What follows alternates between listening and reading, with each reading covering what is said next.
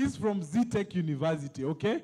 So thank you so much. That is Mark from DRC Congo. Let me go to another table. Let me go to, where do I settle? Etienne, who have you met, apart from guys from the north? This guy is all the way from Garissa, okay? So tell me who you've met. Number one, I've met Safia from SWC. Number two, I've met Raphael from ZTech University. Number three, I've met Esther from Technical University of Kenya. And I've met also a student referred to as Nyaboke. Thank you. Okay, thank you. Etiang, you're overdoing it. I wanted one, but Etiang, I may decide kuniambia watu wa Garissa, they are sharp, eh? They are sharp people. If you know and understand Garissa, Garissa is in the northern side of Kenya. Eh? A very beautiful place. Eh? So the students from Garissa will be meeting them as we go on with this session. So welcome the students and the people all the way from Garissa. That's far, but they made it to the summit today. Okay, let me go to Sophie's table. Who did you meet?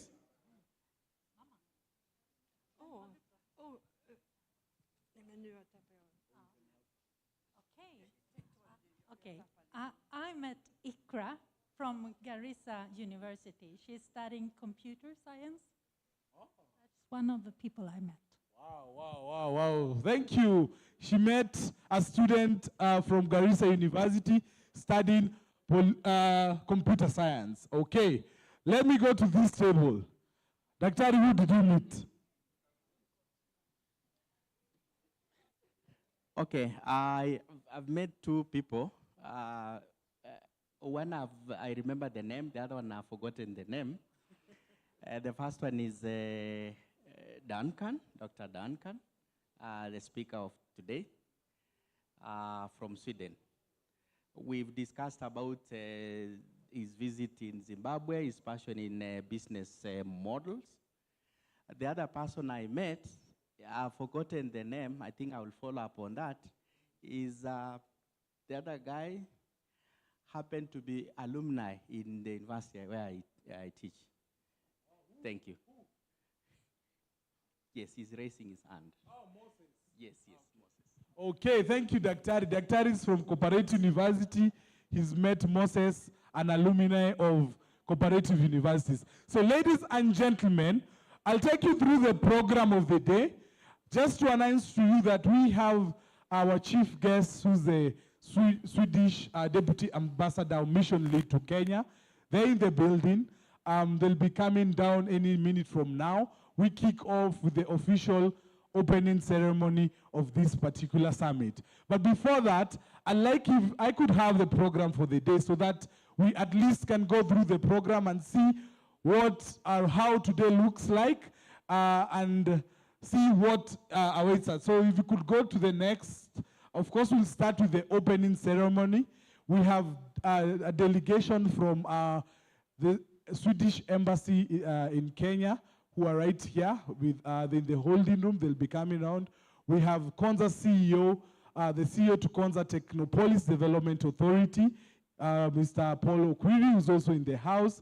We have different development partners, both from Kenya and other countries who are represented in this summit. We have different academia, if you're from academia, but I'll be doing the official introduction to who's in the room as we go around. Then we'll be meeting, of course, the first part, as I told you, is the official opening ceremony, the high-level delegation, and their speeches, and their commitment to this particular summit in Kenya moving forward. So we'll have that part where we'll have the high-level opening ceremony. So that's the first bit of the program. Then after tea break, we'll have tea break here. Coffee and snacks will be served. Then from there, just move on to the next slide.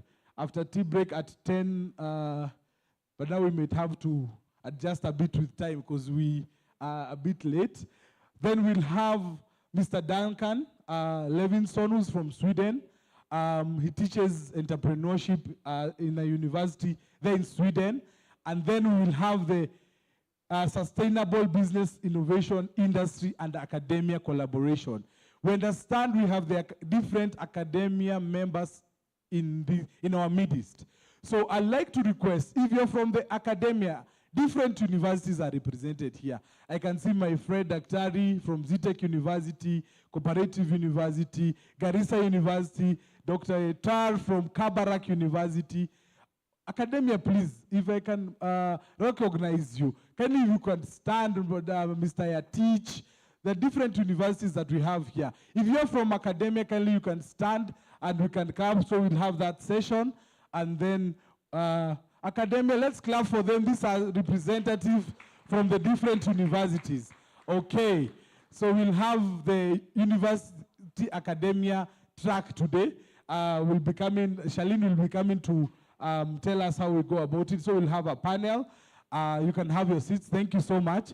And then from there, we shall go to a speaker, a guest speaker. We have been partners as an organization with NCBA Bank. We'll have their head of SME banking in Kenya. So they'll come and do a speech, and we'll have a panel on access to finance. Very crucial, we'll be working with different businesses here, and we'll be coming and telling you how we'll do about it. But right now, ladies and gentlemen, we'll begin the official opening ceremony in a few. Does that help you to know what is ahead? Are you excited? Okay, so we'll begin with the official opening ceremony in a few. Thank you. Some music.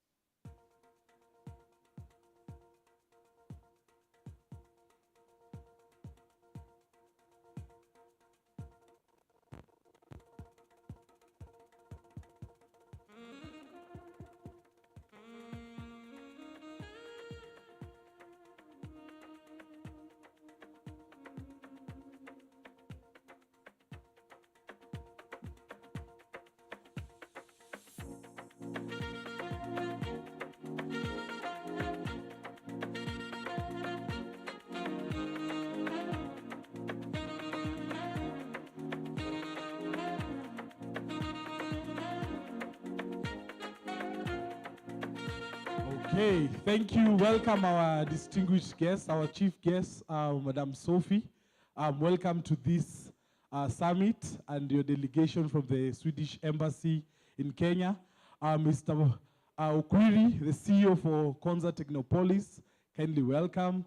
The high-level delegation team, Mike, Jenny, the SWC team, welcome to this particular summit. Ladies and gentlemen, are you ready and excited for SWC 2026? Are you ready? Are you ready? Are you ready? Charlene. Yes.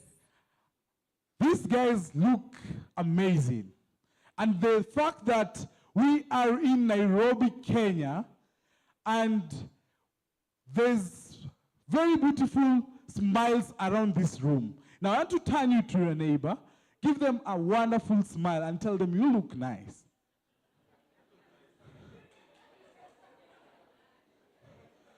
I think you're telling the wrong person. Turn to the other neighbor and tell them, neighbor, you look amazing. You look amazing. Tell them you look amazing. And tell them, welcome to SWC 2026. Welcome to SWC 2026. Okay, so ladies and gentlemen, we'll begin the official opening ceremony of this particular event, and then I'll go to introduce who's in the room, and then we shall flow with the rest of the program. Right, Charlene? Yes, sir. Are you excited about this? Very excited. I've been looking for this day. So if we could all arise for the Kenya national anthem and the East African anthem.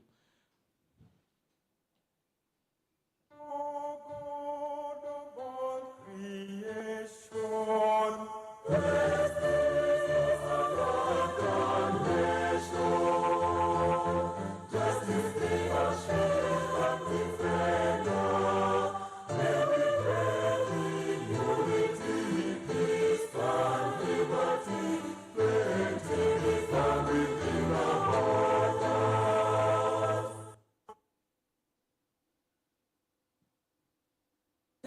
Mungu twaomba uilinde Jumuiya Afrika Mashariki, tuwezeshe kuishi kwa amani, tutimize na malengo yetu.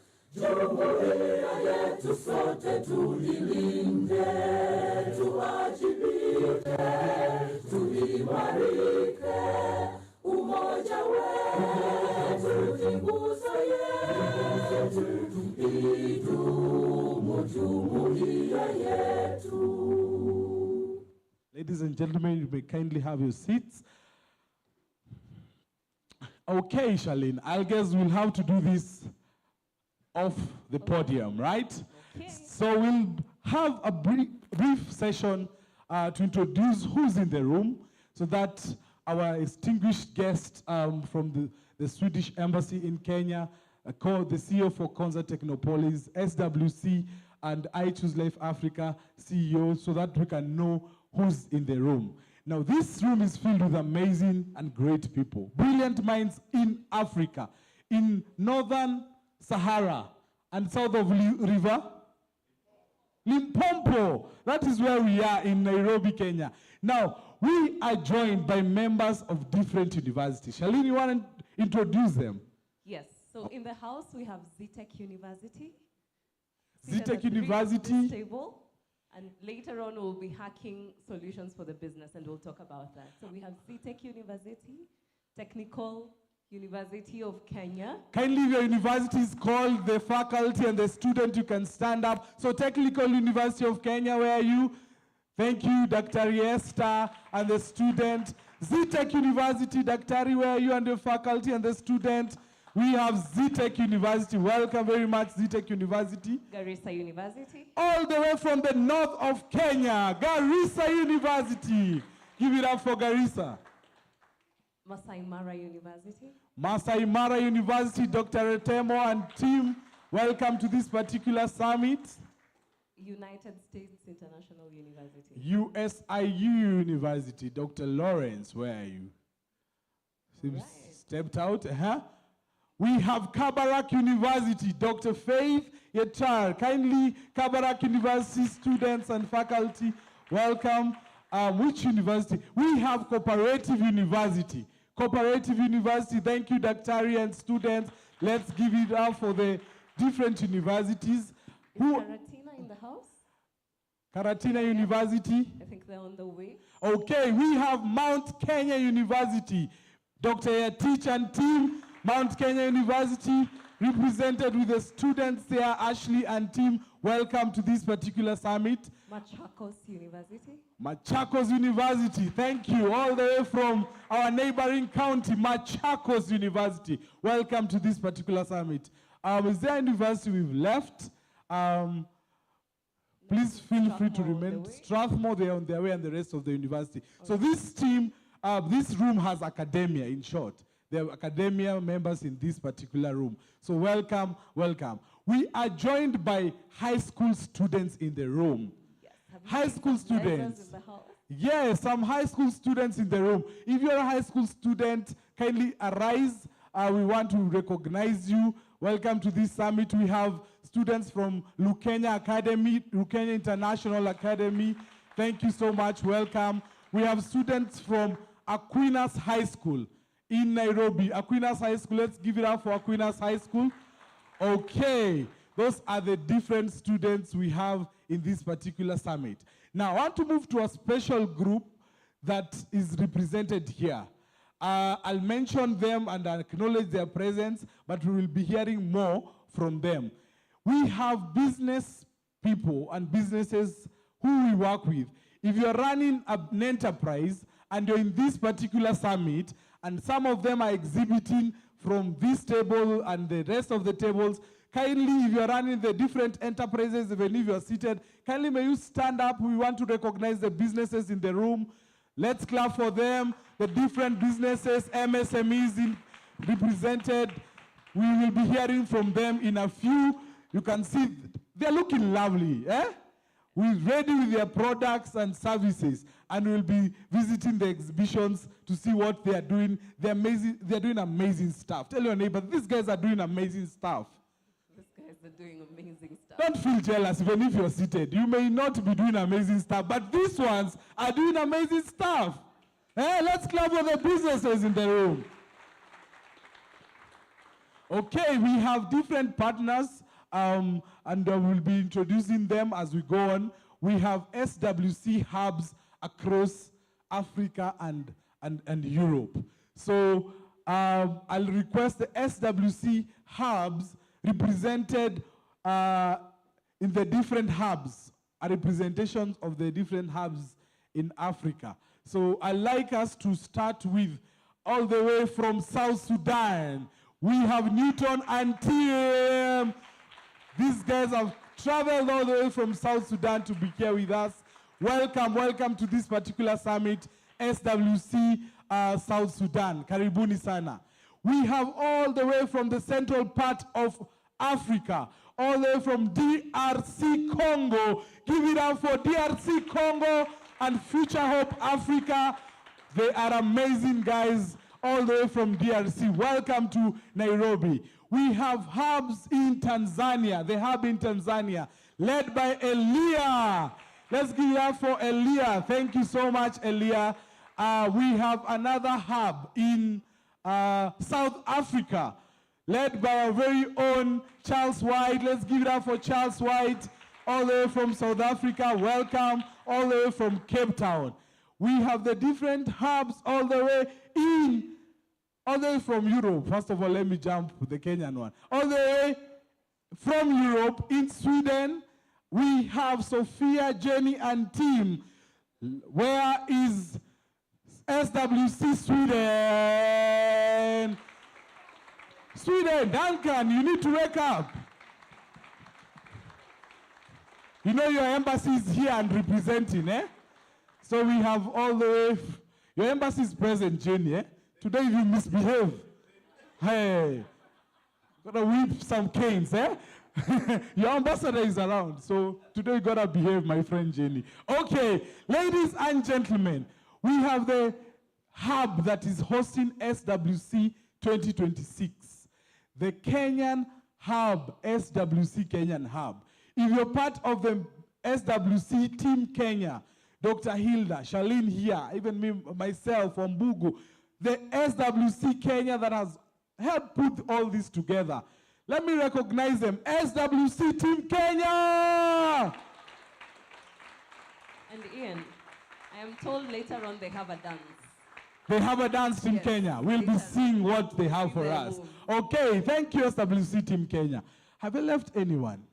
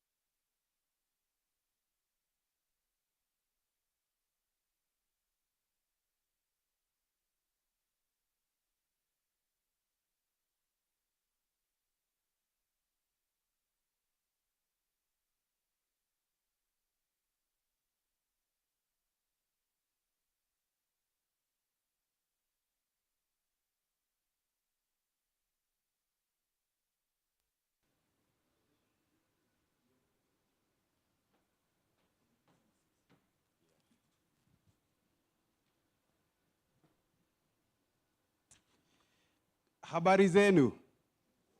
Good morning, everybody.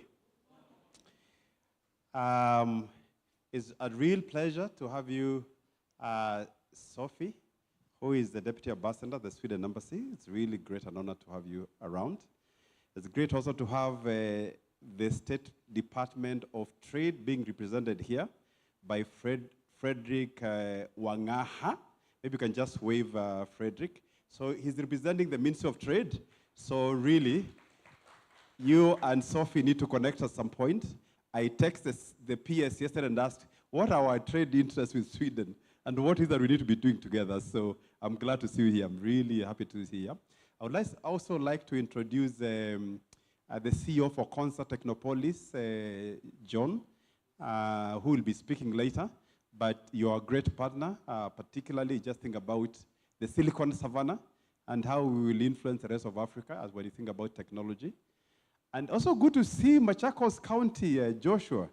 You've come with the team. I think you've come with some of you. If you're from Machakos County, because you're working with the nation, you can just stand up. We are working with the national government, but we like piloting what you are doing within a county ecosystem so that even counties can be trailblazers and adopt some of this. Thank you very much, Machakos. Actually, some years ago, I took a whole team of Machakos County team to Sweden to look at Sweden model. There was a speaker, there was a professor from Sekou University, there was a CEO from Machakos County, and yeah, now that Madam Deputy Ambassador is here, you need to report what happened during coffee break. Yeah, because I actually did a very good report, very well laid. I will share with both of you, but then you need to have coffee and then you need to say what you actually did. Because one of the things we were looking at was the waste management in Sweden. And I'm glad to say, actually, one of the people that we went with is Dennis Kyoko here.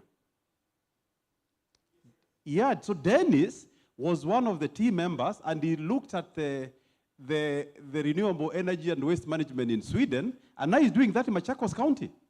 Yeah, he has a company that's doing waste management, trying to incorporate that. So it's those sort of initiatives you would like to see happening and change happening. And there are very many other guests that are here present. So karibuni sana everybody. So as we start, I would like to ask, is Maslin, is my presentation, need to know whether the presentation. But as it starts, you know, for Kenya, where are my dancers? My dancers. Kujeni, kujeni, kujeni. We'll start this with a dance. With Kenya, we love to dance. And I hope you're not becoming shy. Just cue the song. Peter, ICL team. Yeah, Marceline. Come quickly. Sarah.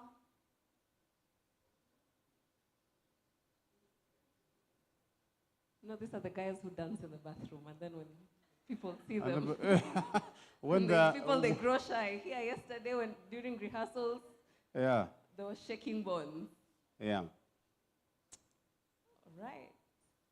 And my family also is my wife here and children. Are they here? Oh, John, if you have courage, you need to join us as well.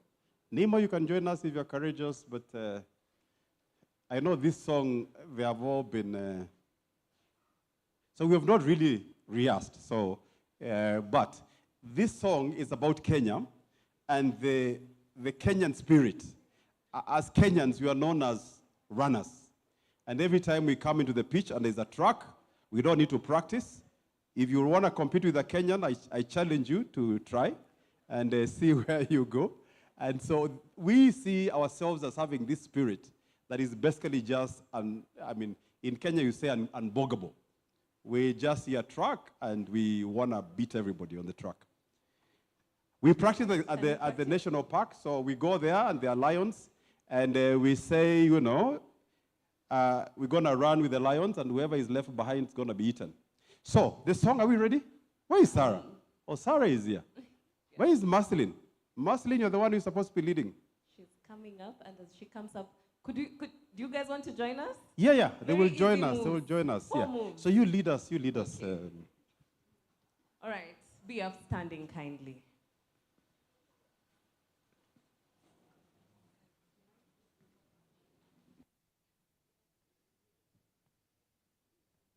right. If you're in Scouts, what were you told? Be on your toes and start marching. Can we all start? 1, 2, 3, 4. 1, 2, 3, 4. 1, 2, 3, 4. 1, 2, 3, 4. Okay, next move. Raise up both our hands, all right? As we march. Let's try that. 1, 2, 3, 4. 1, 2, 3, 4. And then try to turn around. 1, 2, 3, 4. 1, 2, 3, 4. And then we've all watched Wakanda. Or we know the Wakanda sign for unity. Yes, cross our arms. So, all right. So let's start from the top. Marching. 1, 2, 3, 4. And then we raise both our arms. And then we turn around.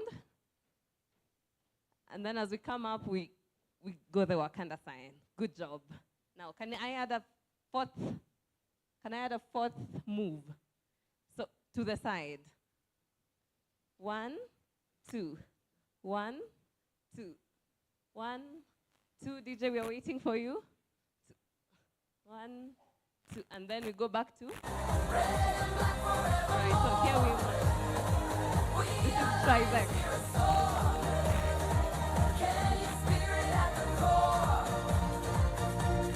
Boots on the ground, we don't back down. We run this pitch, we own this town. From the coast to the hills, we chase that goal. United as one heart, one soul. We've tasted defeat, we've battled the pain, but still we rise again and again. No giants too tall, no dreams too far. We were born for the fight, that's who we are.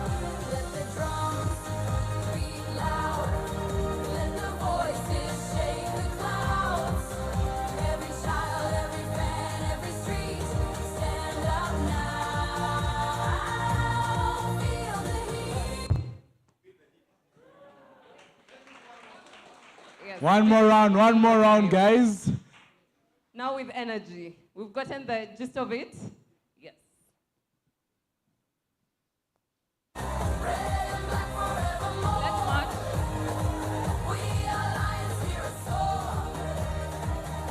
Right hand up. Boots on the Both hands. ground, we don't back down. We run this pitch, we own this town. From the Let's coast turn to around. the hills, we chase that goal. United as one heart, one soul. We've tasted defeat, we've battled the pain, but still we rise again and again. No giants too tall, no dreams too far. We were born for the fight, that's who we are. Let the drums beat loud, let the voices shake the clouds. Every child, every fan, every street, stand up now. Feel the heat.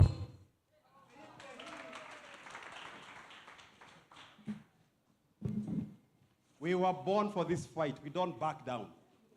And if you doubt it, ask Gen Z and what they have done. All right. Today we're going to be talking about the business. And Ian,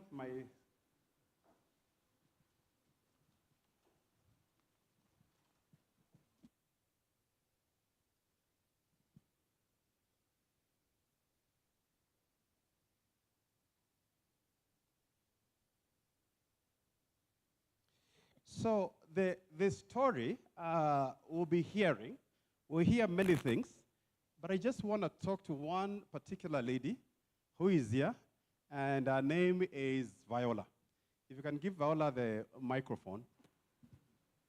So, Madam Viola, habari? Mzuri. Yeah, where do you come from? I come from Eldoret, Uasin Gishu County. Uasin Gishu County. Yes. Chemge. Chamge. It's really good to be here. It's a pleasure. So tell us, who is Viola? Okay, Viola, I think Viola is just an entrepreneur. Yeah. Yeah. I think I was born an entrepreneur, but I did not know my skills and my passion until later, way later. Is when I discovered, when I was almost heading to 50 years, is when I discovered I had something that I could be able to do, and something that I also loved. Yeah. And that's why I broke out from working, from a formal employment, and now went to the villages to start working with the farmers. Yeah. And I enjoy working with the farmers. Yeah. Yes. So what's your product? What are you selling? Today, we are the first company in Kenya to start processing and producing Cape gooseberry, which was a wild fruit for a very long time. Many of us who grew up know that fruit. But today we have been able to bring it back into the food systems, and we are processing a lot of products out of it, from jams, from dried fruits, from sauces as well. And we're also now engineering a wine. So sooner or later, you start seeing gooseberry wine.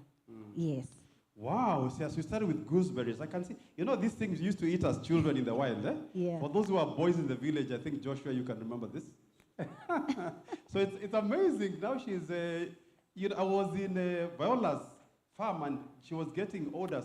So right now, how do you deliver your product? Who are you selling your product to? Okay, currently we are now countrywide through main suppliers, Naivas, Chandarana, Quickmart. And we're now also getting into the hotels. We also discovered that's where the real tasting happens. That's where you get the first experience of having to use our products with the meals that you order from the hotels. So that's where we are right now as part of the strategy for this year, going through hotels. But it's all available at Naivas, Chandarana, and Quickmart countrywide. Yeah. Yes. And I noticed when you are at your factory, orders were just coming thick. And so how do they get delivered to the different markets? How do they get transported? Oh, okay, fine. Yeah. We were lucky to have started a partnership with Wells Fargo, the Fargo Courier. This was their first time, by the way. They had never done that before, transporting fresh fruits. So let's say we are the pioneers in everything, even pioneering of just working with fresh to the supermarket. So we work with them hand in hand and ensure the door of every branch countrywide on time, as fresh as yesterday. Yeah. So today we are the farm packaging. In the evening it will be leaving, and tomorrow morning by 9 you will get it in any Naivas countrywide. Great. Yes. Yeah, and we've been working together through Geno Accelerator. Yes. When did we first meet, by the way? When did we start working together? I think about 2 years ago. 2 years ago. Yeah, 2 years ago, yes. Yeah, when you came to Wasengishu County. It's been a real pleasure to work with you. Thank you. Fantastic. Thank you so much. Makofi for Viola. Amazing. The woman of power. Then here we are working with a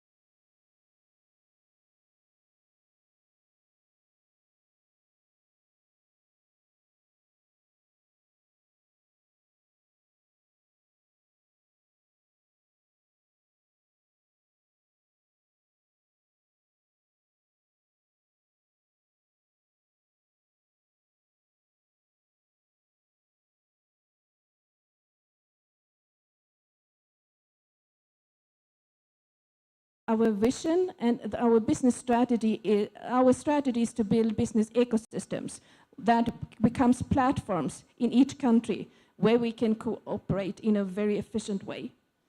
And we take next slide. This is our identity. And the thriving African community is visualized like this. So we came together, brought in our ideas from the different countries, what we mean with thriving African communities. And that's what it looks like.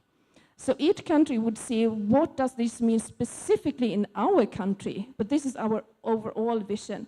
And our identity is, there is no hierarchy. There's total democracy. In each hub decides for themselves, but we have the same values, we have the strategic framework, and we have the vision.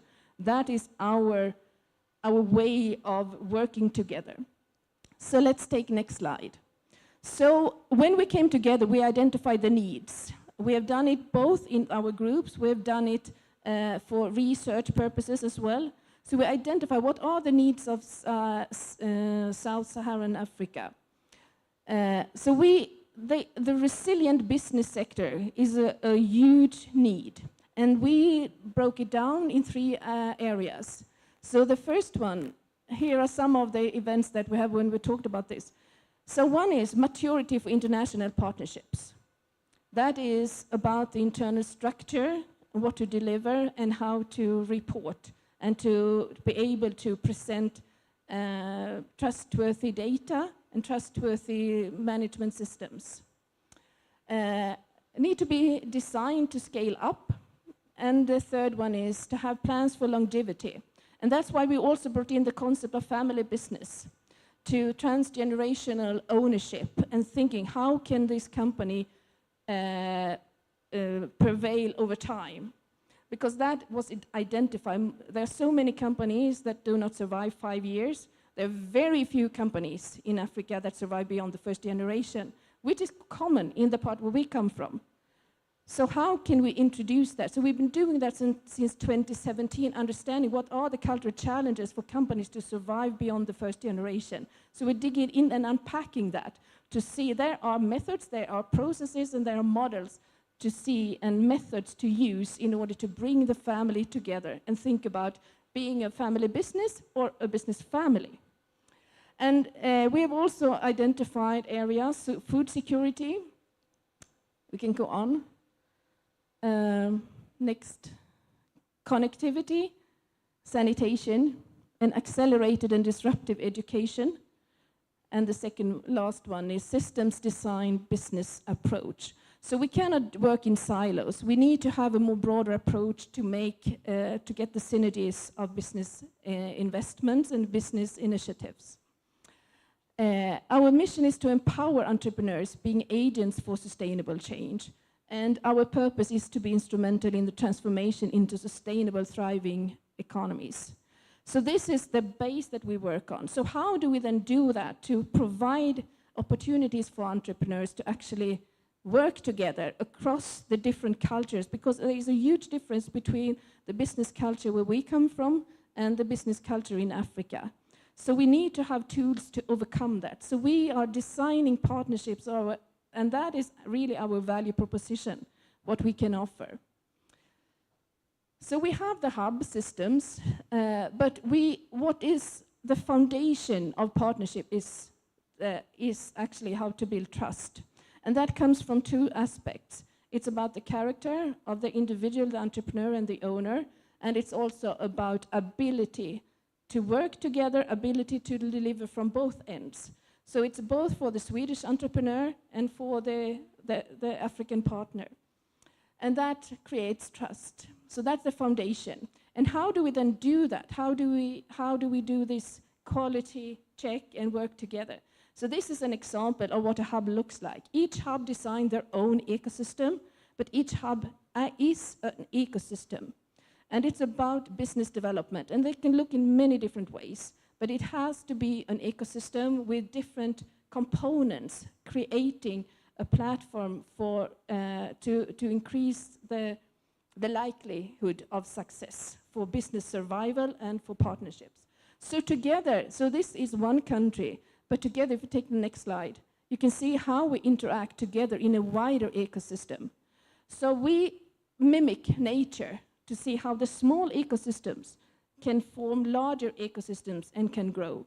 So if we take the next slide, we can see how we work together in the different countries, but also from where Sweden is one part, but we are also parts. So you see some of the hubs are here, so we work together in different ways.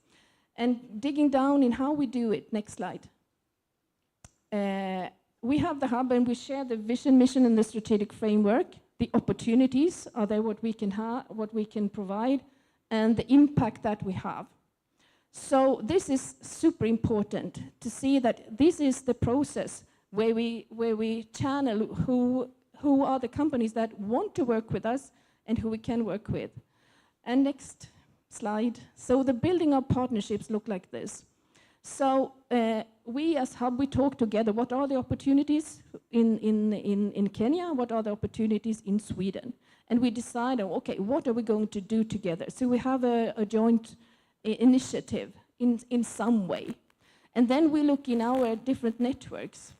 How does the ecosystem need to look like in order to provide that initiative with what it needs? So in Sweden, it would be constructed and designed in one way, and here in Kenya, it would be in another way to make sure that this initiative would work.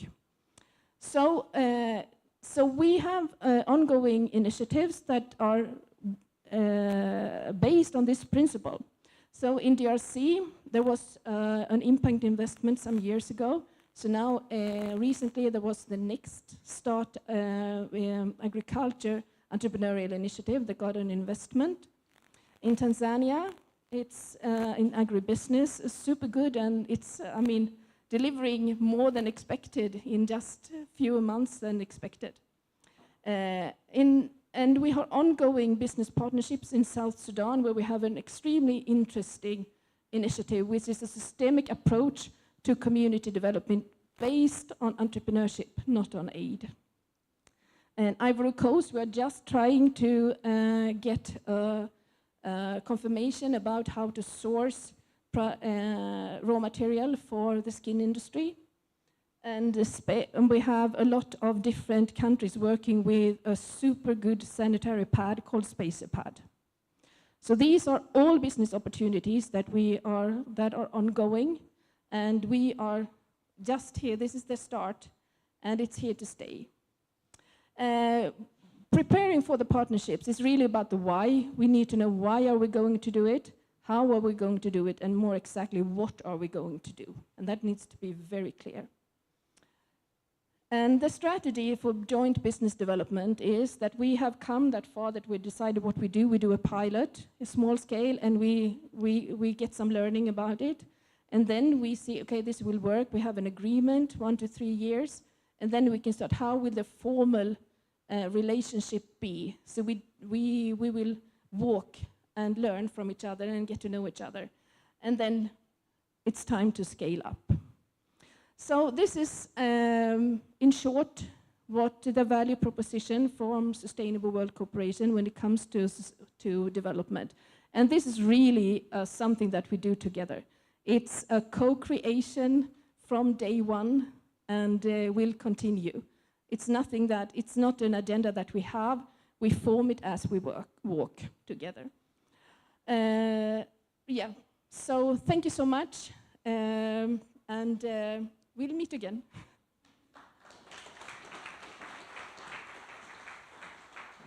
Okay, let's give it up for Jenny once again or once more. She's doing an amazing job. Thank you so much, Jenny, for such a wonderful presentation. Thank you so much. Let's give her a round of applause as she takes her seat. Okay, the next speaker of the day, I'll try to do this quite fast because we have different speakers, but we'll give and accommodate time for each one of them. Ladies and gentlemen, all the way from where? Who can guess the next speaker of the day? All the way from where? Right here in NAIROBI, Kenya. We have our partners as I Choose Life Africa. One of our partners is an organization called Children's Mission Africa. The lady who's about to speak to you, she's an advocate for inclusive and sustainable development. She's the regional program manager at Children's Mission Africa, responsible for partnerships, technical program support, and monitoring and evaluation. A seasoned professional, over with a decade in civil society and a bit of work with academia, Bachelor of Arts holder and Master's holder in History from Egerton University, Executive Education from Strathmore University on Public Policy Analysis and others. She's a co-founder of the Nalotesha Indigenous Women's Organization and is a recipient of the Mandela Washington Fellowship. Ladies and gentlemen, believe it or not, she's very unique. She's my friend, but I just read her bio for the first time. I have a lot of questions for you, Magdalene. Help me welcome Magdalene Kelel from Children's Mission Africa to give us her presentation and what they're doing with us as our partners. Magdalene, karibu sana. You're welcome.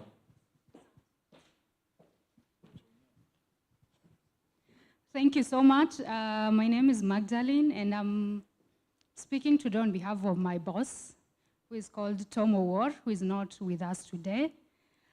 So I will wear his hat and talk about Children Mission. So Children Mission Africa, we work as a regional office for Children Mission Sweden. And Children Mission Sweden is working in several continents, Asia, Europe, and also Africa. So the work for Children Mission Sweden in Africa, we are responsible as Children Mission Sweden. And so we do have different, I have a presentation, so I was trying to look at my back to see what to do. But in Children Mission, what we believe is we envision a world where people live in dignity. That every single family, every single individual will live in dignity. That depends or take different versions in different contexts. And that's what does really dignity means for us.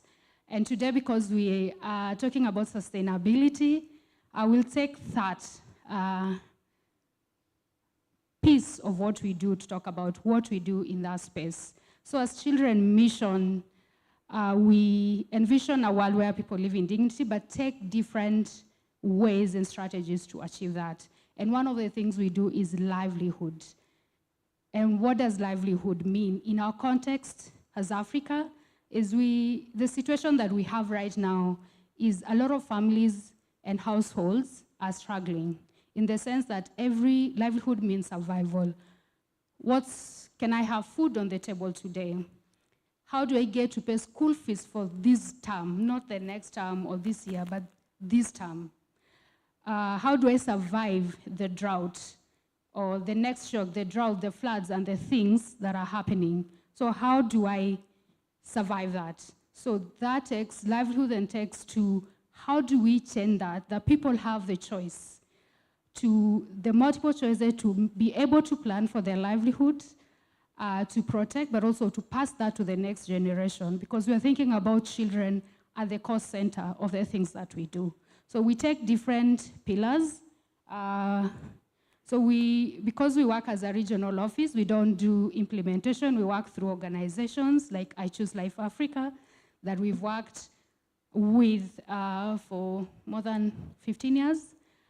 So what we do is we develop organization. We realize the continent is huge and we cannot be in every space, in every household to do that. So we do work with organizations. We are working right now in 8 countries, but with 11 organizations doing that so that we do change the communities and impact the families that those organizations work. So we do organization development, so we work through with civil societies to think in your context, whatever you are working with, how do you develop your systems, or do you develop your governance, your finances, in a way that helps you to achieve your vision. So we do the monitor, we help them develop frameworks for monitoring. How do you trust your data? How do you talk about results? Not just people, numbers of this number of people but this is the impact. These are the stories. These are the change. And this is a transformation in policy and societies that you work with. And the other thing is this has worked with organizations. We have 3 pillars that we work with. That's economic empowerment, which entrepreneurship is part of. Because in thinking about giving people a choice, we just don't think about people having money, but how do you plan for the future? How is that sustainable? How do you move from just thinking about the food on the table to I'm protecting my soils, I'm using water in a sustainable way for the next few generations?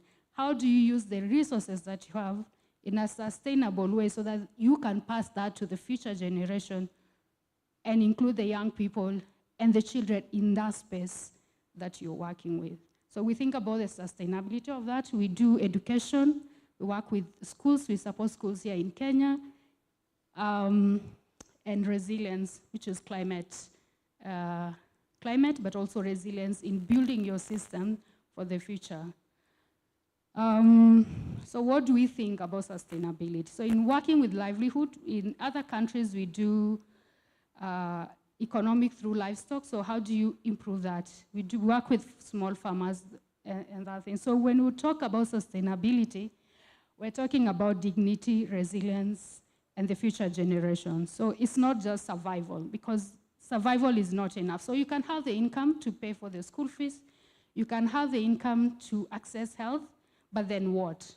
So sustainability becomes a strategy to think, how do we build that in a way that we can plan and protect for future generation. Then in a lot of things, I'm a historian, so you will forgive me. We have these concepts about always thinking about the change and development coming from the West. That's one perspective. That, oh yeah, for us to build as entrepreneurs, I will need investors to come from Sweden, I will need investors to come from US. So we are all looking for financial finances, either from some investors, and we're going from boot camps, to learn to pitch, how do I get the money? So that's one aspect. We're always looking outside because we feel that we don't have what it takes. The second aspect is we blame. We say, yeah, we've been colonized and we are suffering because, the resources were taken away. The systems, we don't have the power. We don't have the expertise, all those things. But then in Children Mission World, we think we need to change our mindsets. We need to shift. If we talk about sustainability, we need to shift from just survival to how do we build for the future. And in that, looking at what do we have? What are the resources? If I am a farmer, I come from the pastoral community, so cows is my business, goats is my business. And how do I build the value chain within the meat industry and own it? Not to look for, sorry, Jenny, but I'll use you as an example because you're my friend. So how do I own it if 50% of equity of my company is owned by Jenny? I don't have control over the decisions. The government of Kenya will not have a lot of influence on how to control the money, get the revenue, because half of it will go to Sweden. It will go to Jenny who owns the company. So if you're thinking about building the future, it's to look in what resources do we have and how do we own it? In the sense that we are building, we're just not fixing so that I have 50 million revenue, or I'm making this profit, or I am employing 4 people. It's owning it that the people that I employed are thinking, this is my future, this is my country, and I'm building it, or this is my continent, and I'm building it for 4 generations to come, and not just the now that we've been. So moving from survival to stewardship of our resources, and that will only happen if we own the processes. If we take the resources we have, we realize the value that is in our continent, the value that is in the things that are on our hands, and build for the future. So a lot of things are required, and one of it is I am happy that the academia is here. We talk about evidence, and that's what we believe in Children's Mission, that we need data-driven decisions, that you need to show the evidence that this actually works. In entrepreneurship, we always, if you listen to people in the West or developed world, US always talks about the last mile. So if you're investing on the last mile, there is money. But in Africa, the investment is on the first mile, because how do you get the gooseberries from 200 farmers or 10,000 farmers for mangoes who are spread around 200 kilometers to your factory?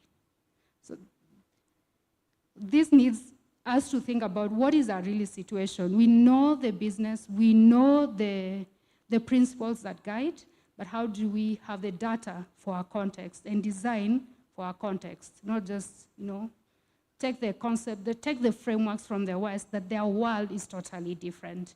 So for us, we believe that sustainability needs, one, evidence. Next slide.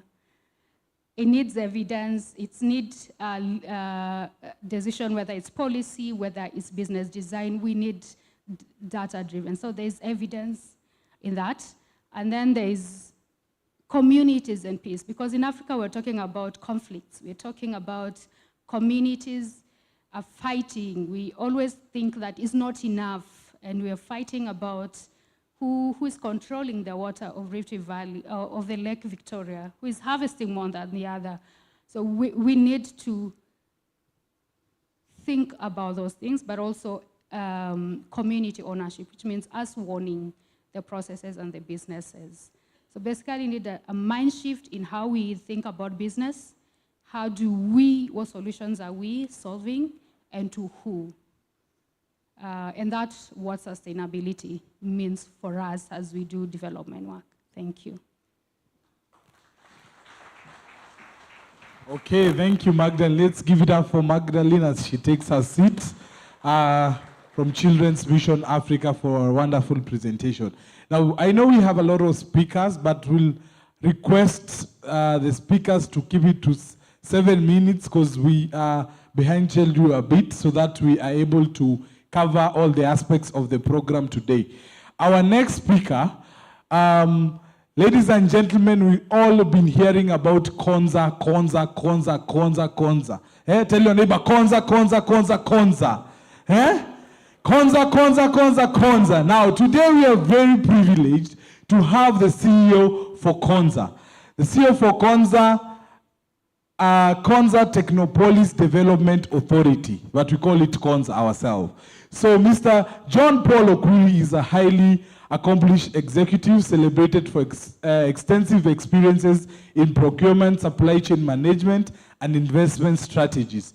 Currently serving as the Chief Executive Officer at the Konza Technopolis Development Authority, he has played a critical role in transforming the organization into a leading center of excellence for innovation and technology, focusing on advancing Kenya's knowledge economy. Ladies and gentlemen, I bring to you Mr. John Paul Okwiri with a presentation on local and global investment at the Konza Technopolis Development Authority. Let's give it up for Mr. John Paul Okwiri as he comes on stage to tell us more about Konza. Thank you, sir. Welcome. Thank you.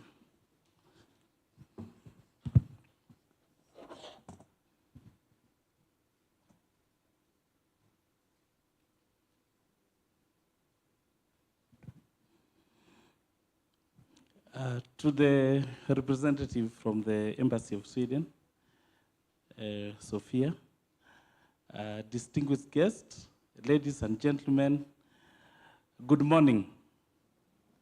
Good morning once again. Today, I'm privileged to be here to support our partner, I Choose Life, and all the partners present in the room. When we were invited to participate and to join this SWC summit, we were really excited in Konza Technopolis because we are part and parcel of the ecosystem that is transforming our country. So I've been invited to speak about Konza Technopolis, the Silicon Savannah, local and global investment opportunities in the Technopolis. So it is a privilege to join you at this Sustainable Business Forum to share the Konza Technopolis story, Kenya's Silicon Savannah, and more importantly, to discuss why Konza represents one of the most compelling local and global investment destinations on the African continent today. At conception, Konza Technopolis was envisioned as a platform for sustainable growth, a catalyst for innovation, and a bridge between policy, capital, technology, and talent, anchored under the Kenya's Vision 2030 and the Digital Economy Blueprint. Konza is a deliberate national investment to position Kenya and Africa as a competitive player in the global knowledge economy. At Konza Technopolis, sustainability is not an add-on. Rather, it is embedded in our planning, infrastructure, and governance model. We are developing a mixed-use, smart and green city, integrating climate-resilient infrastructure, smart utilities and digital services, walkable urban design, renewable energy and adoption, and efficient water, waste, and mobility systems.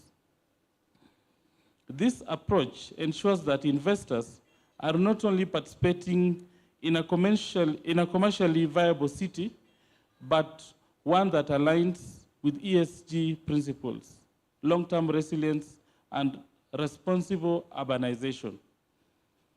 Over the past few years, the government of Kenya has made significant upfront investment to de-risk private capital at Konza Technopolis. Currently, phase 1 infrastructure is in place, including high-capacity roads and serviced parcels, reliable power and water, a robust fiber backbone and data infrastructure, government offices, universities, and anchor developments. Konza is no longer a concept. It is an investable operational city.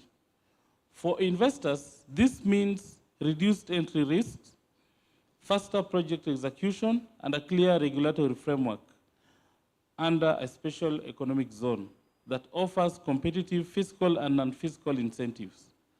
Konza presents diverse bankable opportunities across multiple sectors in ICT and digital services, within the data centers and digital infrastructure domain, for stakeholders in life sciences, research and innovation. Konza Technopolis is being deliberately developed as a national and regional hub for biomedical research, health innovation, and applied life sciences. In real estate and urban development, there are opportunities from commercial offices and residential developments to hospitality, retail, and conference facilities. In green and sustainable enterprises, are welcome investment in the clean energy, green manufacturing, climate tech, and circular economy solutions that align with sustainable goals. Konza Technopolis is not just about Kenya. It is strategically positioned as a gateway to the East Africa region and Africa continental free trade area, offering investors access to fast-growing markets of over 1.3 billion people. By locating at Konza Technopolis, global firms benefit from a stable and predictable policy environment, robust public public-private partnership frameworks, seamless access to regional and international markets, and a strong government commitment to private sector-led growth.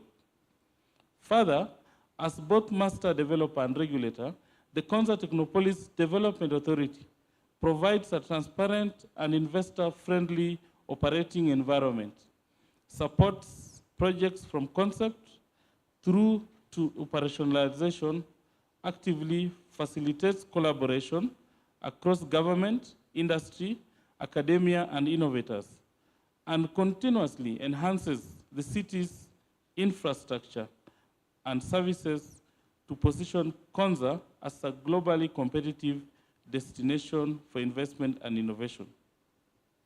Ladies and gentlemen, the Silicon Savannah is rising by design, with sustained investment in smart city development now maturing into real demonstrable value for investors, innovators, and broader economy. Konza Technopolis represents an opportunity to invest in technology, sustainability, people, and impact, all within a city built for the future. Whether you are a local entrepreneur, a regional developer, or a global investor, Konza offers a platform where ambition meets opportunity. I invite you to engage with us, partner with us, and invest with us as we build a city that works for business, for society, and for generations to come. Thank you.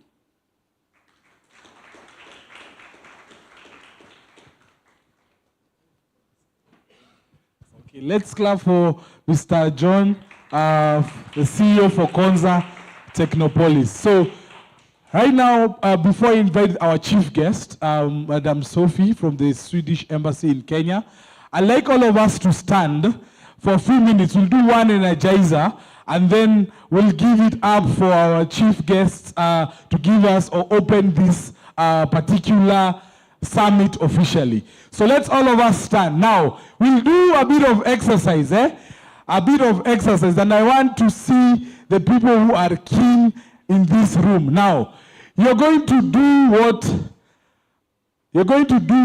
I say, not what I do. Okay? Are we together? You do what I? Not what I do, what I do. So, when I say kado kado, you'll do like this. Kado kado. All hands up. Kado kado. Then kado here. Hands on the kimbo. Kado. And then ka, you touch your toes. Okay? Let's try it again. Kado kado. Kado kado. Kado. Ka. Okay. Are we all together? Have you gotten it? When I say kado kado. Kado. Ka. Okay. Now, please, all of us ensure you do what I say, not what I do what I do. Do you want to rehearse this? Do you want to rehearse this? Okay. Kado kado. Kado. Ka. Kado kado. Ka. Okay, we're seeing people who are failing, We're seeing people who are failing and not being key. Let's do it again. Now let's go. Kado, kado. Kado. Ka. Kado, kado. Kado. Ka. Kado. Look at these guys. Okay, let's go on more. Kado, kado. Kado. Kado. Ka. Kado. Kado, kado. Ka. Kado. Ka. Kado, kado, kado, ka. Kado, kado. Okay, let's clap for ourselves. Okay, just before the chief guest, I'd like to welcome back on stage Mr. Mike Mutungi, who's the Chief Executive Officer for I Choose Life Africa. Mike was nominated as the top 100 most influential personalities in Kenya in 2021. He's a visionary leader and a trailblazer who's dedicated to the empowerment of young people, as demonstrated by his commitment to the 1 million Youth Empowerment Challenge every year in line with I Choose Life Africa's strategic plan. In spearheading the cutting-edge global leadership thinking through his work in Africa, Europe, and North America, he developed the quadrahelix development approach, which brings together the government, the policy, private sector, business, academia, research, and civil society.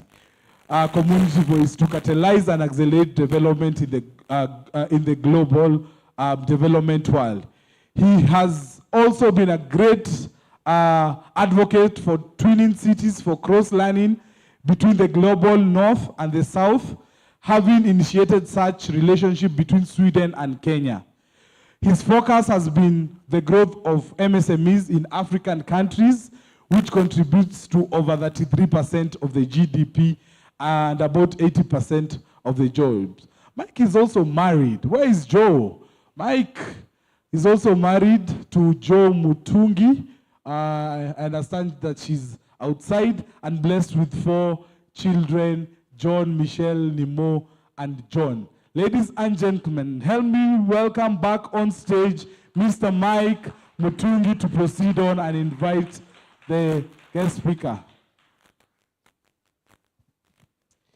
Yeah, so thank you very much. We'll have a bit of a change of the program.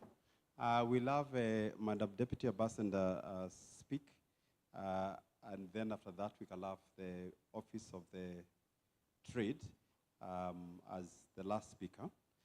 But just before she comes, I'm just going to share just 1 or 2 slides that sort of summarizes what we are discussing today, and then I'll invite her. So, yeah, I saw Jenny come here, so I assume this is a strategic place to stand. So just fly the slides. Just keep going, and I'll tell you where to stop. Keep going. No, just the one on the data, one of the graphs. So I think the first thing just for us to say is when you look at the population globally, where the populations are going. You can see initially by 1951, we had Asia having the biggest population with 1.3 billion, and Africa being 1, 2, 3, 4, the 4th continent. But then by 1991, Africa had already caught up with Europe and America. By the time we went to 1995, you can see again Africa around there. But by 2050, you notice where Africa will be. It will be the 2nd most populous continent in the world.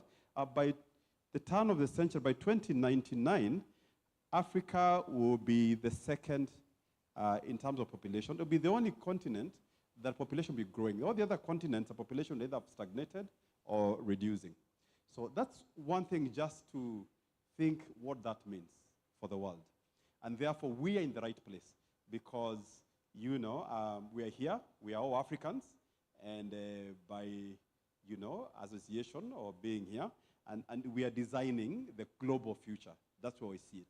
The people here are really going to be the ones that are determining how the world looks like in the future. I think the previous slide, just go to the size of Africa. Sometimes you don't understand how huge Africa is. Just go to the previous slide. When you look at the continent, you can fit in Africa. You can see you've got India. You have, is that China? China, US, all these continents, you can fit them in Africa. So in terms of resource, Africa is extremely resourced. And then you can, and then also the natural resources, obviously. We can go to the next slide. Yeah, and also just natural resources, 40% of the world's gold, 90% of the world's chromium and platinum, 65% of the world's arable land, and so forth. So we are very resourced as a continent. Just go to the next. And then, of course, Christianity. But I want to now just go to the next. Go to the next. Obviously, we have challenges. Go to the next. But as SWC Kenya Hub, we'll be focusing on these thematic areas, on capital, markets, technology and AI, industry, academia collaboration, business sustainability, and e-mobility. Just go to the next. Yeah, so as we work with the businesses, then we assess the business, we validate the assessment, and then we deliver the growth, and then we scale. So those are like the 4 steps as we are looking at all these businesses. First, a very thorough assessment together with academia, validation, deliver value, and then scale. Can you just go to the next? Yeah, it's the same thing. Just go to the next. So this is the team. The team members are here, amazing team members. You've got Sharon, did her first, I think she did her first, she was a founder of a company when she was 18 years old, Dr. Hilda. Bernard Wambogo, amazing in terms of AI and marketing, Wanjao Duba, and Marceline and Ian. Just go. So that's the team that will be delivering this. And we'll be delivering this through the Junior Business Accelerator that you can see over there. Just go to the next. So this some of the companies we've been assessing, it's been obviously they have challenges. We've tried to come up with them and say, what are your challenges? What would be generally your cost to deliver that?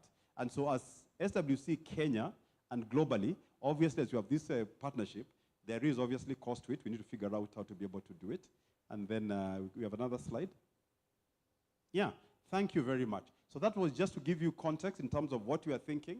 Ambitious, audacious, and hopefully we can collaborate around this with other hubs around Africa. But it's really my great privilege to introduce and ask Sophie, who is the Deputy Ambassador, and also she's the one who is in charge of trade at the Sweden Embassy and also political part of the Swedish Embassy and development. So thank you so much. I must say, I've been very impressed. You know, well, for the Kenyan guest confirmation, Camila, I think, called me on Thursday just confirming. We talked about 20 minutes. You know, this is what you are thinking. And I just thought, there's a lot we Kenyans can really learn about just being meticulous, being thorough, preparing.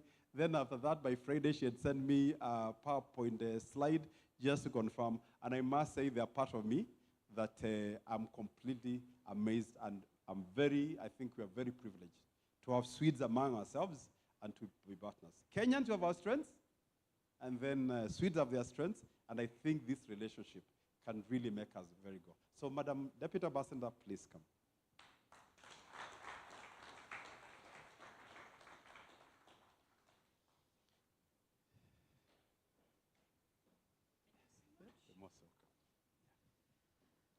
Wow, what an inspiring crowd. It's really an honor to be here with you among entrepreneurs and academics. Distinguished guests, ladies and gentlemen, thank you for having me and my team here today to learn more from all of you how we can build a thriving entrepreneurial community in Africa. I understand that the first meeting of this initiative took place in Sweden, and that several Swedish companies were among those who helped initiate this forum. That is no coincidence. Sweden is a country, as you know, located far up north with a relatively small population. Our prosperity has always depended on doing business beyond our borders, exporting, importing, partnering, and competing internationally. Swedish companies have always had to look outward to grow, and that experience shapes how we approach business partnerships today. Swedish companies have also been early movers in working with sustainability and responsible business conduct. This has been partly driven by regulation, but also by experience. Over time, companies have learned that long-term success depends on respecting people, protecting the environment, and managing risks responsibly. Sustainability has therefore become a natural part of how many Swedish companies operate, integrated into business strategies, supply chains, and everyday decision-making. Today, companies like Rome, we've heard about more earlier today, show that sustainability and sustainable solutions can also be commercially competitive. Sustainability is not a barrier to growth. On the contrary, it strengthens innovation, trust, and access to markets. And that is not least true for companies that want to do business with the whole of Europe. Access to finance is, of course, also a critical part of competitiveness. Swedish Development Corporation is increasingly working with innovative financing instruments that are designed to reduce risks, unlock capital, and help small and growing businesses grow. And there are three main types of innovative financing. First of all, challenge funds that support companies in their very early phase. They provide funding to develop and test business models, improve products, and take the first steps into the market. The aim is to reduce risk and help companies reach an early scale. Second, results-based finance targets more mature companies that are ready to scale or enter new markets. Funding helps finance expansion and manage cash flow during growth. Support is linked to results achieved, such as customer growth, jobs created, or reduced emissions. And third, guarantee instruments are used for more established companies with stable operations in sectors such as environmental or energy sectors. SIDA, our development cooperation agency, shares the risk with banks or investors, reducing risk for lenders and making it easier for SMEs to access loans and investment that would otherwise be difficult or too expensive. Innovative financing is only one part of a broader toolbox to support businesses. Sweden also works extensively with capacity development in various areas. I would especially like to mention the Swedish Workplace Program implemented by the Confederation of Swedish Enterprise, NIR, in 6 African countries, including Kenya. The program works hands-on with companies to improve day-to-day dialogue between management and workers. The focus is simple: fewer conflicts, better cooperation on the shop floor, higher productivity, and decent working conditions. This has clear business value. Buyers increasingly require proof of responsible practices. Companies with well-managed workplaces are more reliable and perform better over time. And strong social and environmental practices make it easier to grow, build partnerships, and access new markets, including Europe. Finally, I would like to take the opportunity to highlight that Sweden also offers practical support to help companies navigate EU rules, not always easy, and enter the Swedish and European markets. Importantly, these rules are the same across Sweden and all of the EU member states. One such governmental function is Open Tradegate Sweden, which provides free support to SMEs to understand EU trade rules, sustainability requirements, and market access conditions through practical guidance, webinars, and participation in selected European trade fairs. Another is Invest in Sweden, part of Business Sweden, which offer market analysis, strategic advice, practical support, digital tools, and contacts with relevant stakeholders across Sweden. Business Sweden has also an office here in Nairobi that can serve as a first point of contact.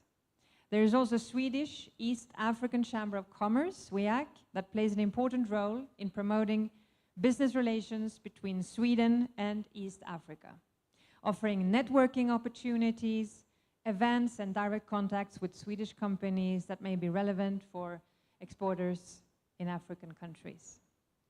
Let me also mention in this context that we have a Swedish-Kenyan alumni network, a network consisting of up to 500 individuals that in some way or another have studied in Sweden, and that could also be an important network for some of you here today.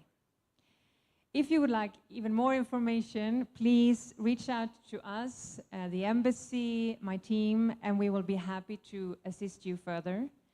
I wish you the best and productive discussions, strong connections, and concrete business outcomes from this summit. Thank you so much.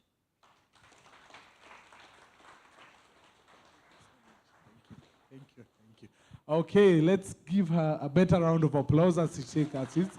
Kindly, Madam Sophie, I request you to stand here. Bwana CEO and our chief guest from the Ministry of Trade, Machakos County, and our development partners, if you could all stand here. I'll call Stella and Tim. Rome, we are going to flag off one of our social enterprise. So kindly, if I can have the Rome bike here, we will be kindly just line up here. Mwala and Tim from Rome Sacco will be taking stage here so that we can flag them off. One of our social enterprises. Please pick the bike, Mwala, if we could have the bike here, so that we are able to launch one of our e-mobility social enterprises as I Choose Life Africa. So these guys we financed them with a Rome bike. So Mike will be telling us, and Mwala, what exactly they have been doing. If you're able to bring the bike, it's an electric bike.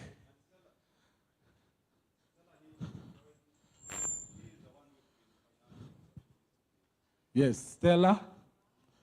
This is a Rome bike.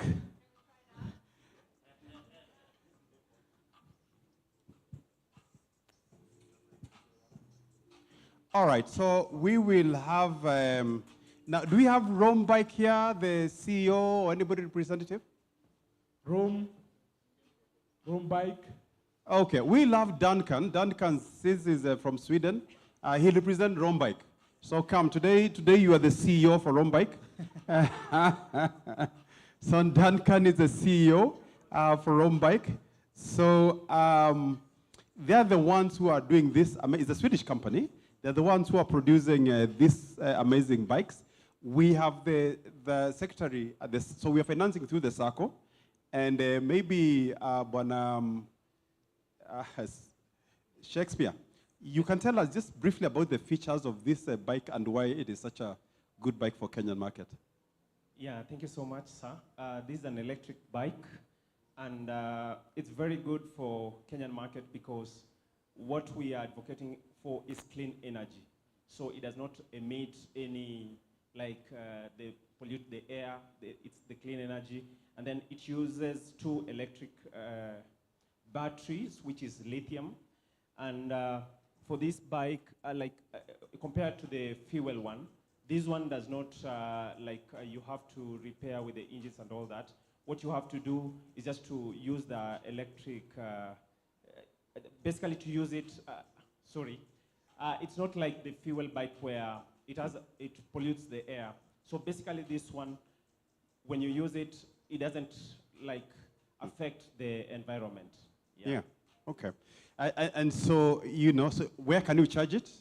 You can charge it at home. It comes with 2 chargers where you can just charge at home using the normal electric. So any place you can charge a mobile phone, you can charge the bike. Yeah, I think that's one of the things I like about, I hear from the riders, because they say particularly for guys from Kisumu, they can go without really worrying about, swapping and so forth. So that, I think, is one big advantage of this bike. Now, is Edward here? One of the guys that, okay, so Edward is one of the persons that was first, is the rider who was financed. And Stella, you can go to this guy. You need to be with the guys you are financing. Yeah, so maybe you can start with Stella. So Stella, you facilitated the financing for this bike to Edward and Harrison. Is Harrison here? He's not here. So, him. So what is it that, as you are financing, what are the key things that you had to go through just to make sure? Because many people, when they're financing, obviously, banks are afraid. And the NCBA, is NCBA in the house? Where is NCBA? Okay, I know one of the things I've kept talking with NCBA about giving me money to finance these guys. And one of the key issues is risk. And so they said, you might take the risk, as you keep your account. But I'm glad to see you here today. But so for you, you've taken the bet through the SACCO financing. So what is it that made you finance the bike? So basically where the journey started was that we first started by identifying different circles. Yeah. One was Reb's circle. Yeah. So we went through their registration, how far they are, what kind of financial literacy they have, just an accelerator program for them. For the circle. Yeah, for the circle to be established. Yeah. Then, of course, after that, we identified different suppliers who we have also partnered with. It's not only Rome, we have several suppliers. So then we invited the circles, their members, to apply for the financing through an app where they are able to digitally apply for financing. Once they are able to, Edward was one of the key people who started off. So he was able to go online, apply for a bike, put in a deposit for the same using his mobile money. And then from there, we knew that the bike is going to be the collateral. So that is the kind of circle-backed financing we are doing. We are able to actually monitor where Edward is going. We are able to, through his circle, if he doesn't pay, the circle is ready to tell us, can you switch off that bike? And we switch it off, such that if his next stop, he's not able to start the bike until he makes a payment. So those are... Has that happened?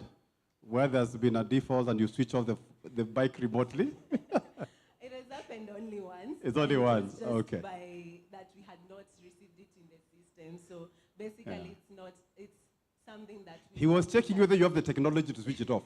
That was a test. But he confirmed you can switch it off. Yes. All so right. From then it's been 100%. He's complied 100%. Yes. Okay. So basically that's how the model has been working. Yeah. I can say here right now that it has been successful and we are happy to continue launching more bikes into the market. Yeah, and one of our partners, really we appreciated Vince there, who is the CEO for Kinga. So they're the ones who've deployed the technology. It's actually a 100% digitized process from the point of assessment of the circle to application for the bikes, documents being uploaded, to making orders to Rome bike for the order, payment is 100% digitized. There is really hardly any human interaction. And thank you so much, Kinga Dasalok, for being the tech. Because this is it's a twin transition of green and digital transition. So technology is an important part. So just in conclusion, Bona Edward, so in a day, how much money do you make from your bike, on the average? I make from 2,000 up to 2,500. 2,500 in a day? Yeah. Wow. And how much do you spend? I pay for the bike 800. Yeah. I mean with the 1,500. Yeah. Now you make 2,500 and then you spend on charges how much? Charging the batteries? 210. So really, do you spend any other money on the bike besides that? No. Okay, so 2,500 minus 210, do the maths. You know, some of us think we need big salaries, but it's all about how much you get, how much you spend, and how much are you left with. Okay, so with that, how has that impacted your family in terms of your wife, your children, education, health, and so forth? Just to be able to support my family. Yeah. How many children do you have? 3. And how many wives? 1. Okay. So you've been able to take the children to school? Yes. I need to ask that. Hey, my wife, Josephine. Where is Josephine and my wife here? Please come. You and the kids. We are part of this enterprise. We can help launch. Yeah, so that's how much it has impacted the family. Okay? So I think it's a complete, it's a relationship that you've got the collateral, but then also we have an agreement, they have an agreement with the circle, and then obviously there's technology to make sure the collateral is back. So this is a trade relationship. Where is our trade? Yeah, so this is, in fact, you come here. Because I want to create trade relationship. So here's the PS's office. So we need to make sure that we are having trade. So this is, you can report to your boss. This is the first, at least you have a trade product. Sweden made, but for the Kenyan market, and therefore we need to be able to, to do more. but also the Sweden, because we've got Madam Ambassador here, we also need to begin having Kenyan products also in the Sweden markets. Indio? That's why you're here. You're not representing Sweden. Eh? Don't you? All right, so thank you, Joe, for coming. And you've got John there. And Nimo, they were supposed to be in school, but we say for the Mutungis, you know, business is first and then the school after that. So yeah, but my wife, Josephine, is a teacher. She teaches music at the French school. So she's a music teacher and also teaches English. Okay, so Ian, we're supposed to launch this? Yes, we're supposed to launch this. So just the trade relationships represented by the government of Kenya. And actually, before you do that, yes. So Stella, so do you need capital to expand finances? Yes, we do need that. Yeah. So we are officially launching a private investment fund where you can, we are offering, don't worry. We are offering Opportunities for investors to invest. So these are collateral-backed investments of tickets starting from $50,000 to all the way to $200,000. Yeah. Thank you. So these will be to be able to raise $2 million towards these investments, and that is to launch 1,000 bikes within 2026. So your target's 1,000 for 2026, but total target is how many bikes to translate from ICE bike to electric? We are aiming to transition 10,000 bikes from electric, from ICE bikes, that's internal combustion electric bikes, to not electric, internal combustion engine bikes using fuel, to electric bikes. So that's our aim between 2026 to 2030. And if you do that, the impact on environment, the CEO, the CO2 emission reduction is what? It's about 22 million tons of CO2 emission completely reduced in NAIROBI, isn't it? Yes. Yeah, NAIROBI, Kenya. So it's amazing on the impact on the environment. Okay, without that, no further ado, Ian, let's do this. Okay, so ladies and gentlemen, we'll have the State Department for Trade representing the government of Kenya, Konza Technopolis for the innovations on this side, and then I will want Edward to drive off the bike. So, eka bike vizuri, so that nipange watu, then we can launch it and have this running. At least, tunaeka watu kwa mboka. Watu wanasema mboka. Mboka. Mboka inamaanisha kazi, my friend. Tunaeka hawa riders kwa kazi. Enda uzunguke hivi, tutatoka hii side. So just ride the bike, usinigonge hivi tu. Haya. Okay. Just before that, goja. We'll flag it off. Acha eke bike vizuri. So that, hapa mbele tu. Simama hapa. So that you can be flagged off by the State Department, Konza, and the Swedish Embassy, and Jinue. Stella, you need to be with Mike somewhere. And the different partners. SWC is also part of this. So, Goja. Just wait. Hey. It's too anxious, trigger happy. So let's organize the people first. How do you want us to organize? We'll have the State Department, and then we'll have Konza. State and then Department? on that other side, we'll have... Where do you want State Department to be? Hapa. This is the trade. The trade. Then Konza for innovations. Alongside, then now the Swedish Embassy, and then the partners, Jenny and the rest. And now Mike and Stella representing Gino. And Jomo Kenyatta, is Jomo Kenyatta here? Because you're going to have a partnership that will be driving innovations. Anybody for Jomo Kenyatta? Where?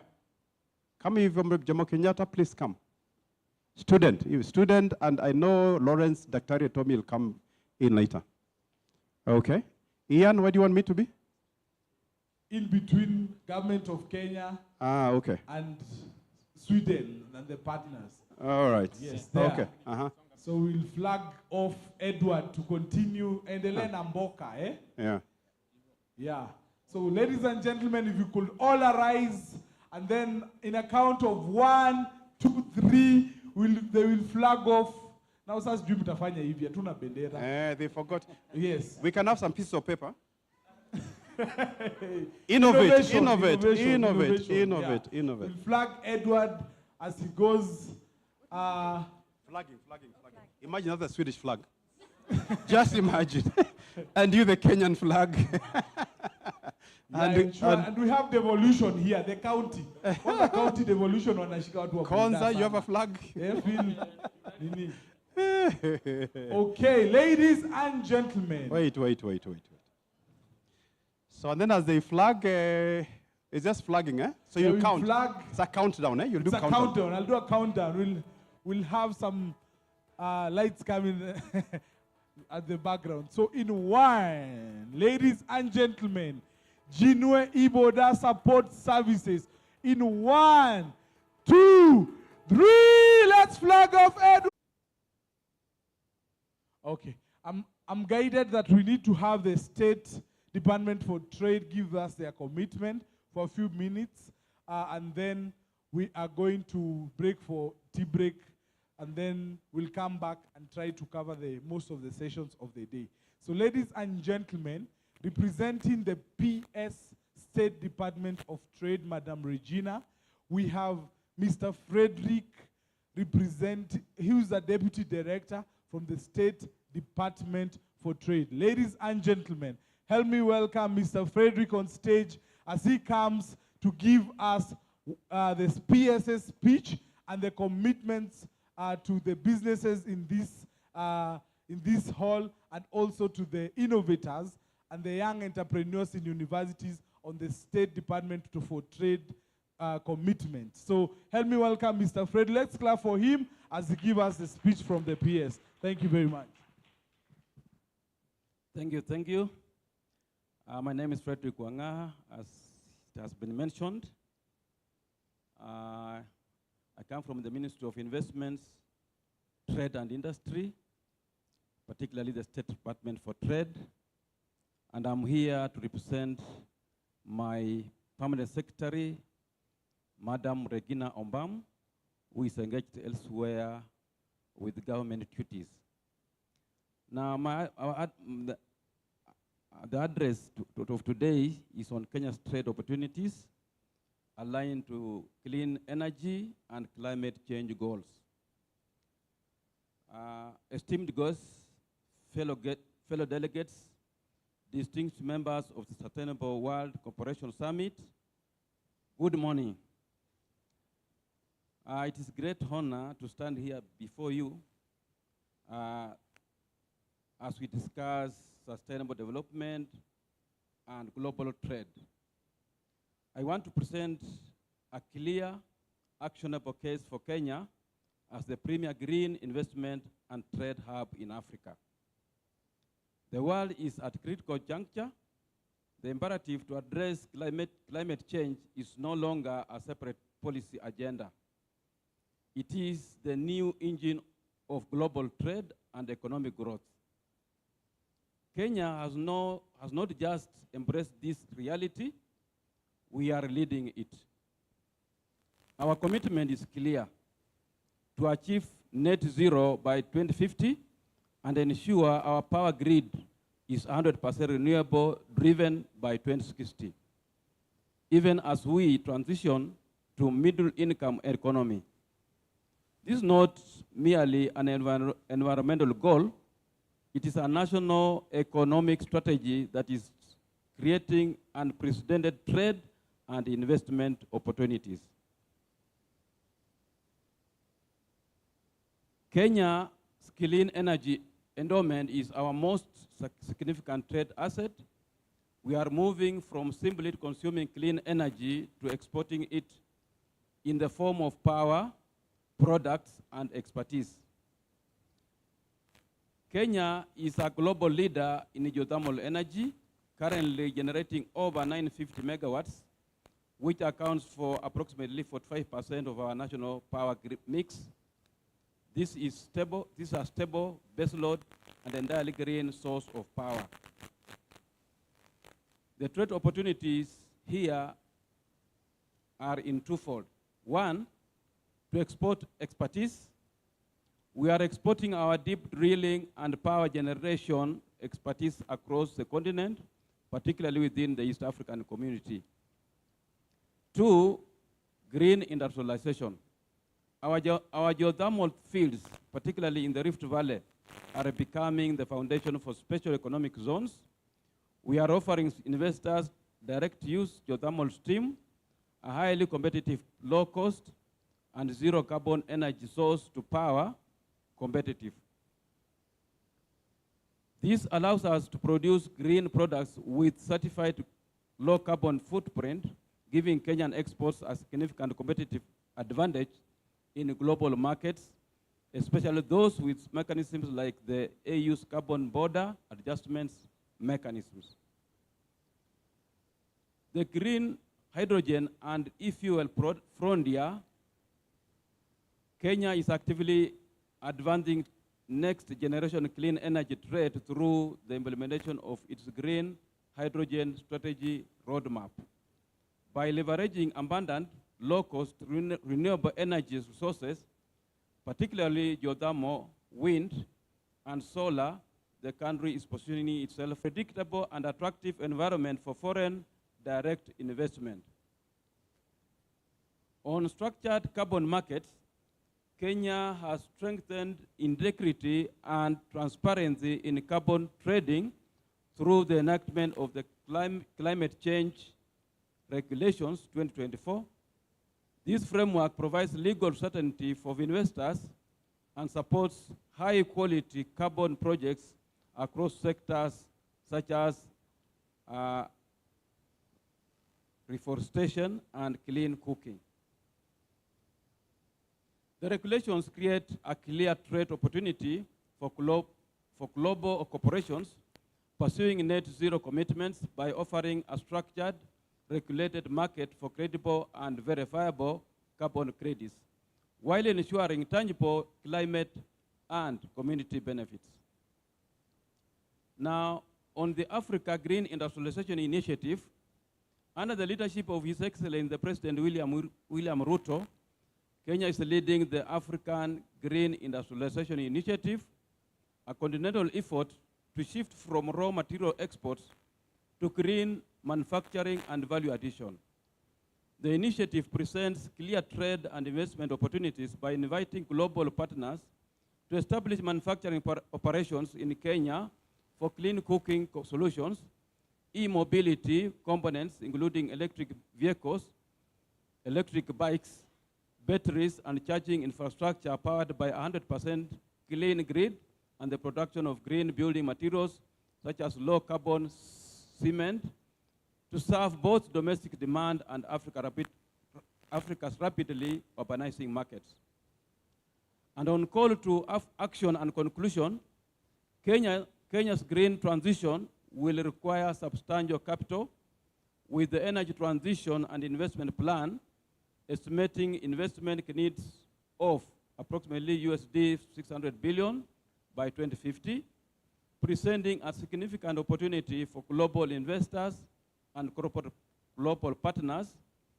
Kenya is not seeking aid, but mutually beneficial partnerships anchored in profitability and sustainability. With strong political leadership, abundant renewable resources, and robust regulatory frameworks, the country offers a compelling platform for planet-positive investment. Stakeholders are therefore invited to engage Kenya as a strategic partner and to advance transformative public-private partnerships in clean energy and climate-aligned trade, turning the climate challenge into one of the defining trade opportunities of the 21st century. Thank you very much for listening to me.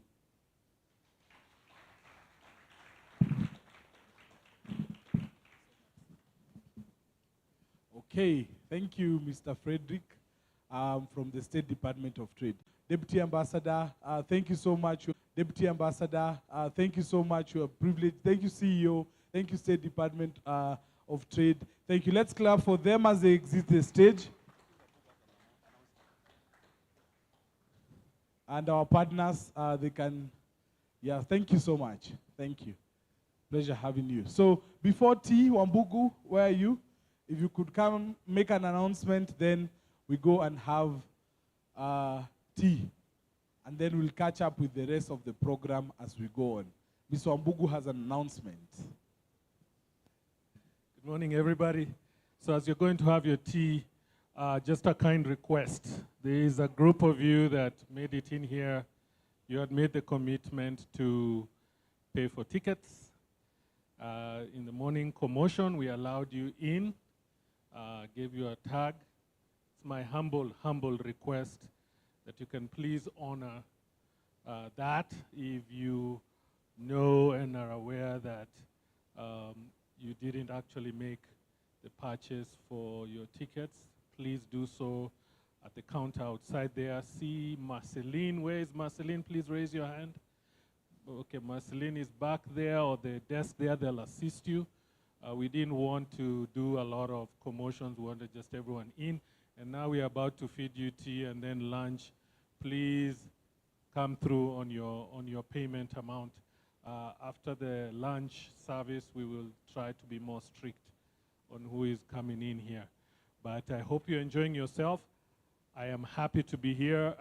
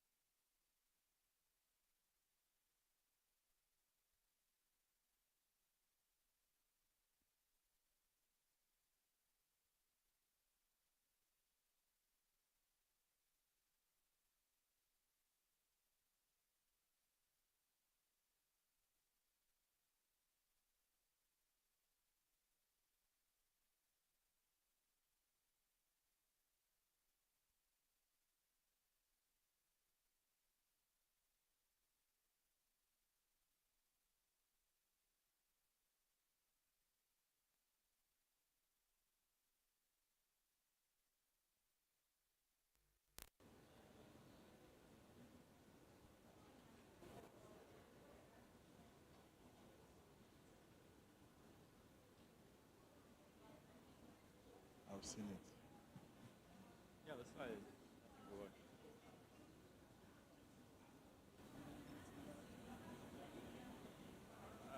The timing on 10? Is that right? Yeah. You want me to do a short minutes? No, no, 10 is fine. Yeah.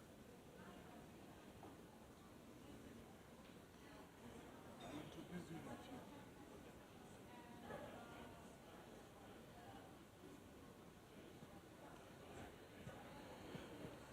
Okay, so let's begin the next session of the day. Industry, academia, co-creation.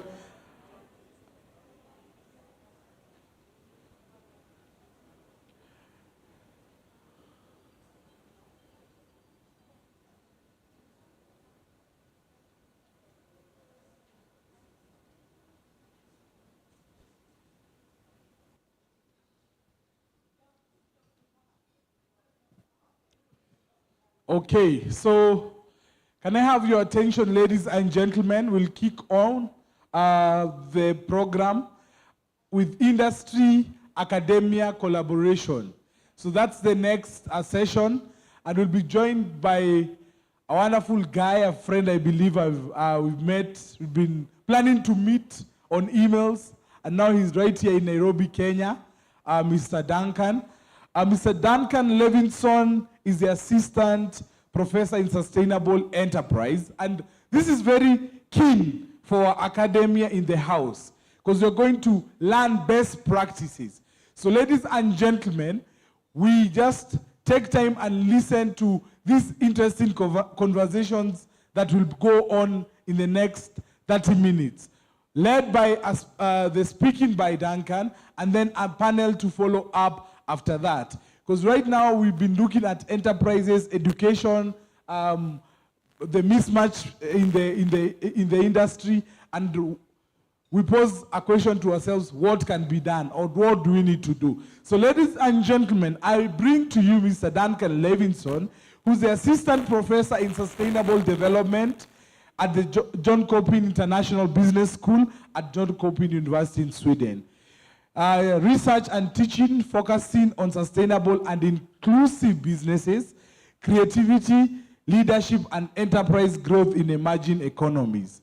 He has a PhD, research focused on accelerators, volunteer coach with New Business Foundations in Sweden, as well as ICF trained leadership coach. In addition to academic career, he has a 7-year experience living in Africa, actually in Mozambique, for 7 years, working in the non-profit sector.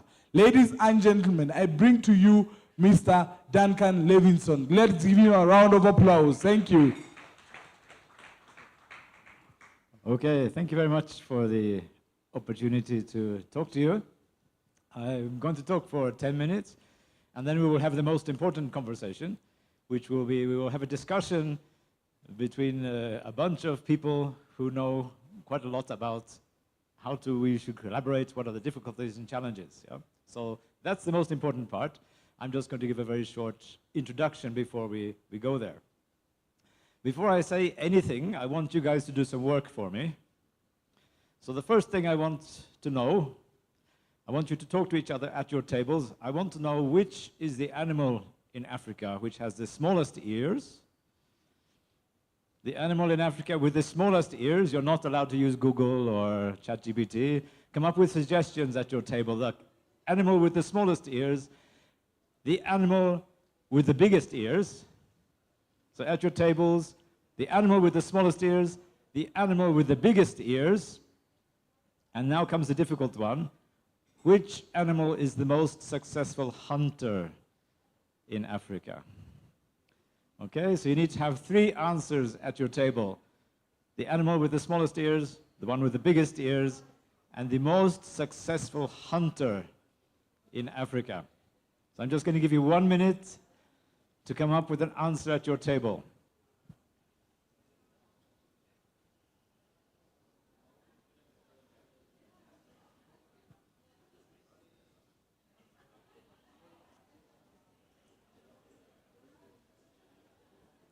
And we will return to these answers towards the end of my presentation, I will show you why they are important questions. Okay? So you're beginning to come up with some answers at your tables. The animal with the smallest ears, the ones with the biggest ears, and the most successful hunter in Africa, apart from humans.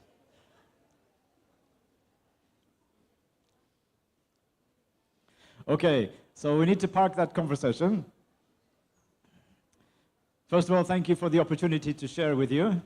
Can we just park the animal conversation and we will come back to it in about 5 minutes? Okay. So thank you for the opportunity to visit Kenya. I've never been to Kenya before. I spent 7 years in Mozambique. But in our conversations, I'm already noticing that some of the challenges that we meet at my university, at my business school, they are very similar to the challenges that you are meeting, both in enterprise, but also in universities. How do we create partnerships that create value for both parties? So I work at a Swedish business school. We have an extremely international staff, so we only teach in English. And we are ranked, in the world, we are ranked number 25 for student mobility. In other words, we are number 25 in terms of how much students travel to other countries as part of their studies. So one of our strengths as a business school is that we have very well-developed partnerships for developing entrepreneurship. So not just at the university, because the university is part of an ecosystem. And as you're noticing, SWC is always talking about the importance of ecosystems. So the first few things are pretty obvious. Yeah? We can talk about who are the key actors in the ecosystem. So we can talk about entrepreneurs, we can talk about potential entrepreneurs, that is students. We can talk about teachers or researchers at the university, and we can also talk about enterprise. It's a very simplified map of the actors. And of course, we also have entrepreneurship support organizations. So this is a bit hidden by some of the chairs, but let's go backwards a bit. So this is what I would call a very basic, universal map of a business ecosystem, an entrepreneurship ecosystem. It's not very useful because it doesn't really show the quality of the ecosystem. All it does, it's a bit like baking a cake. These are the ingredients, but the important thing is not the ingredients, but the way you put the ingredients together. Okay? So the key actors, that's not so important. We have the same actors in Tanzania, in Kenya, in Mozambique, in Sweden, in Norway. The actors are the same. The important thing from my perspective and our experience is the way the actors interact. So what makes our university, our business school, an effective actor in terms of helping foster entrepreneurship? One of the things we need to remember is that interest in entrepreneurship starts before university.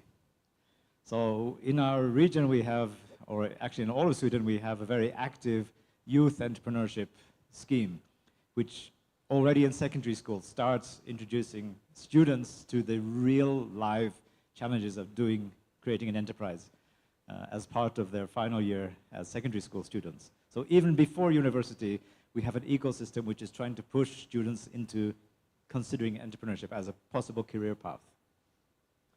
Something which is also important is the close physical proximity. So we have something called a science park, which is probably quite similar to an innovation hub, maybe here in Kenya. But what is important is that it's walking distance. I can be there in 5 minutes. So never underestimate the importance of having support organizations very close to the academic organization. And the reason this is important is because of the mobility of the entrepreneurship support people who are working at the hub. We interact with each other constantly. So if I'm running an entrepreneurship course, I will invite the entrepreneurship support officers into my course. They will find that, okay, if I tell them that you need to start this enterprise, you need to show traction, this is the person you can contact at the science park. So there is constant interaction between us. They come to me, they are speakers on my courses, My students use them, they get support from them, and we have what I call a positive ecosystem. We also really push our students to start enterprises or to at least show traction. Yeah, we realize sometimes you can't start a new enterprise in 6 months, even maybe in 1 year, but we expect you to show traction. So we tell the students what we expect, how we expect them to show some progress as they go through their studies. So at the moment, I'm working with a group of about 23 students. About 4 of those students are from Africa, and we expect them by June to show traction. They have to make concrete physical progress in starting their enterprise. Yeah. So it's a combination.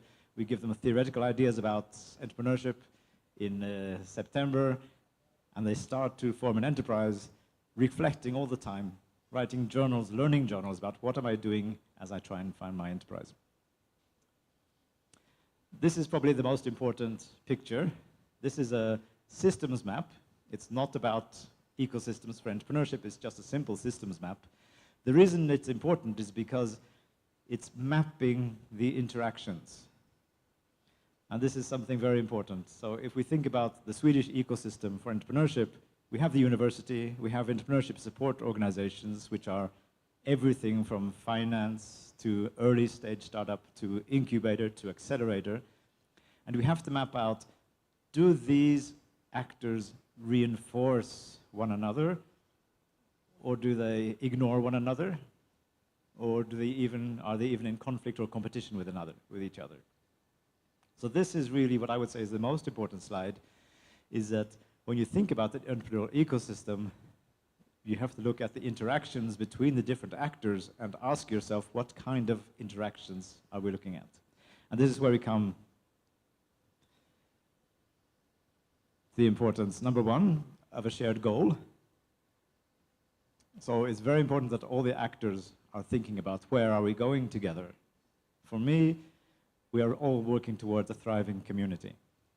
Yeah, it doesn't matter if you're working in a hospital, you're working in the entrepreneurship support organization, you're starting up your own business. Everybody should agree that we are actually trying to contribute to a thriving community. A shared goal is very important.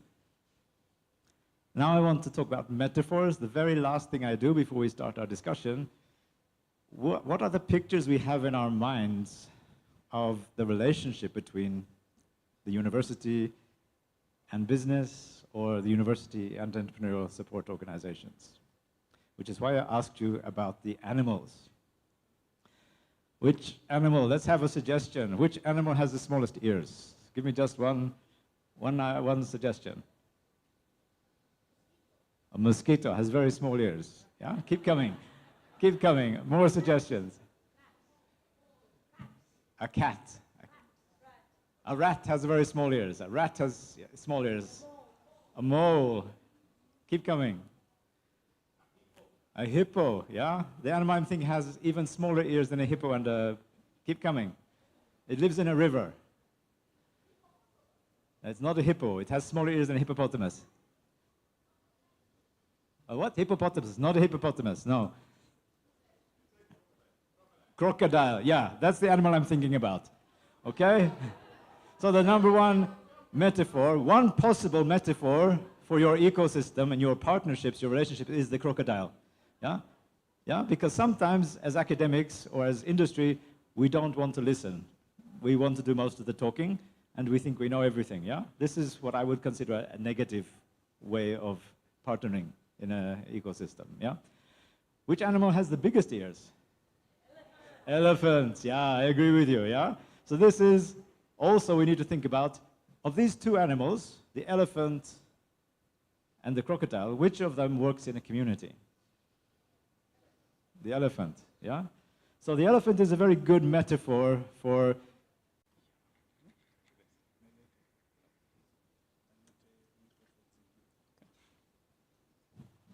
I'm not seeing Grace. Grace Maingi. Ian, help me there. Grace Maingi. Yeah. So, yes, I think that is a good setup. So the ladies in the middle, and then, of course, Duncan, you can sit on my right, left. Yes, as we wait for Grace. So as Ian is going to get hold of Grace and get us more microphones, what is before you is a very hot topic in Kenya. I'm sure also it's the same. It's also the same in many other countries, and this is the issue of UBL, University Business Linkages. And it has always been a challenge for us in Africa to really get hold of the industry or the industry getting hold of us. Because most oftenly we've been accused of operating alone. The academicians prefer to call it silos. And with that,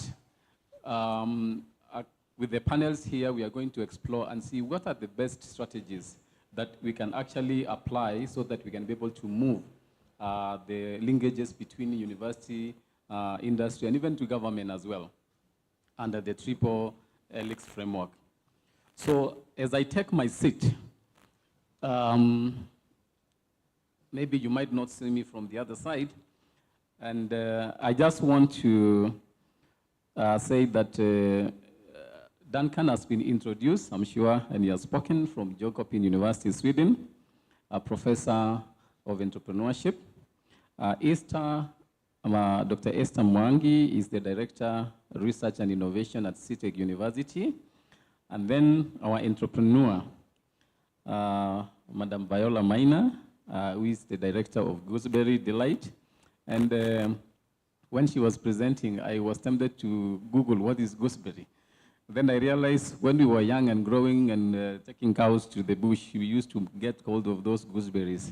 And we didn't know that at one point, it will be a business opportunity.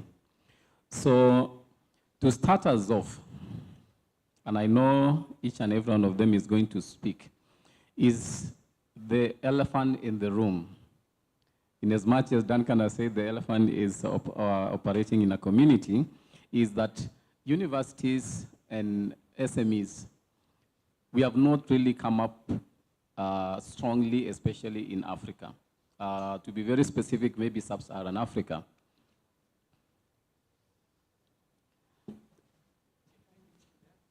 Okay, then I can move here. Okay. Yeah, thank you so much for the organization.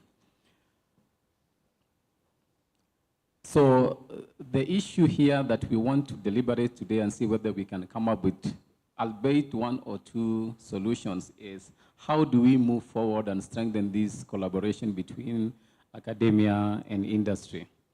And so that when you talk about the triple helix, where the industry, the government, and the businesses come together to identify, join, co-creating of solution through problems, real problems that affect our communities and our society, then we want to see, are we really doing it? And if we are not doing it, what are the challenges? And if there are the challenges, what are the probable solutions that we can be able to embrace so that we can be able to drive sustainability of these ventures, as well as also enabling the universities, not just to be churning out the theoretical-based students, but also students who can apply practically in the work environment.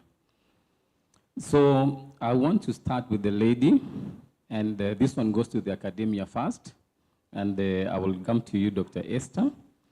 And the question that I want to pose to Esther is, we always take our students for internship, or in Kenya we call it the industrial attachments. And are we getting value from these industrial attachments? Or if we are not getting value, what can be done, borrowing from CITEC University, that can be able to drive sustainability and this relationship between businesses and academia? Thank you so much, Dr. Atich. And good afternoon, everyone. From CITEC University, as the head of research and innovation, we have built a culture whereby we expose students through attachment and industry visits. And I would say, so far, they do bring value. But again, not as much value as we would want to achieve from it, because we want to see when we talk of value, it's more of the skills they gain, and we want to look at what are more of the long-term gains can we get from those industry attachment. We are in an era where we are building innovative and entrepreneurial students. And when they go to the industries, we want them not only to learn the skills, the hands-on skill of what they can do, but also what does it take to set up such enterprises? What does it take for them to be in all the departments, from finance, from marketing, from regardless of whichever area you are at, so that they have a 360 view of the organizations they work for, and they get to meet even the management teams of those organizations that they go to get attached to, who will inspire them for me to be able to get out of college or get out of university and set up my company. Then I'm able to do 1, 2, 3, or I need to do 1, 2, 3. So that has been an aspect that has been missing. Else, I would say that if I'm an IT student, I get attached in the IT department, I do my daily work, the assignments that I'm given, I get the technical skills in IT, but that's all. So if you can make it, or we look forward to designing a more inclusive framework for attachment that is able to expose students in different aspects of running an organization. Let me move to the industry, because this is where we put our students to intern or to get experience, and this goes to Viola. Do you get value? I'm sure you must have get 1 or 2 students who come to do internship. Do you see value for your company?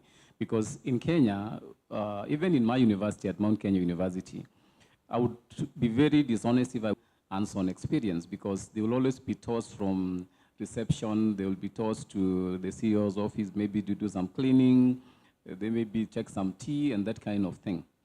So even as I said about the 360 approach, do you see these students when they come to your company? Are they adding value? And at the end of the day, can you say you have changed probably their practical experience even when they go back to the university to complete their studies? Okay. Thank you very much, Mr. Dr. Yatich. Okay, I'm happy that the government has introduced a program where they are bringing interns. I come from Eldoret, Wasingishu, so we've signed an MOU currently with RVBTI. It's a college that gives us students, and we normally pick from different departments depending on which areas I need help. I think them coming has really exposed them, because most of the time, prior to that, when I started business, I used to get a lot of students coming in looking for jobs, but they don't have any that information, and eventually probably we absorb them to solve that problem. That is one area that I notice with most of the students who come.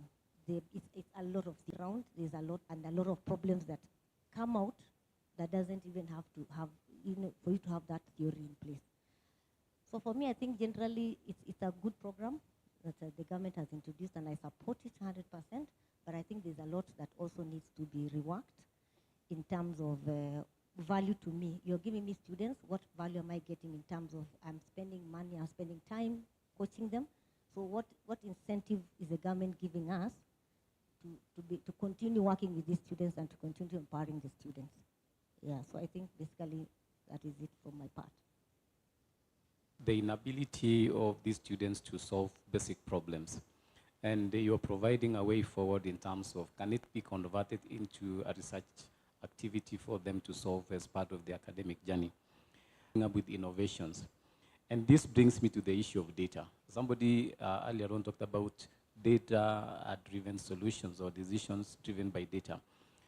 Do you yourself as an SME appreciate this data? Do you utilize this data? And if not, where is your data coming from that you're using to make your day-to-day decisions? Because we believe that the universities and the training institutions are supposed now to do the research and then avail the data. Then the SMEs consume this data. From now, an SME that is practically running a business in Eldoret? Because probably you might be speaking on behalf of the other SMEs. Are we using this data to make decisions on our day-to-day business decisions? Thank you very much. In terms of data, I can say we have no access to that data. I think for me, there's a disconnect between SMEs and the institutions. So we don't know what is happening in the institutions. We don't know what kind of data they are collecting, whether it can be valuable. So I think there ought to be a platform where it's an open source, where I can be able to check what is there and probably be able to get that data and use it in my business.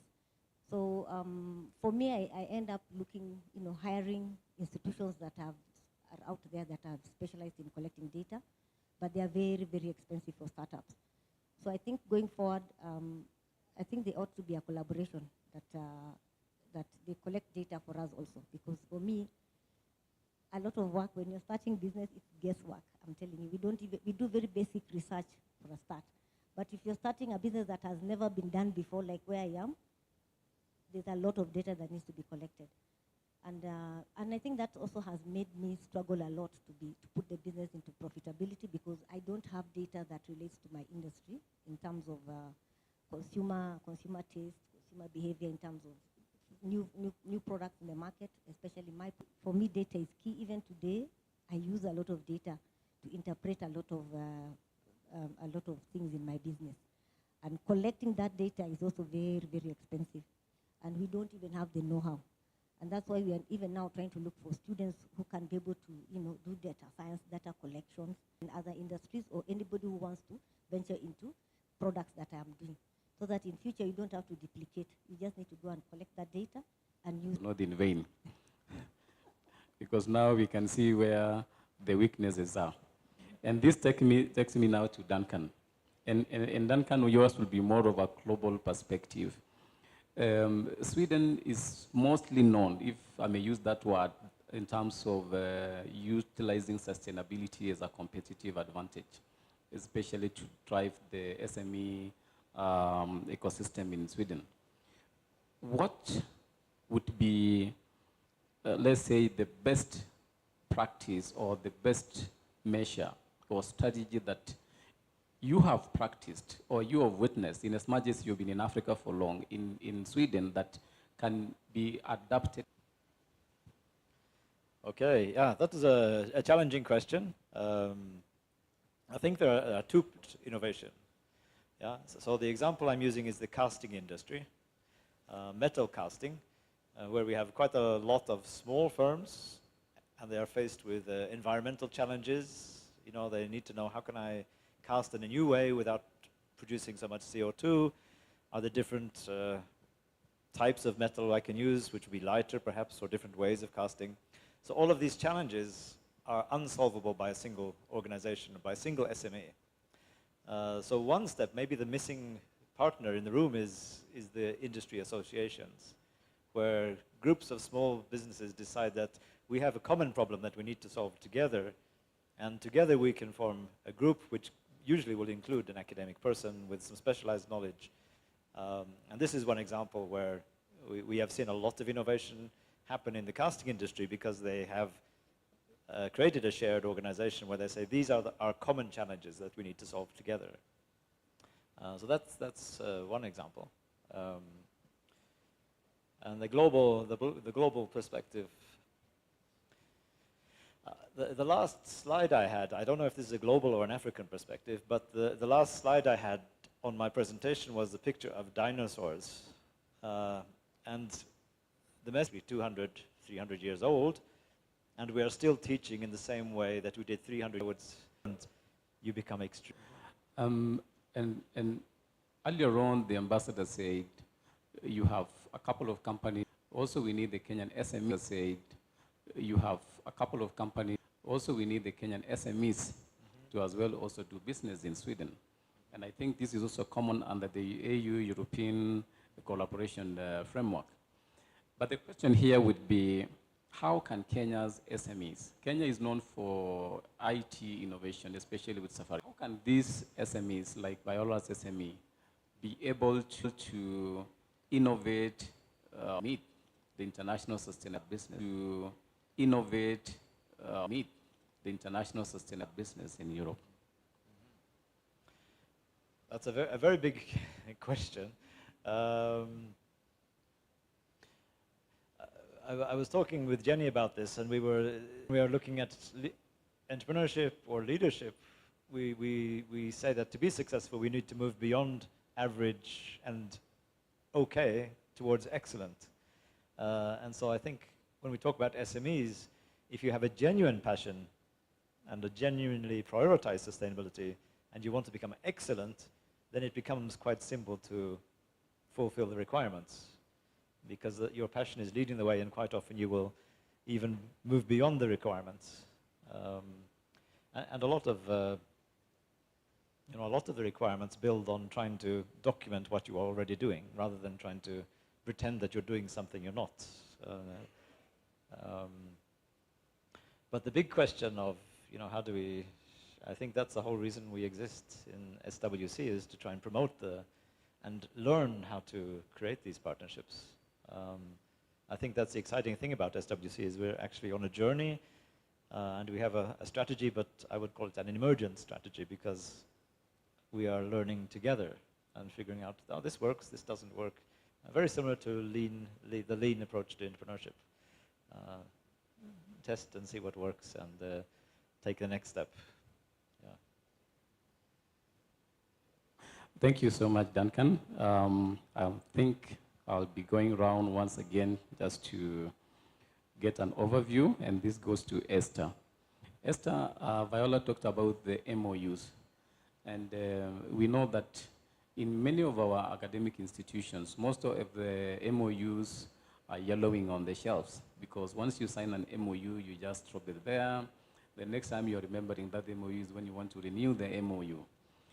But Viola has given us a living case in terms of an MOU that is driven by her business and the institutions of learning, and then they're able to draw their interns or students from there.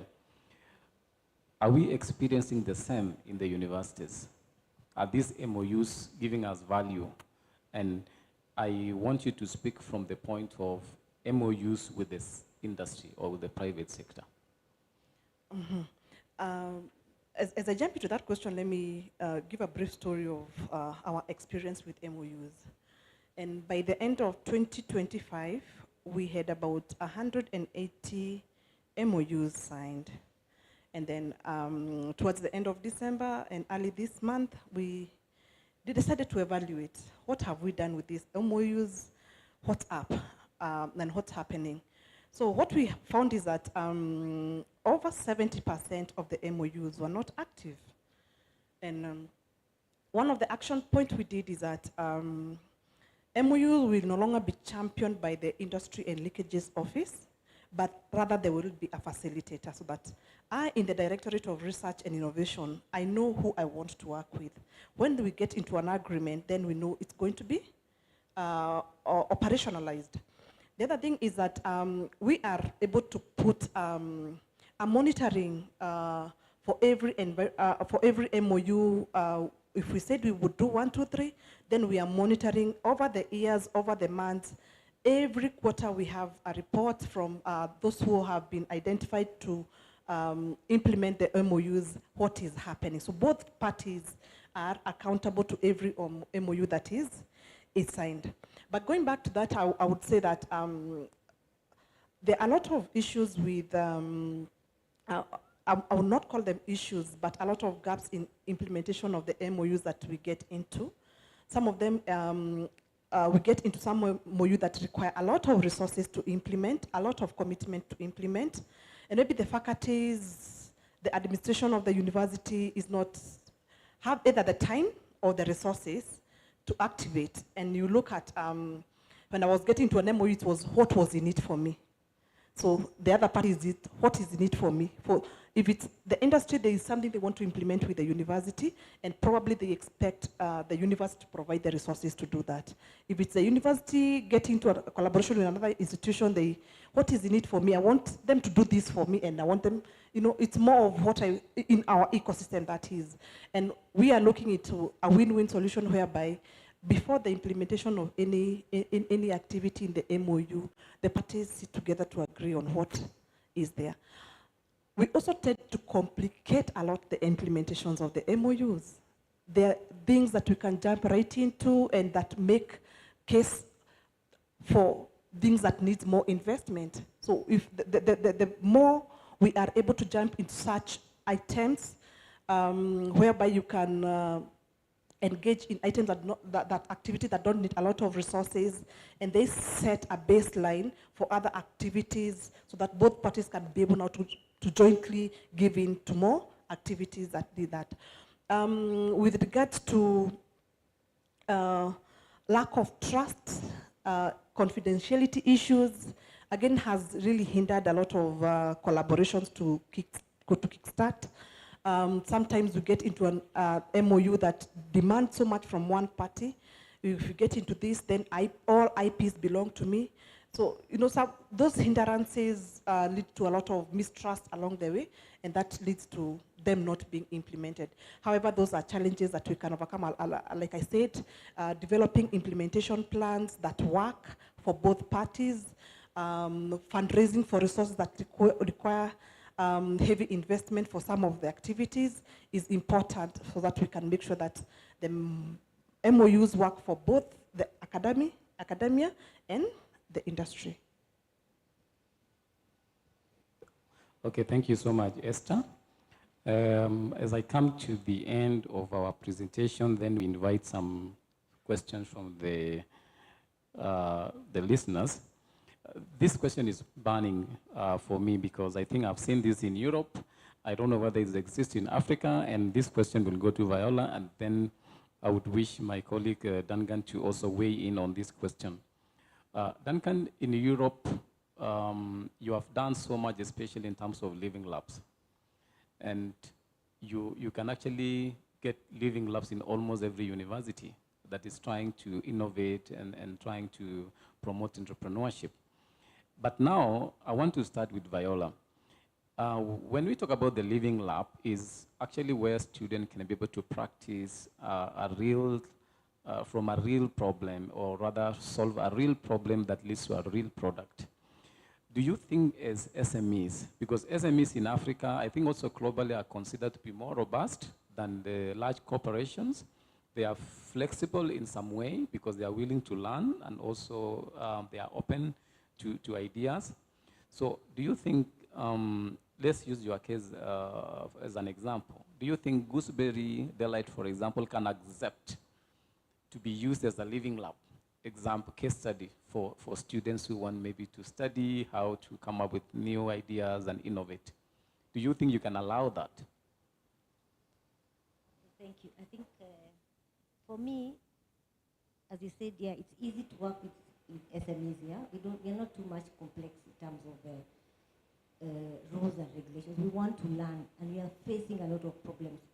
And that's the reason why we are always open to people coming to help us develop our products, make our products better so that we can be competitive out there. So if you are willing to come, I'm always open, because the problems that I have, the students that we are engaging with don't have that experience actually to solve that problem. And it needs more minds and more people coming together to deliberate on an issue and coming up with solutions. A very good example is shelf life. My gooseberries. And I've struggled with it.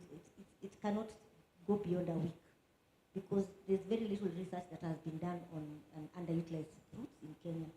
So already that is a barrier for me to even think of bringing it to the European countries or whatever. So it's a nightmare. I've been trying to look around for solutions, and it's hard. Even the students, I ask them, they're not even conversant with it. So for me, I think it's long overdue. We need more of this kind of collaborations.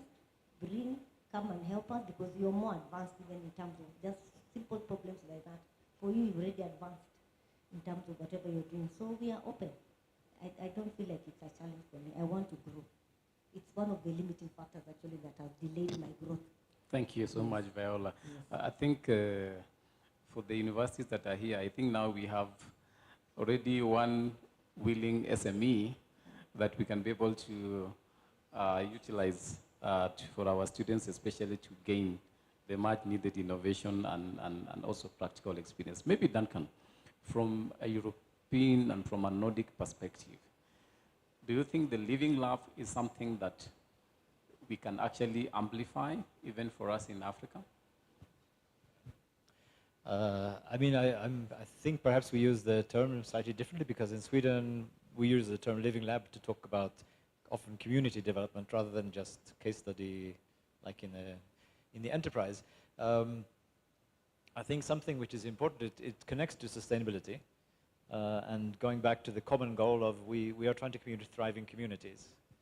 And at some point, you know, if an enterprise leader has to think about what is my contribution to my community. And in this, you know, and is it reasonable? Is it taking too much effort?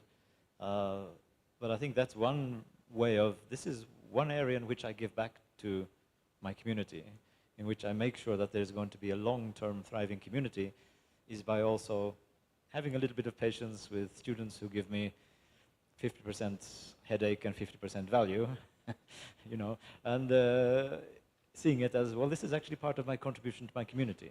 I can sponsor a football team. I can also allow students to come in and learn from my organization. And it's part of my sustainability work in that I'm trying to create a sustainable community in partnership with the rest of society. And this is one of my pieces of the puzzle, in a sense. Yeah. Thank you so much, Duncan. Of course, now this panel would not be complete without feedback from the audience, so I request... There's one Newton here is having a burning one. Okay, I can see Newton two and hands. Hilda. Yes. Let's have Dr. Hilda and Newton, and then we'll wind up this panel to the next. Thank you very much. It is exciting and insightful here in all the panels. My question is to the universities, just simply asking, can the universities create a mandatory transitions between the levels? Diploma, degree, master's, PhD. Why? About 150,000 graduate in East Africa, and in particular for Kenya, 50,000 every year. But 50% of this get opportunity, which is not definitely in their fields of studies.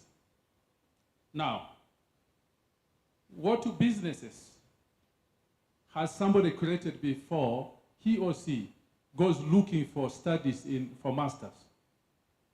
That means our universities should be able to use that as a kind of assessing whether you want to master something. First of all, what have you mastered? You have the degree and you have not created a business and you are applying for something. What are you going to master?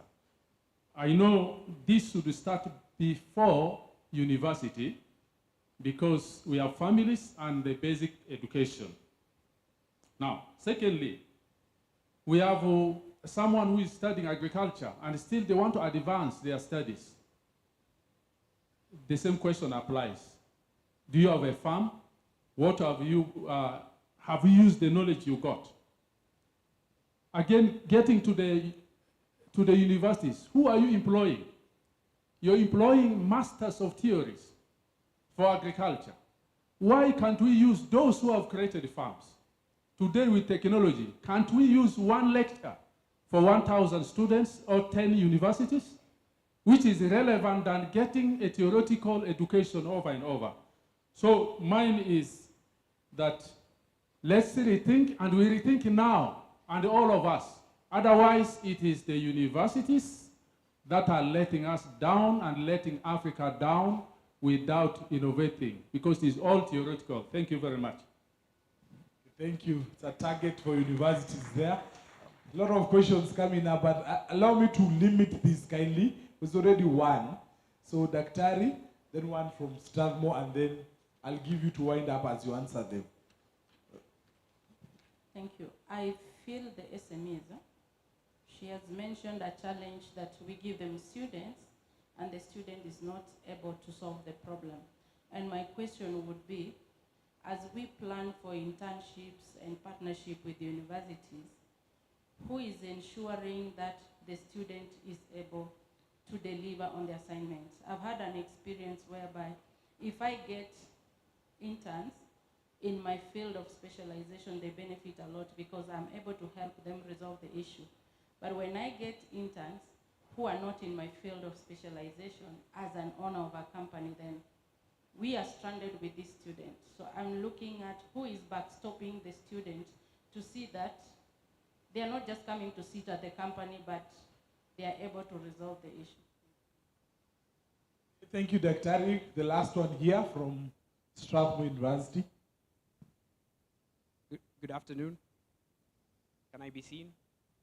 Yeah, so my question is for the panelists from Sweden. And I had the privilege of being at KTH last year for half a year. So that's KTH Royal Institute. And I noticed that they had something called the KTH Innovation, where they have an innovation hub where you have multiple, like 400 teams every single year coming and developing businesses and things of the sort. And I was wondering, would that be something that Kenya could copy, not being dinosaurs, but something that we could copy in such a way that the only requirement is you have one student from that university.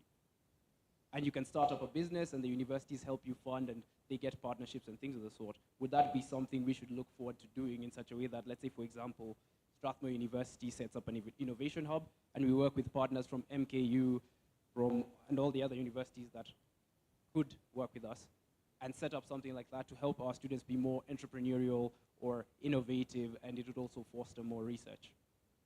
Thank you. Okay, thank you. Back to the panelists. Okay, thank you so much. I didn't get the name from Strathmore. Yeah, my name is Paul Kweyu. I'm a faculty member on behalf of Dr. Ngaruya.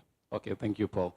So I think we can start from that going backwards. Let's start with that question, Duncan. Yeah, so that is absolutely one of the models that's very useful to import. I think, I mean, I don't know the Kenyan academic system well enough, but it really goes together with almost any kind of career-oriented study that, you know, the sooner you can practice, the better. And I think quite often the challenge for universities is to create progression, where you actually, in your first year, you immediately begin to engage with practitioners, but you do it at a basic level, and then as you go through your degree or whatever, that you actually go deeper and deeper and become more proficient.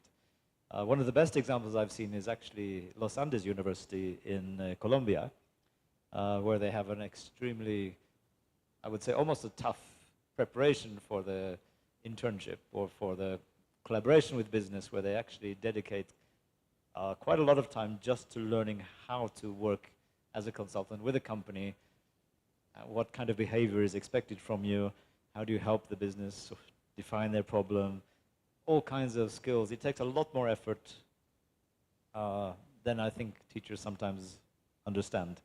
I think also it's also related to the budget issue, is that I suspect a lot of teachers have quite small teaching budgets to be able to provide that level of and depth of engagement with enterprise. I don't know if that was, it's a start, but I completely agree with you. That's one model which is very, very exciting. You talked about a single student. I hope you were talking about teams. Yeah, it looks like you're nodding. Good. Okay. Thank you so much, Duncan, and thank you, Paul, for also exposing us to that model. So in going in reverse as well, there's the question asked by Dr. Ilda on students not solving the problems during their internships. And maybe we can get it from Viola. And the question that I think was posed by Ilda was, who is supposed to help this student? And of course, Daktari, also you alluded to the issue of mismatch in terms of, if I'm given a student who is in finance and you're in marketing, are you able to support that student? Maybe Ilda.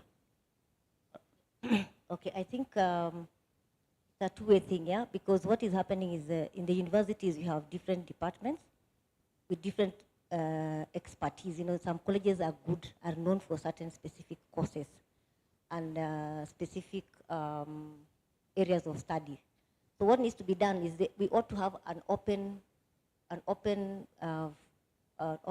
platform where I'm able to see at least a profile about that student and their capabilities, so that in any case, I would rather pick someone who is already advanced to come and help me, rather than just you giving me a student who's just coming to do the same work that I'm doing every day. Yes, I'm empowering them, but I think in the end, there ought to be some specialized person who is coming also to help us solve problems. As businesses in Kenya, we have a lot of problems that need to be solved, but all students who graduate, they just want to work rather than solve problems. So I think also we need to relook at the courses, or rather introduce courses that can help these very people who are coming to the industries to have a mindset of coming back to solve problems. For me, I have a very big problem with waste. And to date, I've not even gotten anyone who is keen to coming to actually look at how do we turn that waste into wealth. So we need to have an open source platform where we can be able to look for those expertise, look for them, identify them, and then they come and solve those problems, so that we're able to move and grow as a company. Yeah. Hilda, I think that's a challenge for us as universities to have an open platform so that they can choose rather than us deciding. Of course, again, we can leverage the MOUs, but I think listening to Viala all along, the issue of open source, where the SMEs can be able to check. Can I get this student from JKUAT? Can I get this student from University of Nairobi, from ZTech? And they can be able to see the profile and pick the best interns. I think that is also an avenue. Lastly, we go to Esther. And Esther, there was the question, I didn't get the name of the person asking the question, but it was about the universities. And I noted down what he said about why should a student master what they are not practicing?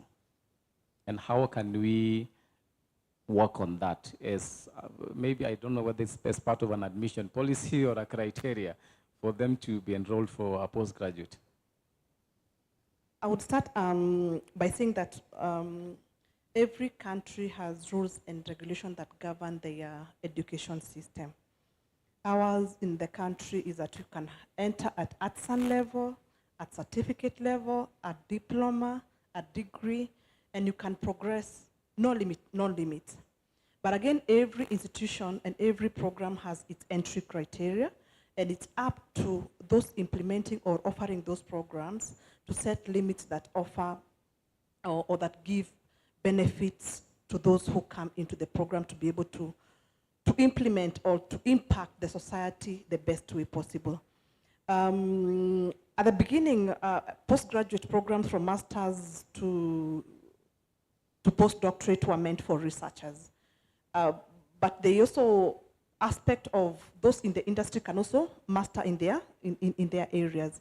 So there's no limitation we can put to that, but again, it's a challenge that we can pose to the regulators to ensure that at every progression level, there are clear requirements that are and expectations that are well articulated. Allow me just to jump into the industry attachment and internship. In my experience, it always works best when maybe I get an organization that tells me I need an intern who can do 1, 2. A lot of success stories. But there's also that aspect of like, I finished my diploma, I need to go for attachment before I graduate. So those are the people you'll find being placed in most organizations. And that means the organization did set the expectations to those who they are attaching, and the institution did not also set their expectations for those who are going for attachment. But with a clear attachment and internship framework, we can be sure she needs a food processor, then she gets a food. If she needs someone who can deal with preservation, instead of I giving her a business management person, she's able to get the person who can help with the challenges they are. And that means we go back to stakeholder mapping. Who do we need in our ecosystem. If I'm teaching, I'm in the faculty of computing, then who are the stakeholders we can attach our students to, or we can, who can offer internships to our students? If I'm in the food science department, then who can we work? Stakeholder engagement exists, then we will be sure we will eliminate some of these challenges. And that, ladies and gentlemen, brings us to the end of our panel of eminent persons from the industry and academia. Let's give them an applause. Let's give them a round of applause. If kindly Thank you you. could stand for a group photo as you exit the stage.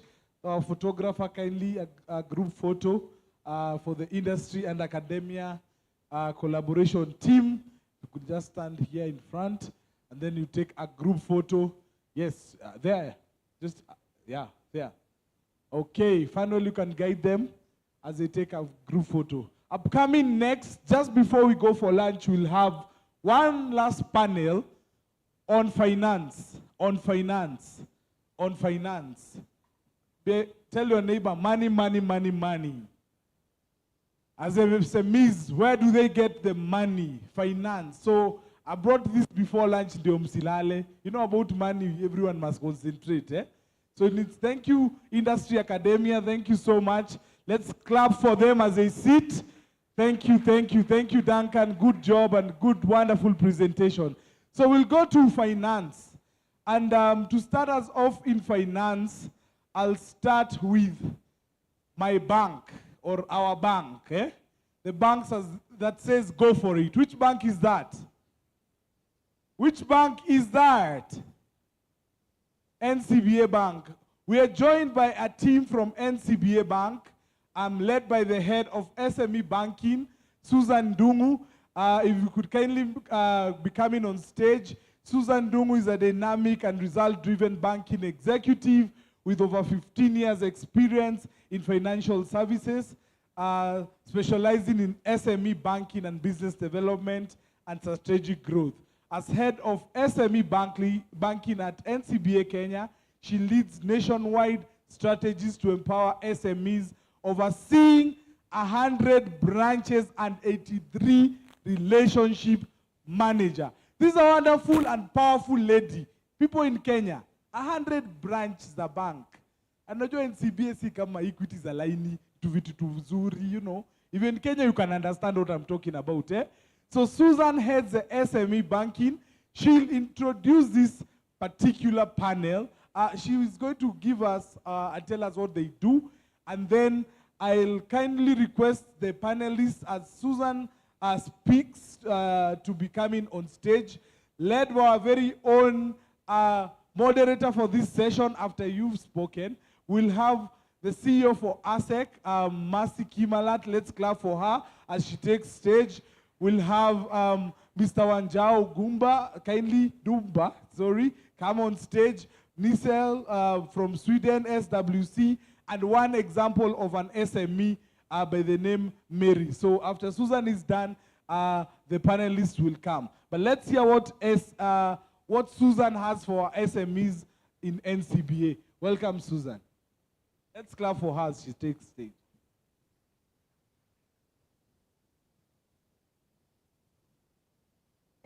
Thank you very much, Ian, right?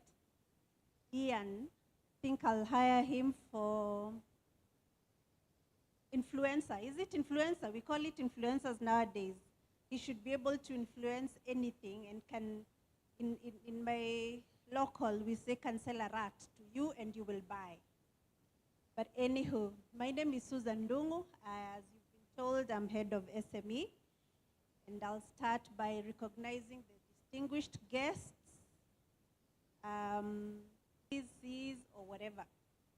But over time, I'm very glad that most of the SMEs now coming up are well educated, they know what they need to do, and I'm glad that whatever is coming from the floor is still asking the university now to shape those students into entrepreneurship. When I was in school, every course used to have a finance class.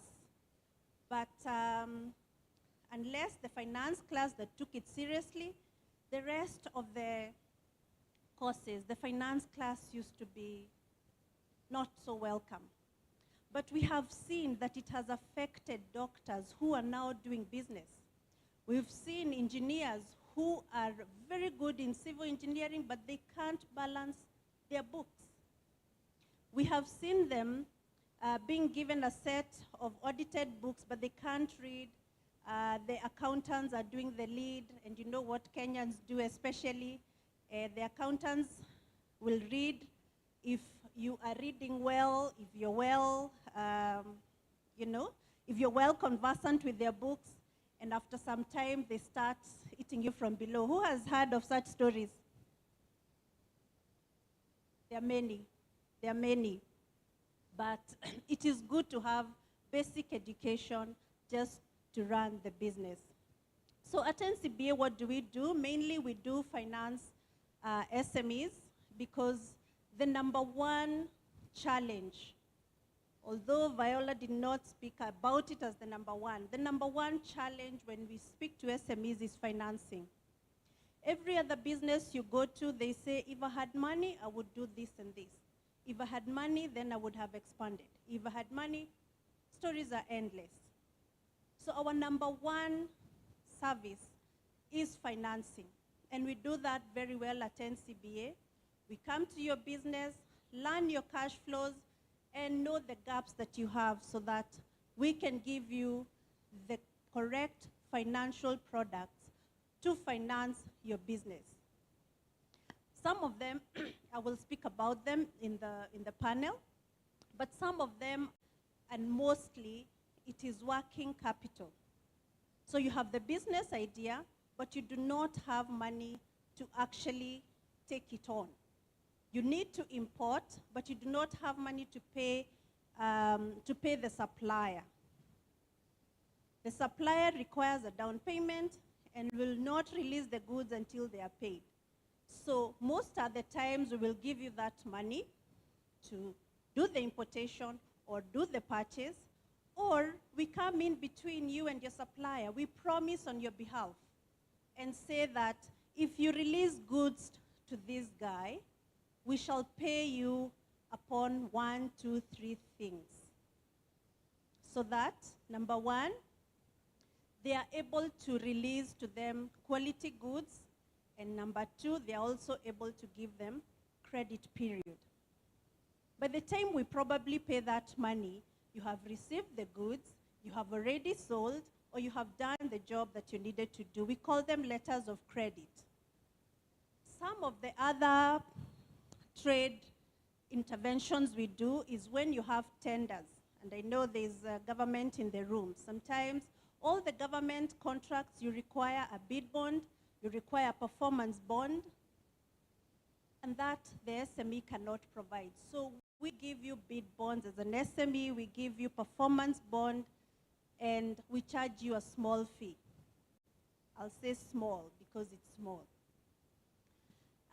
The bid bond mainly is to promise the government that this guy here, this entrepreneur will meet your tender requirements.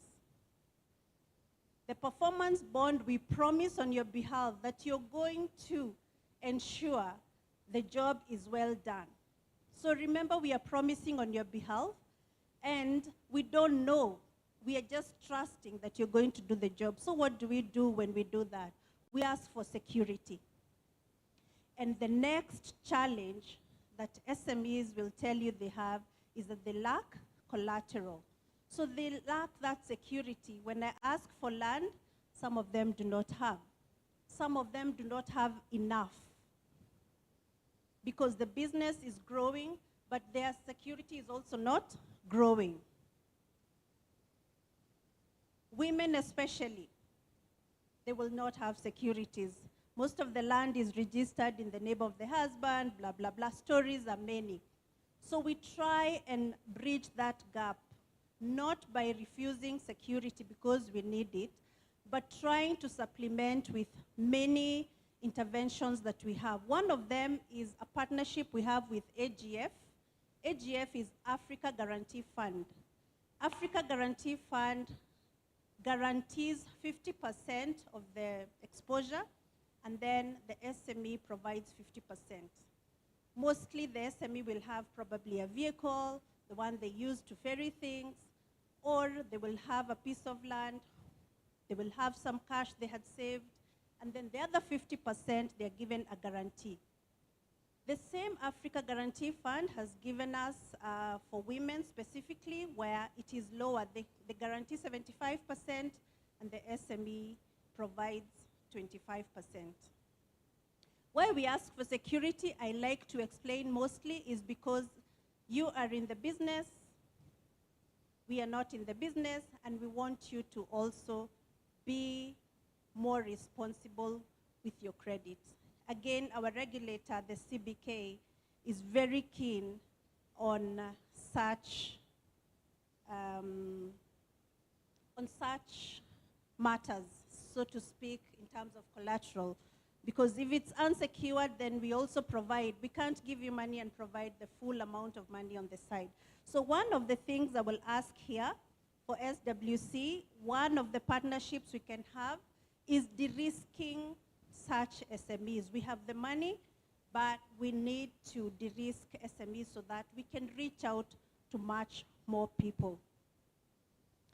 Now, at NCBA, I would like to mention that we do not discriminate on any kind of business as long as it's legal and as long as it is making money. So one of the things that you'll find that you cannot be able to get credit or qualify usually is the rating, the credit rating, and maybe we'll speak about it in the panel. You must learn as an SME to repay even your suppliers in time. When we see you're not a good payer, even your family members don't give you money, isn't it? Yes. I don't want to speak much. I could speak here so much, but I can see I'm standing in between you and lunch. Apart from financing, we also do capacity building. And we've realized that we can give you a lot of money all the time, but how come even the businesses that we pump money, we see them going down? Why? Because there are a lot of non-financial issues that, or needs that you have in the business. Number one is capacity building. As I did say, people approach entrepreneurship with the business idea. They have the business idea, and as an owner, you know you're very good in marketing, so you go marketing, but you leave out the human resource. You leave out the financial bit. So we do capacity building, and we've partnered with Strathmore University and Kabarak Universities. We do actually create we co-create a curriculum where we know that it's going to benefit the entrepreneur. The one for Strathmore goes for 16 weeks, and within that time, you're able to get the skills that will propel your business to higher heights, will increase your credit worthiness, and will consider you much more as we review you. So we have that partnership with Strathmore. We have closed one last year with Kabarak. We are talking to Embu University. We are talking to Mount Kenya University, I think, and all other universities are welcome to do that so that entrepreneurs can have more education. So apart from that, in the non-financial services, we know the other challenge for SMEs is exposure to markets. If you look at typical entrepreneurs, they concentrate so much on their business on a day-to-day from January to December. If you know of your shopkeeper in your village, they stay at the shop every day, they're just receiving goods and selling, and they don't have time for networking. That's one. Number two, they don't know what the other competitor is doing. They're just doing their business. So we try and demystify networking for SMEs.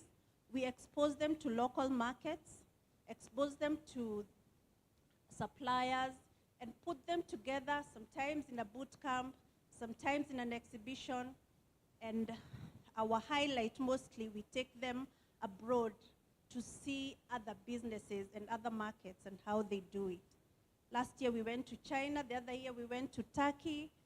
We've gone to many other markets and exposed them to access markets. On sustainability, we are looking at having renewable energy and supporting women, that's sustainable, the SMEs, and we have partnered with quite a number of organizations that can support that. So you're all welcome at NCBA to look at that. We also partner with other organizations. I was just speaking to somebody who says that we can partner and see what is it that they can bring on board digitally, what is it that Kenya Association of Manufacturers can bring on board, and we support the Kenyans to go into manufacturing, so on and so forth. And as I said, I'm standing between you and lunch. I can see Ian here. Welcome to NCBA, the bank that says, go for it. Thank you. Let's clap for Susan. Sasa, you guys, I am standing in between my loan and not being approved by chasing away head of SME banking. So I hope my loan will be approved at NCBA because I'm their customer. But anyway, Mercy will be leading this this panel. I know Mercy is quite good with them. There's a lot of food, guys. So we'll go for lunch anyway. So please, today you are coming for the summit. Sindio? So we'll adjust a bit. So we'll bring the finance panel in front, led by Mercy as the moderator. Mercy is an excellent lady and a friend to our organization. Mercy Kimalat, the CEO for Association of Startups and SME Enablers of Kenya. Kindly, Mercy, if you take stage. We have Nils from SWC Sweden. Kindly, you can take stage. Mr. Wanjao, Now Ventures, you can take stage. And Mary Wambua, who will be representing other MSMEs. Let's clap for Mary from Victoria Travel. So we'll have this panel right here.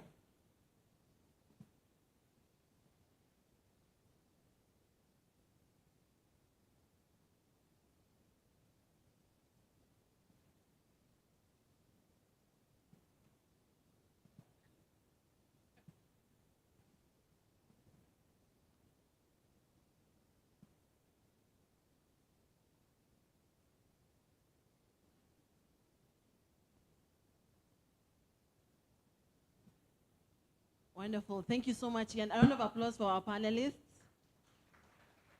I thought you want money. Dollars. Euro. Okay. Yes, so my name is Mercy Kimalat. I'll be the one moderating the session, and we'll try and make it short, sweet, and to the point. As they say, if you're doing accounting, you focus on the numbers, right? So I want to put the numbers to the story and even hear different perspectives. So, but before we begin, I'd like to ask my panelists to introduce themselves, your name, the country you're coming from, if you're based in Kenya, the county you're coming from and representing, and also a bit about your business and one challenge that you face with, whether it's deploying capital or looking for capital.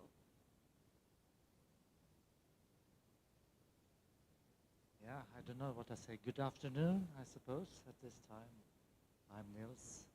And I'm from Sweden. I'm part of the SWC team from Sweden. I've also been into development collaboration for a long time, and also working with my brother here, Wan Zhao. I think well, that's enough for now, right? What a challenge. I think I've been working with raising funds towards Africa, and of course, in loans that should be going back to Sweden. It's been quite easy to raise the money, of building a social vision, but of course, with businesses, especially in some countries. At certain times, there are big challenges, and adding to the general challenges businesses would have. So retrieving that money has been a problem. Yeah. My name is Wanjao Duba from Kenya. I've had the experience of working in the whole area of the micro enterprise sector and funding small enterprises, and thereafter grown into getting involved with making capital available for growing companies, the small and medium enterprise space.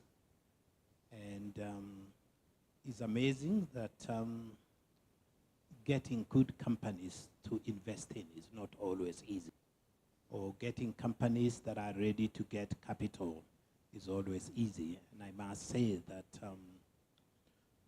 because I belong to various networks in that space, there's always more money than on the supply side that companies can take, or companies are ready to connect and be able to access it. So that's the challenge. I know many fund managers that work very hard to try and push their money to the customers, and it's not always easy. I'm very sure even the banks have targets of what they need to loan, and it's always not easy to reach that target. Thank you. And a travel agent goes, markets him or herself, and then when you're given that job, you fail that customer. So now it becomes like travel agents are not good, travel agents do this and that. So that is another challenge we face. Thank you. For me, I already listed the number of challenges, but I'll add one. You've heard the SME says number one is finance. So my word is validated. So the other challenge I have seen with SMEs is on human resource, keeping the right skills, and also having the right human resource or talent within your business. I understand them to the very large extent because the capacity requires, for example, you may require an IT person, but that IT person requires more pay, yet the business is not able to. At NCB, if we require an IT expert, we go to the market and get the best. But for an SME, we'll always reach out to the ones who they can be able to afford. Thank you so much, and happy to have you on the panel. So with the different challenges, there's always an opportunity that comes up. And the question to, I think, all of you is, what role, or before that one, what is the biggest mindset that SMEs actually need? Because we have different type of SMEs in the crowd. We have those who are still ideating from university. We have those who are in the early stage, that those who actually have established their market and have a good revenue coming in every month. But the question is, what is the single biggest mindset shift that SMEs need to make to successfully secure financing? And I know, Mary, you had talked about the challenges, but you're still here and you're thriving. And I can see you're also one of the partners for the conference. So you can also share with us, like, what's the biggest single mindset shift? And also looking at the implementation of that mindset into their own business, just from your own experience and expertise that we can share with the crowd. Okay, one of the biggest mindset I can say is when I started this company, I was just straight from campus, and that was 2016. And I can say I've learned a lot for those 10 years. Number one, love what you do. Have passion of what you do. Because if you don't have passion of your business, who do you expect to have passion for your business? That is number one. Number two, have a mentor. There are people who have done it before you, and they have done it better and better. And I can tell you, people out here are really looking forward to serious SMEs to mentor. Be that person. Create relationships. That's another one. Because you find, like, for example, when you go to a conference like this, you remain cold. No. Look for people, network. Let them know what you are doing. Let them see the passion in you, and also show interest in them. Please make sure you know what they are doing. And through that, people are going to give you business. And again, creating online presence. That's another one. They say that brand is what people say when you're not there. How do you promote your brand? Do people know what you're doing? Do you make noise out here on social media and everything? And I can tell you that there are people who are looking for your services and desperately looking for them online. And when they get you, they'll call you. And again, what are your reviews? It's not all about marketing, but there is something called good services. Because sometimes services market for themselves. And I can tell you the best way to market yourselves is through referrals. If you give one client very good services, and I'm telling you that client will not keep quiet. If they see their friends who want such services, they will definitely refer. And that friend will trust their friend who has referred more than when you market yourself. So good services matter a lot. Delivery on time, and don't overmarket yourself. If you know that you're not capable of doing something, it's even better you look for someone who does that, rather than saying you can do it, and then when you go to the ground to do it, you can't. You end up disappointing that client. And again, like as travel agents, we know our business is very critical. And we deal with business people, big business people who work with time. And maybe they want to go outside the country at this time, maybe 8 a.m. or something. Don't just sell the ticket and sit down. Be there for that client. In case of flight delay, make sure you inform that client on time. In case the client goes and they want to change the ticket, let them not look for you for hours. Be there for that client. Be on ground. Have a 24/7 line. So because some flights depart at night, and then there are nobody to help them. Be there. And I'm telling you, of course, another one is having a good heart. This is a service industry. This is a hospitality industry. Be an approachable person. And I can tell you through that, you're going to thrive. That is what I'm aiming at. Thank you. Mind shifts.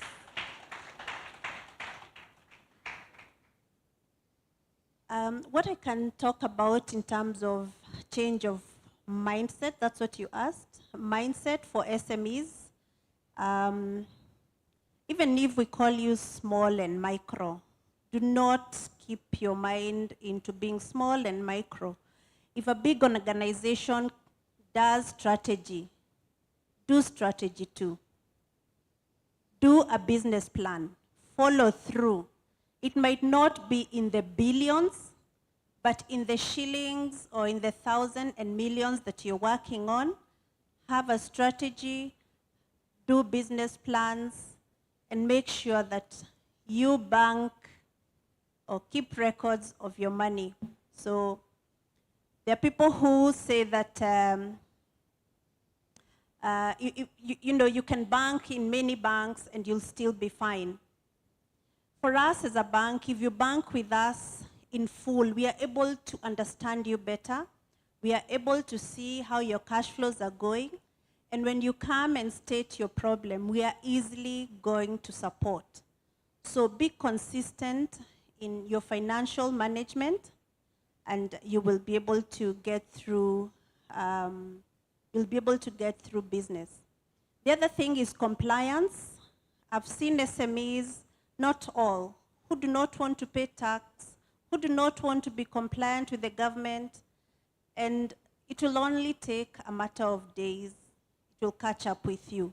So as you start your business, get the right licenses, get the right path, and comply with the authorities so that it's not when you have earned so much money, then KRA comes and will come and give you an agency notice. All your efforts will one day just go into waste. So be compliant, follow business plans, and maintain strategies.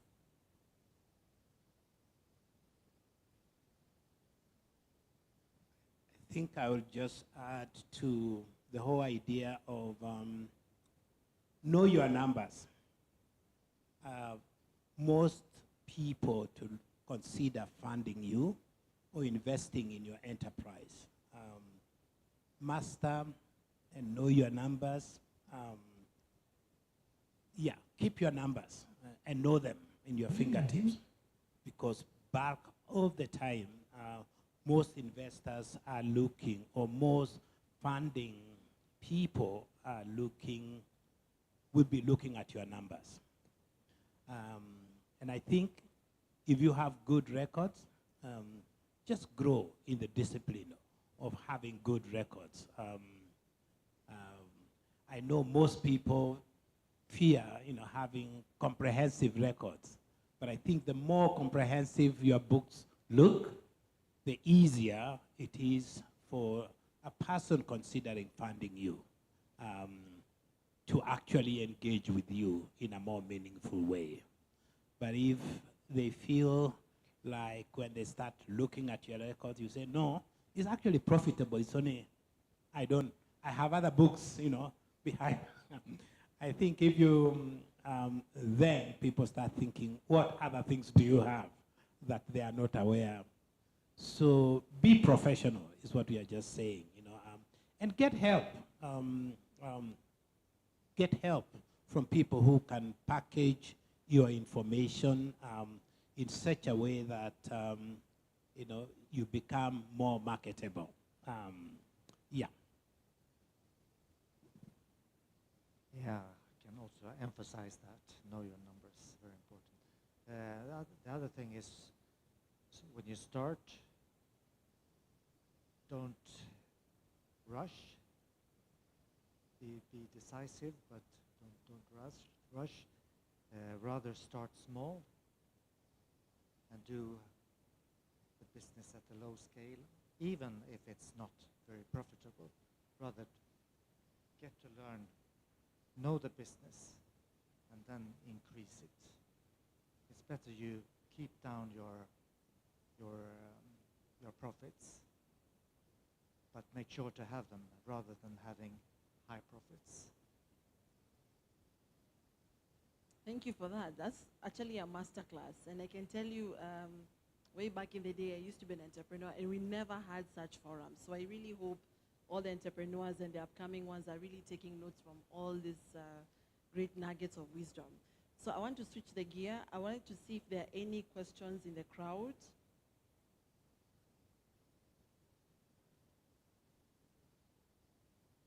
I can see we have one. Is there another one? Okay, so we can. Oh, and there's one at the front. So we can do, let's do the three and then continue the conversation,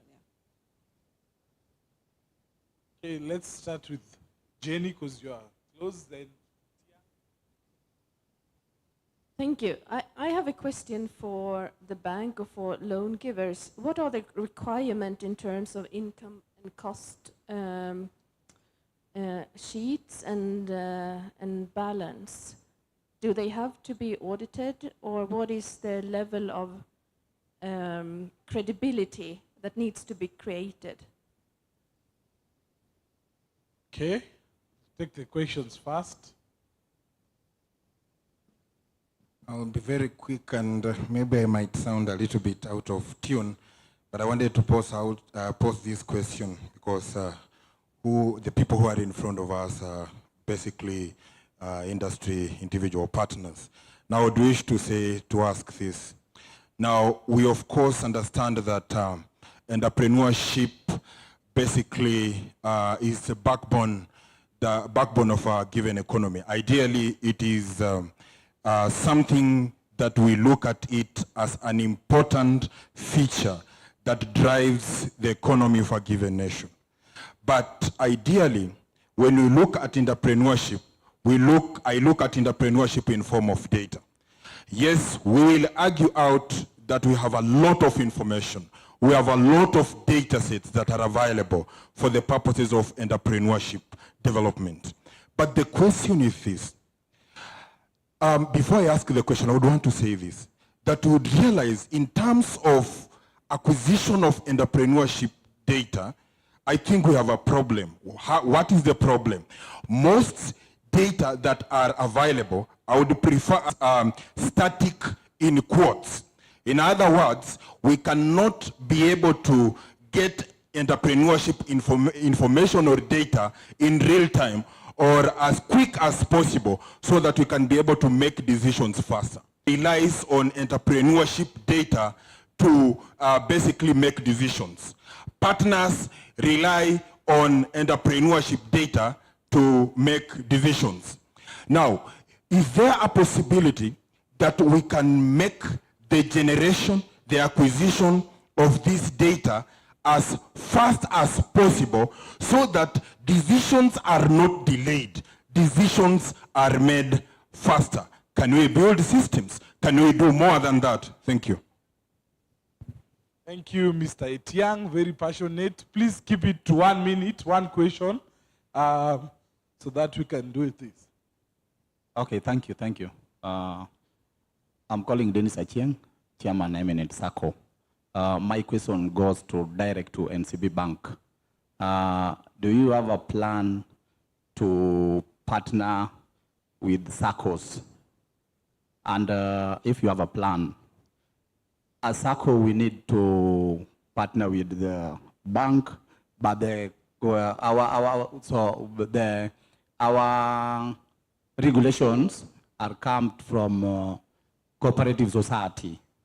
And so I don't know how you can come in and help us to mobilize resources so we can help our members. Thank you. Thank you. Great, so I think we have 2 questions for you. I think, Mary, one thing maybe on the data question, how are you as an SME keeping your data? No, you can still answer. I'm just enhancing on the data part. So you'll answer the one for the income and balance statement and also the question on SACCOs and also how banks are updating their data for SMEs. For Victoria, for Mary, sorry, if you can share about like how you as an SME, you're also managing your own data and how you're even sharing it with other financiers to make sure that they are informed of your needs and how they can tailor your, and I think Wamboa and Neil, maybe something on ESG. How do we look at environmental, social governance? Can that be also a competitive advantage an SME can leverage to attract more financing from both the investor and also banks? Because I know like now banks are heavily investing in the ESG pillar, and as if you're reading the newspaper, you're seeing they're doing a lot of ESG reporting. So how can SMEs really leverage on the ESG pillar as well, but also feel free to touch on the other questions. They did say that most SMEs, we know they don't keep proper records. The auditor is an expense. What we do at NCBA, we consider what we see as cash. So we follow the cash. And that's why it said bank with us, or make sure you bank all the money so that I will see the amount of money that you've been making for me to make a decision of your ability. At NCBA, anything up to 35 million Kenya shillings, we ask for bank statements only. That will give me a guide. And that is about 270,000 USD, which covers most of the small SMEs. Anything above that, I would expect you have grown into doing an audited book. You have grown into knowing that you need to look at your income statements, you need to look at cash flow, projections, and all those financials that would be necessary for you to take such large sums of money. But up to 35, we are okay. There are those very micro ones. Some of them, even those bank statements, they are banking on M-Pesa. We look at M-Pesa statement. We are able to net out what is personal. If we can be able to do that, it can never be perfect, but if we can be able to net out what is for business, then we can allocate you the amount of money. In terms of making decisions quickly, of course, if we are just using the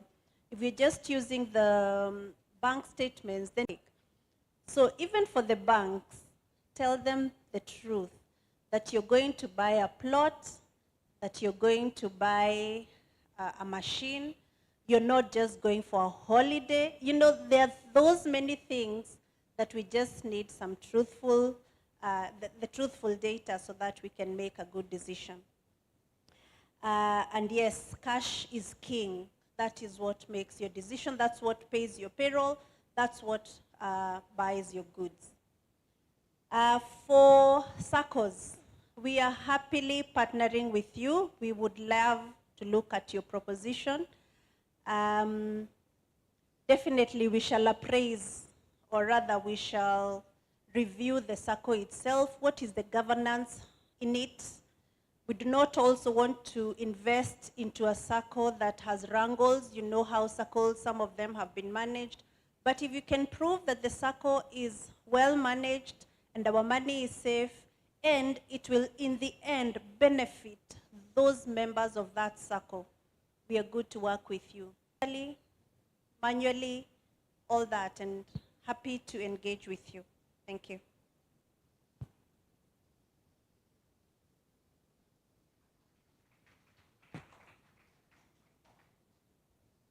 Oh, thank you so much. One of the ways us as SMEs keep our money records, number one, you find hiring an accountant to pay them monthly is a bit a challenge to us. So we outsource accountants. Make sure that they keep our records well. The money in, money out, and the expenses. Like when we sell like tickets, and the clients who wants maybe to get, they want to pay maybe next week, something like that, we put those records very well, so that at the end of the month, the accountant will come and balance everything and see whether you're making profit or loss. That is number one. Number two, like personally, like me, sometimes you find you have many expenses, and yes, you're making profit, but you have many expenses, and most of the expenses have come to realize that it is helping communities out here, because it is not all about you every time. It's not about you making profit and benefiting yourself. That's a traditional way of business. We've come to realize that when you incorporate social entrepreneurship and operate it as an hybrid with a traditional business, it works well. It becomes an expense, yes, but it really helps us when it comes to credibility. Like training all those people who come from universities and colleges who have done travel and tourism. We train them and give them IATA certificates for free, so that when they go there, if we are not able to employ all of them, at least they are able to get jobs out there. It's an expense, and we always keep it in record. Thank you. I think the companies that attract funding most of the time needs to have a motive in their business strategy that is more than just making money. So the whole issue of social impact, the whole issue of environmental concern, you know, what is really driving you as entrepreneur?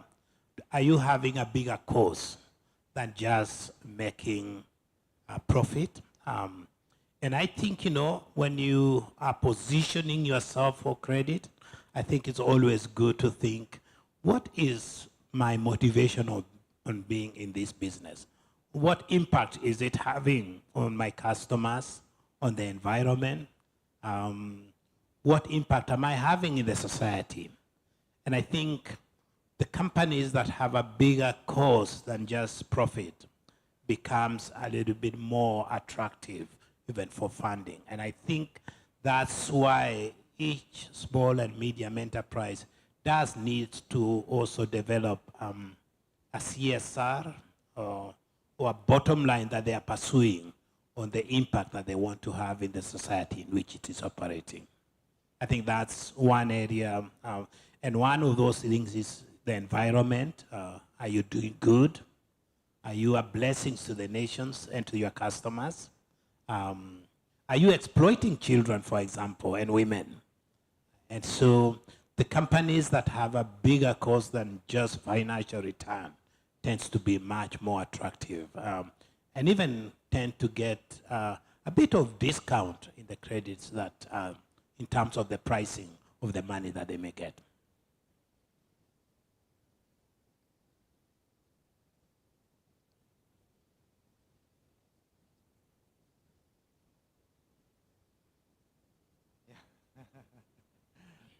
Well, I think the question you were raising also was about how to manage data on the environmental, social, and governance aspects.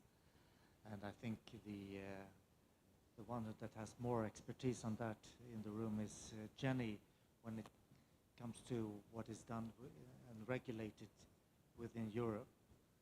But there are some regulations that are being implemented in Europe now for SMEs, starting from a quite small level, although there's some resistance on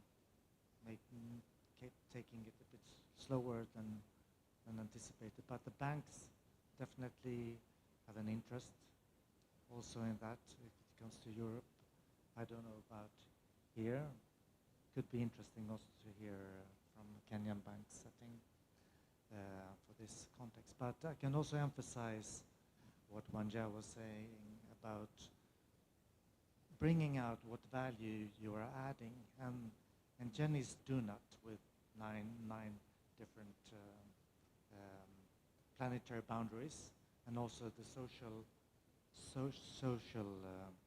foundation that needs to be addressed. And to emphasize in the statement, like a storytelling about your business, is a way to make it clear for yourself what are your responsibilities, and also to your stakeholders.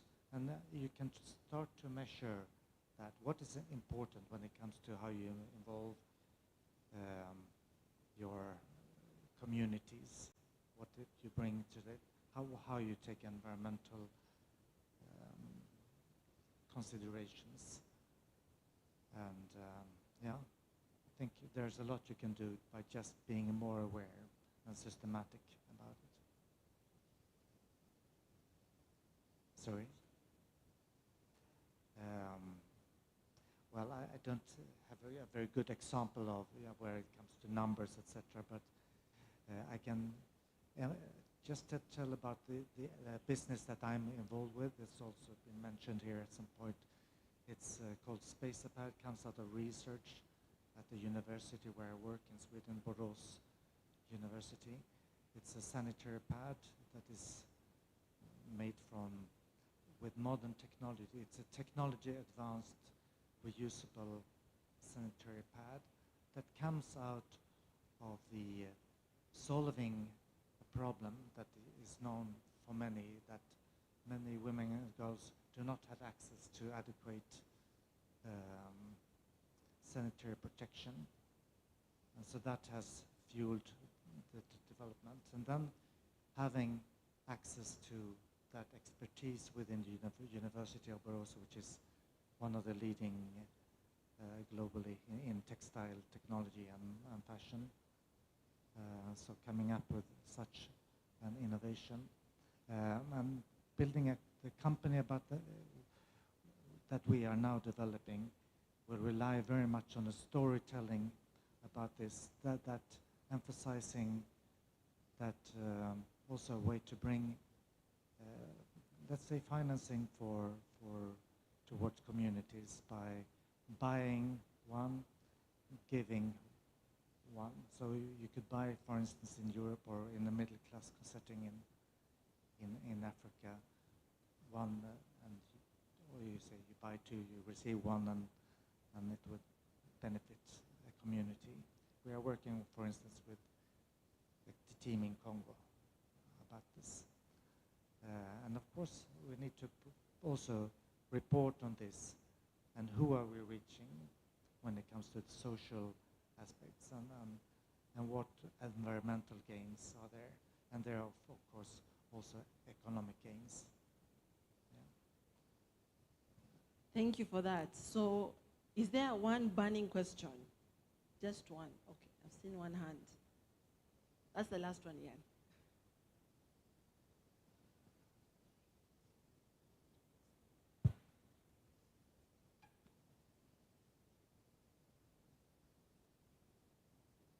Okay, I guess we have two. There's one there and one at the pillar. Thank you. I want to know how you arrive to solve the problem about no reimbursement of the borrow, the processes. Sorry, just repeat that. How to solve? How you arrive to solve the problem, des non-remboursements. Je ne sais pas. Any French speakers?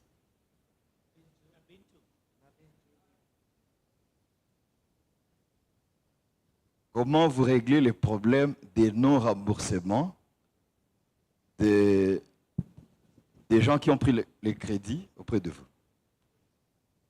At least the block madam. Les processus de règlement des non-remboursements, oui. Merci. Also some.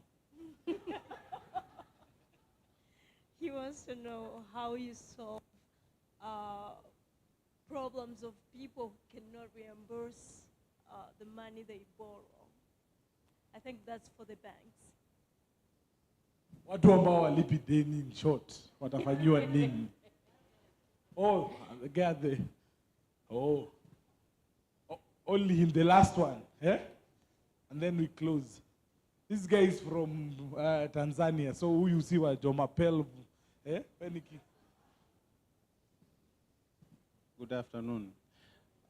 On behalf of students, how do you help as a student when we want to venture to sustainable or starting a company? Because we don't have collateral, we don't have anything when we are finishing universities. And we have the idea starting a certain business. And we come to bank or we come to you guys with experience of finding fund, and I have the idea at the table. What can you help us so that we have the confidence of applying what we studied to universities? And that is a challenge that we are facing as students. Can you agree with me? Students are broke. Huh?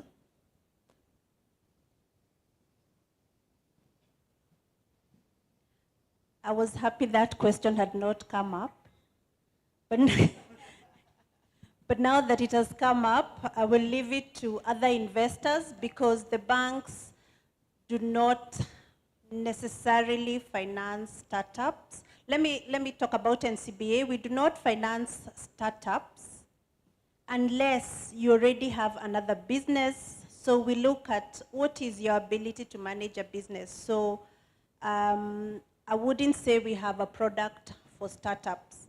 What we do is that for university students who are handling personal account, we are able to give them facilities for their use But that is after they have shown that they have cash flows. Again, if they are employed, then we start doing incubator programs to increase their capacity. But in terms of their business being funded, we say you must have operated for 2 years. Why? Many businesses, many SMEs don't see their 5th birthday. In Kenya at least. I don't know about the other countries, but we don't want to go down with you, and we are also in business. However, if you're supported to grow that business, then we catch up with you at some point. Sorry, I'm being frank. Then for defaulters, we do not want to give you money and you cannot refund. So that's why we ask for security. For example, if we buy for you a vehicle and you cannot repay, we come for the vehicle and sell it and recover our money. We give you time, we do restructures, we listen to you. If you needed more time, we give you, but you must come to say that you're in this kind of a situation, we listen to you, or we look for, you must return the money. First of all, the money we lend comes from the same you people. So you bring me your money and I lend to somebody else.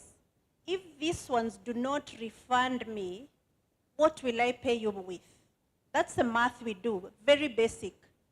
We use your money to lend to another person, of which it must be available when you come for it. Imagine if you came to the bank and your money is not there. How would that be? Very bad. So the French, you can translate. We don't laugh with people who don't. For students, let me aspire to answer my friend from Tanzania. Who is the richest entrepreneur in Africa today? Dangote. How did he get his startup capital? The first initial amount of money where he started trading. Where did he get the money from? He got the money from his grandfather.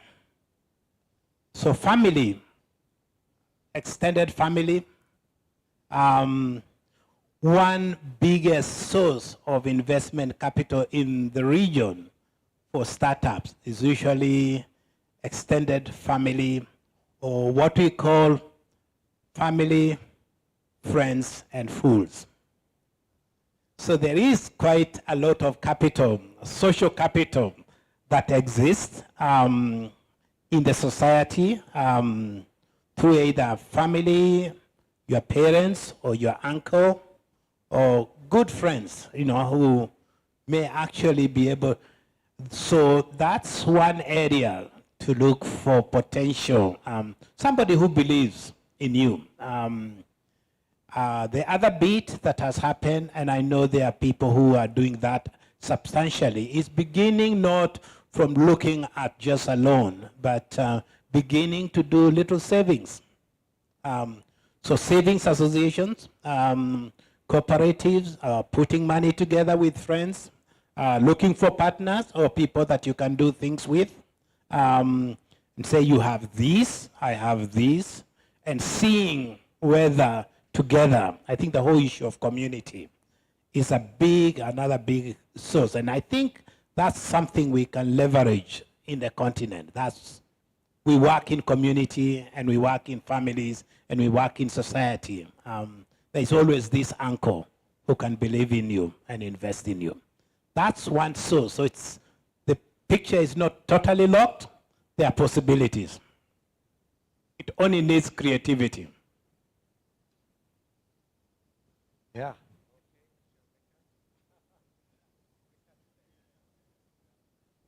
Okay, one word. All right. Just let me give you a short story from home. In my neighborhood, there would be some young people living. Well, the children of our neighbors would come and sell things from catalogs before Christmas and so on. We like to buy the stuff they have in the catalogs, but because we want to encourage them to do business. And that's a way that they continue developing, and then we would buy services also for, mowing lawns, washing cars, etc. That's one way to offer services, ways to make money, and start to learn your entrepreneurship skills. I didn't do it. I wish I would. Yeah. All right. All right, thank you so much. So just to summarize the conversation, the first question that I asked, who remembers the first question that I asked? It starts with an M. Mindset, right? With the right mindset, you can overcome any type of challenge. Most entrepreneurs say they cannot access financing, but guess what? If you have the right mindset, you can find other type of financiers. The banks are one of them. And please do not go and haunt Susan, okay? They're actually regulated by the Central Bank of Kenya, all right? So they also have to comply with certain regulations and standards within their industry. But there are other types of financing.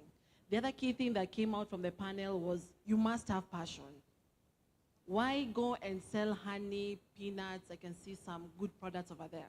If you do not have the passion, because it is the passion that will fuel your resilience to remain in that sector, all right? The third one that we had was on brand.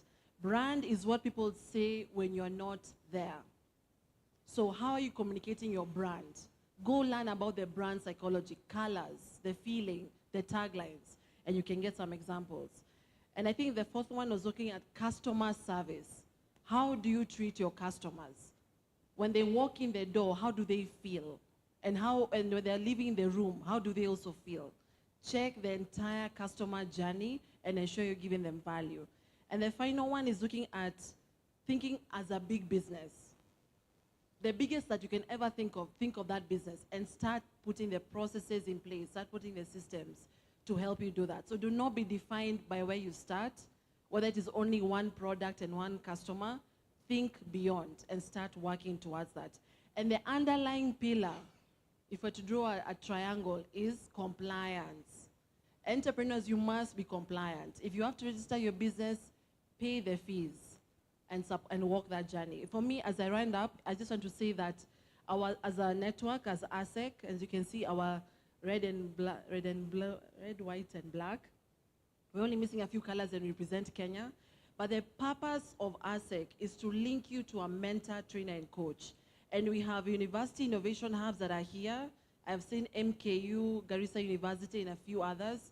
That's their role, to support you in the university. When you come into the market, we have South Africa, and I think you can just stand. We have Icons Hub. There are many other hubs that are actually there strategically positioned to support you.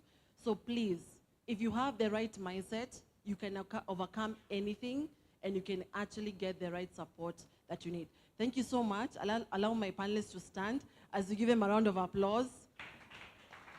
They have been honest with you. They have shared their experience, and they are still here also after lunch for you too, still having the conversation. But really, thank you so much to your great contributions. I personally have learned a lot, and I look forward to engaging with you further. Asante. We move forward. Okay, let's move forward as we. Yeah. Mike gives You us know, the- take a picture.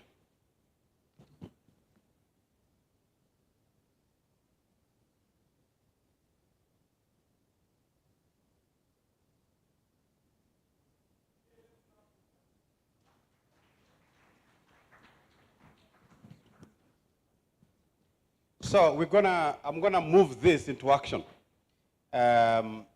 Is Monica here? Oh, great. Now, Monica is my, what are you, Monica, in NCBA to me? You're my relationship manager.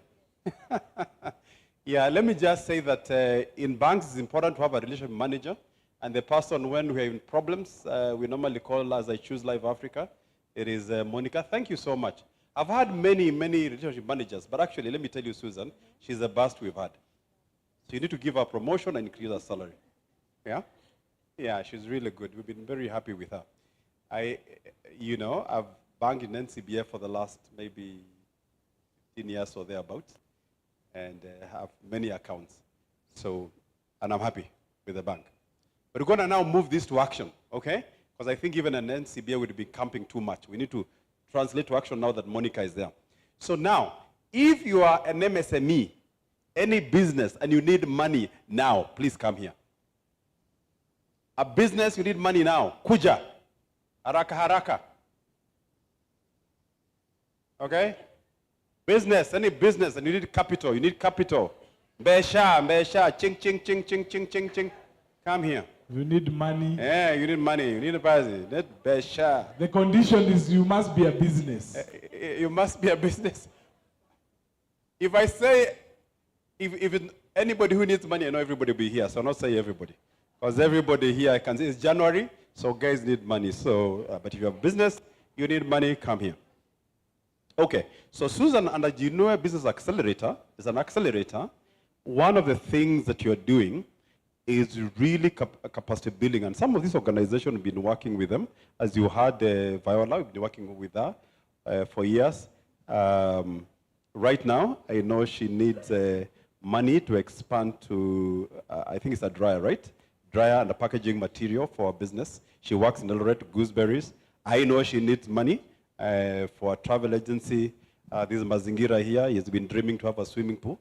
He runs a hospitality business. And I can tell you a lot of stories around here. Yeah, but I think they are the realistic things that normally are required. But they're businesses. And together with like the circles, one of the things that you're doing is really building strong circles so that they can be able to access financing, just because of the issues that circles go with. Now, one of the pillars around this is working with universities. And we are working with the 13 universities. So if you have faculty from any university here, please come forward. Obviously, Susan wants to know her money is safe, and we must create a platform where that money is secure. And so one of the ways is working with academia. Unfortunately, when I was at the university, I studied there for many years, and my professors never mentioned money. I think that's one of the problems. Yeah, they talk about everything else, engineering, designs, but you cannot, those things. Okay, so we've got Garissa University. How many universities do we have? So I think some may have stepped out, but you've got Garissa. Yeah, okay. Do we have Dr. Yatich? Is he here? He stepped out, MKU. But if he's not, what about Ratemo? Also stepped out. Okay. But you are working with MKU. It's an umbrella project that we are working called Access. There are 13 universities in that project. So you can chase each individual, but if you want to just have all of them together, just talk to me nicely with Monica, and then we can, because one of the issues really has to do with capacity building. I mean, if I need access to financing, how do they also make sure these businesses are ready for financing? I think you can come up with a program, like you said, it's how many sessions, yours? The one you're doing? Yeah. 16 weeks. Yeah. Yeah. Collins, both are called. Sure. Okay. Yeah, just take a picture of him so that I can follow him. You can have you can have a bullet, one of those things on the head, just in case he's marked. Okay, so we have the universities. And this is a consortium of universities. We're actually starting the next cycle of training. I think it's going to be in February. And so it's important to have a bank like yourself as a partner, so that as we do an assessment and we develop a capacity improvement plan, they already know what's needed. Yeah, right from the beginning. And actually one of the things that, anyway, we can talk about many things. So that's the bank. Now, the two individuals that will be running the accelerator is an amazing lady there called Charlene. Charlene, how old when you started your first? I was 18. 18, that's when she started her first business. Founded her first business, so she's a genius. literally. Now she runs a company called Career Dingo. Again, she has founded it. So and Hilda, is Hilda here?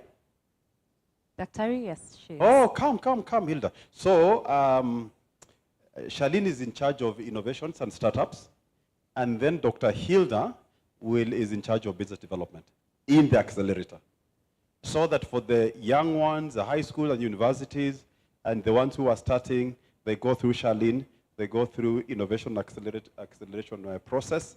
We are partnering with CONSA, and then the mature one, so from micro go to small and medium, Hilda takes them from there, business development. And I think all along, they will need financing. And so it's working with, you said your name is? Collins, okay. Collins is to make sure that we are linking up with Hilda, those who need financing. And the universities, is part of the training. Now, one of the things that we must think, Susan, is, I listened to the academia discussion. But I think there were a lot of very good points that were raised. And where is the academia? Where is the prof? You are Etiang from, There's Etiang from Garissa, there's Dr. Efei, there's Cooperative University, Strathmore University, JKUAT University, Technical University of Kenya. Yeah, they are all here. So for the faculty, my simple advice. When you hear the challenge between academia, I was listening to Viola describing. One of the ways of reforming our universities is to have a Susan be one of your faculty members. Yeah, get people from the industry to be in the faculty. And don't ask them to have PhD and so forth. Because what people need to do to run businesses is not to have papers and have, so brand it anything. But have Susan as one of your faculty and be the one who is training them in finance. Get Viola to come and talk about product development. We need people from the industry who are part of the faculty who are leading the transformation within the university. Okay? I keep saying, teachers produce teachers. Engineers produce engineers. And so you need to have people, what you want, you've got to get those people in the faculty. Now, to do this, then we need Jenny. Karibu. Now, one of the things that we are doing this is partnership with Sweden. The Sustainable World Corporation Kenya is part of the Sustainable World. Come, Jenny. Because, I think there are a lot of things that then the Sweden embassy was here in the morning. I think there is a whole question about also they can provide some security and so forth. So we can have another discussion. But something else to add. Jenny, come here.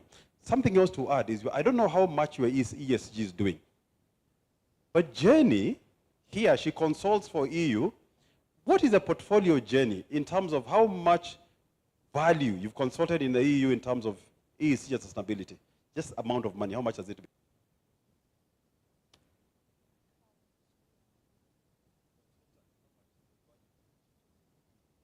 For the companies that we work for, I mean, it's quite massive.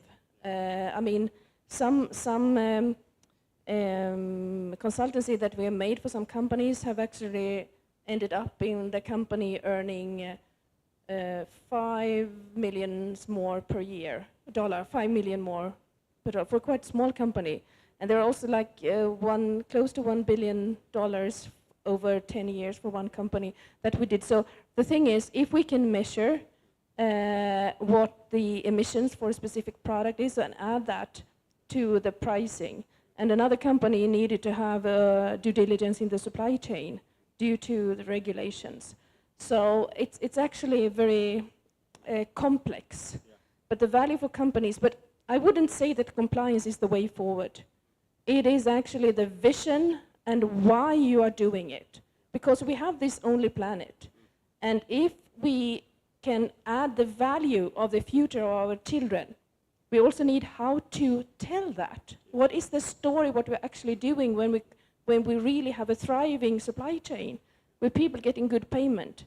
If we are good at telling that, the value and the readiness for payment is much higher. So remove compliance, go to vision and why. Thank you. She's very passionate about that. The total sum of how much she's managed is over $1 billion US dollars. $1 billion. This lady here. And so one of the things I would ask is that you have got, how many companies does NCBA manage? Just in bulk figure, roughly. Roughly 200,000-300,000, yeah? So one of the things would be, how can we integrate sustainability in this business we're developing? And I'm sure we can also discuss about your clients and an NCBA. Yeah. I would love, I have 18 years in a bank in Sweden as a client executive, so I'm really on your side here. And the banks are really pushing hard on their customers in Europe because they have massive commitments, like net zero 2050, and they push it down, so they will de-invest in sectors that are heavy emitters. Fantastic. So we need to be in a way we can take a picture. So just organize the pictures, guys, so we can take one good picture. I want this for Susan to take it back to our group CEO so she can demonstrate she was actually working today. So this is, and where is Mercy? Is Mercy here? Mercy represents, you know, ASEC, which is ESO as well. Come, Mercy. I'm actually the chairman of ASEC as well. So she's my CEO. And so it's important to have her. She represents businesses. Okay, fantastic. Okay. When you're ready to take the picture, let me know. Yeah? This will be a good picture. Yeah.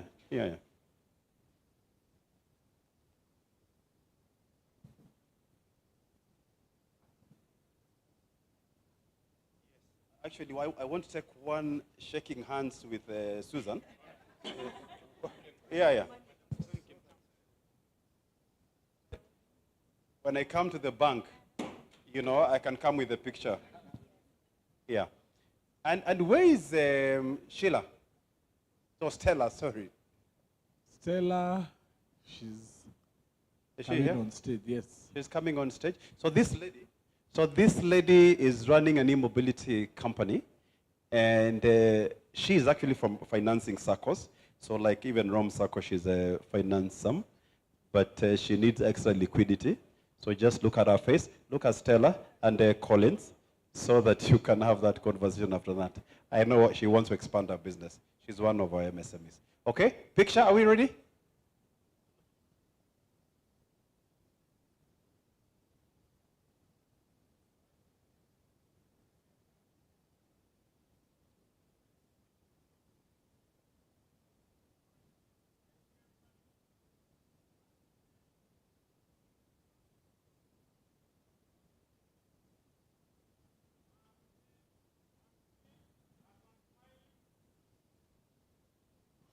Thank you.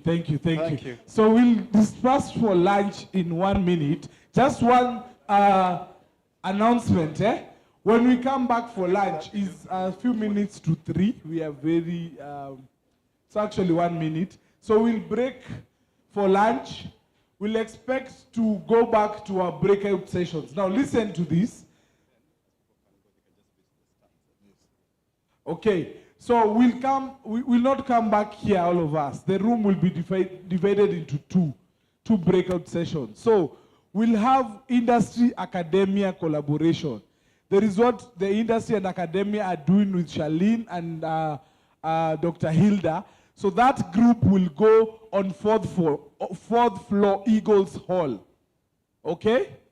Industry-academia track on 4th floor, Eagles Hall.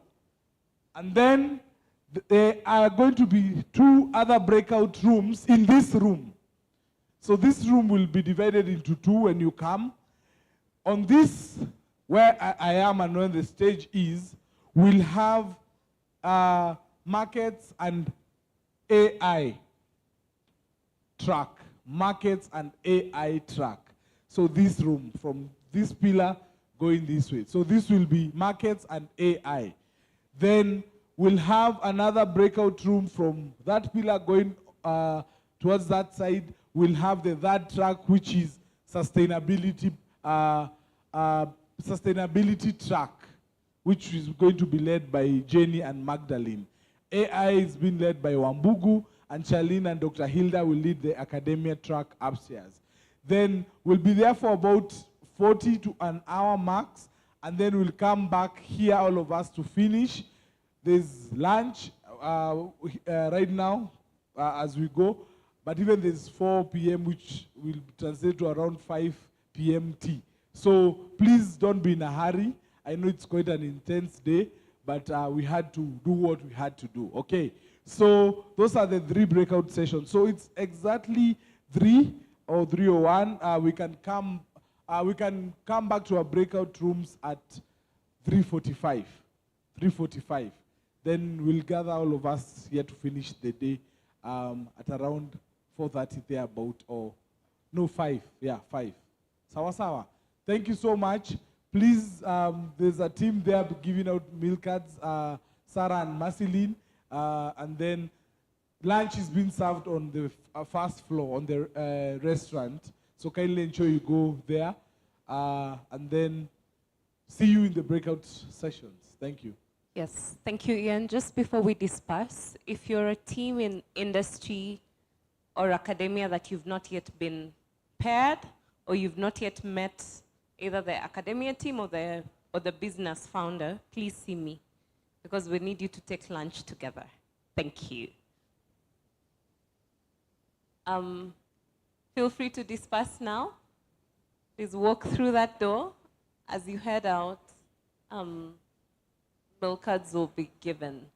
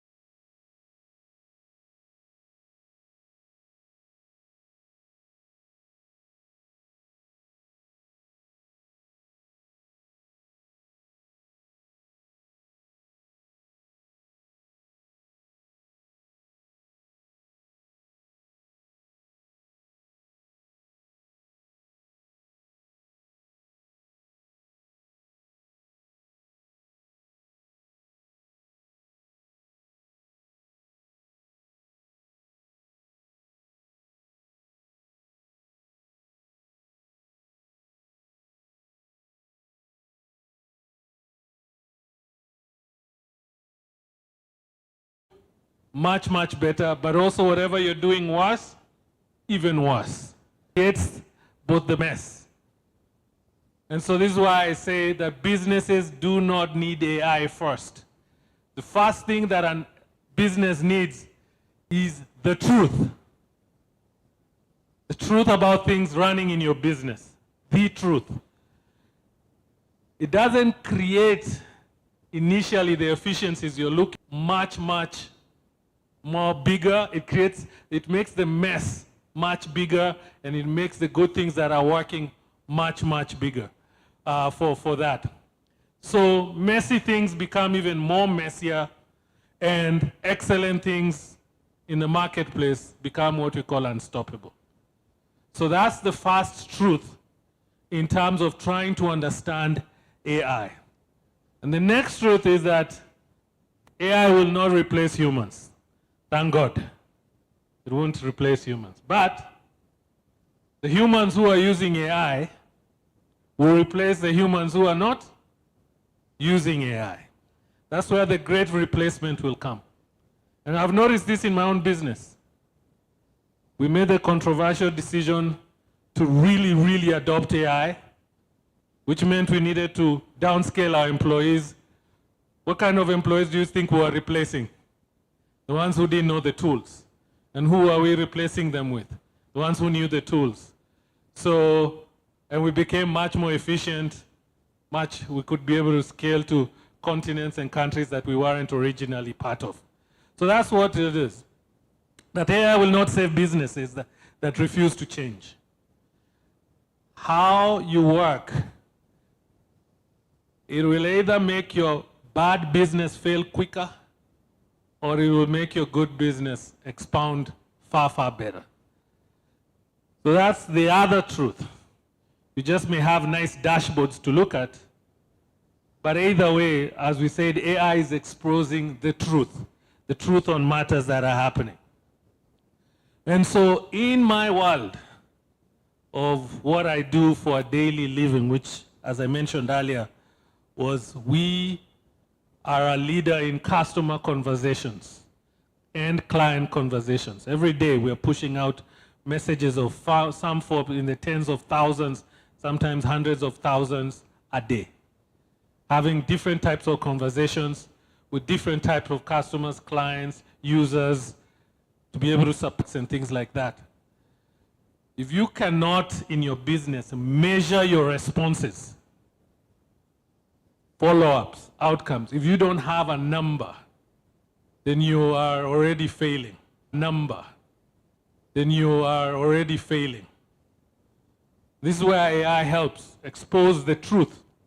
How long is it taking for you to talk response times? What I've noticed to talk response times. What I've noticed it is the lost leads that cause revenues to go down. They are unintentional responses. I always say this. AI doesn't replace people, it replaces excuses. And in our world, in our business world, there's just too many excuses. What AI does is exposes that, it just replaces excuses. Gives you the truth on things. And yes, it can reduce cost. But the first thing you want AI helping you do is helping you remove any type of decision delays. Decisions in a world where speed to market is everything in today's world, delays in decision making are catastrophic. They stomp on the egg before it hatches. Delayed excuses, and it's usually by our leaders who are leading our enterprises. When things need to move fast, they either don't have the visibility to make those decisions, or if they do, they are slow at doing it because they are not using the AI tools to help them strategize and be able to make this type of decisions. So AI is actually far better, far cheaper. It is way cheaper than poor management. Poor management has a high cost. And AI helps cut down on things that require decision making. A lot of our usage, the reason I am not too excited about usage of ChatGPT, even if Kenya is at the top, is people are still using AI to find answers, to find answers to questions, to find knowledge, which is okay, it's all there. But the best use of AI is to use AI to strategize, to come up with strategies, co-creating solutions with your AI tool, whether it's ChatGPT, Gemini, Meta AI, any of those products, to co-create solutions that you can be able to take to the market. And this goes beyond, what is the largest country with the biggest cuts and to get those, it goes beyond that, to coming up, to sitting down and trying to develop a clear strategy for your business based on numbers, based on you uploading data sets that allow you to strategize. Everyone here outside of our international guests has M-Pesa, right? How many of you are using AI to answer your M-Pesa statements? In a country that is #1 in usage of ChatGPT, how many are actually uploading their M-Pesa statements to try and understand their own behavior on money? The solution is already there. You can actually, M-Pesa gives you the ability to download the last 2 years of your M-Pesa spend. And so you can know to a shilling, or to a dollar, or to a euro, how much, for example, you spent in transaction fees. You can know to a shilling how much you spent at gas stations, at grocery stores, on Uber, and Bolt. You can know how much you're spending to a shilling to understand your money behavior. And we said wealth is built not on gaining money. Wealth, the #1 thing of wealth is what? Good behavior. Good behavior with money is everything. And yet there's a tool there that can help you upload all this, upload your bank statements, upload all your profit and loss statements, upload all your employee payments, including their taxes, all this in some few PDFs, and have it analyze your entire business and give you a report on exactly what the truth is. Because we say the first thing you want AI to do is to give you the truth. You want to start with the truth. Because AI is both the biggest truth teller and the biggest liar. And it all depends on the data you feed it. Feed it with lies, it gives you lies with confidence. Feed it with truth, it exposes the weaknesses you never even knew you had. So the tools are there. So for a country that is leading the whole world in ChatGPT usage, how we interact with the products has also got to change to be able to do that. The second truth is that if you're going to do any type of AI automation and you don't have a form of governance, now we are talking about business, even in your own personal life, some form of governance. And we talk about governance, let's put it as form of rules, unbroken rules. Then you're committing literal fraud. Because now you have not given the AI tool some rules to go by. And every time you're having this conversation with your AI tool, you should start with the rules. Basic rules of what you know about your business before you give it any type of data to sort. I've had a lot of companies call me after an implementation of AI tools and come to find out they have ignored customers, they have broken some privacy rules, they have lost their brand trust because of poor implementation of AI. No governance. You just uploaded data and told him, help me analyze how I'm behaving with this, whatever, or what's happening with my business. You uploaded a profit and loss statement and said, help me find the weak holes. You didn't give any rules. You didn't set some initial guiding rules, which are everything to an AI tool, and exposing the truth to be able to do that. So then you'll blame AI, it's not working. Doesn't answer my questions. Doesn't give me what I want. For those who are still using ChatGPT, the best exercise you can do, and I'll tell everyone, is after this, open your ChatGPT and just type in the following. About to give you the best prompt. Here it is. From everything you know about me and our interactions, what do you know about me? And let it now give you everything. And you make an assessment yourself and say, is this who I really am? And if you find out it's not you, what happened? What went wrong? You fed it with? You've been feeding AI with BS. And so AI has been relying on information that is not accurate. Yet you should be there setting some governance, some rules to be able to do that. So like I said, AI doesn't fix your business, it just exposes it. It exposes it.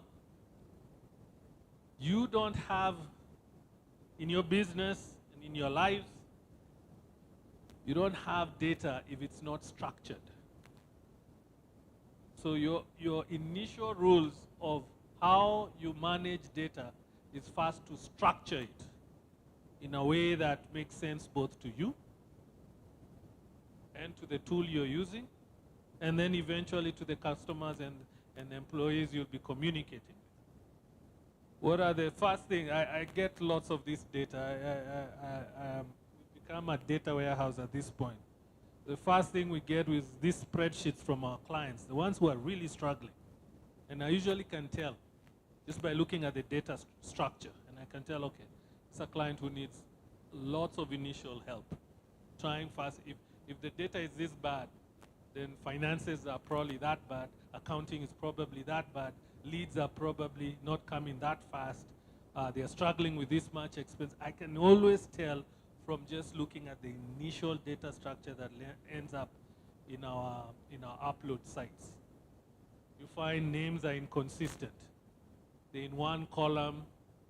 One name is Mary J. Blige. The next name is Dr. Kamau. The next name is John Kamau Mwangi Joroge. So 4 names, 3 names, doctor, professor. So it is unstructured, and it is very difficult to work with in a world where you need to be referring to somebody by their name. You need things in different columns: first name column, middle column, last name column, and salutation. If it's a doctor, a professor, whoever it is, a salutation column. That's how you begin to structure data.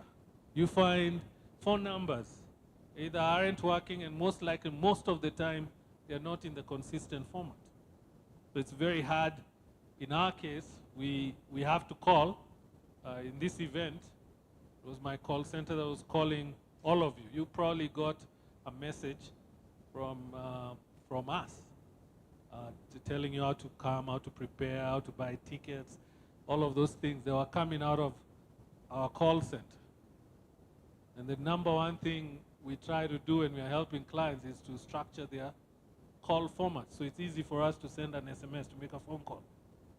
You're calling across many countries. We had to call into Sweden. We had to call into UK. We had to call into the UAE.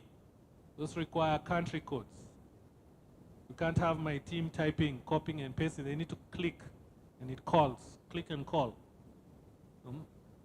Then the next major, huge thing is when I ask, where is your single point of truth? Where can I go to find everything I need to know about your business? This is usually the hardest questions for business owners and entrepreneurs and startup owners to answer. It's just simply not there.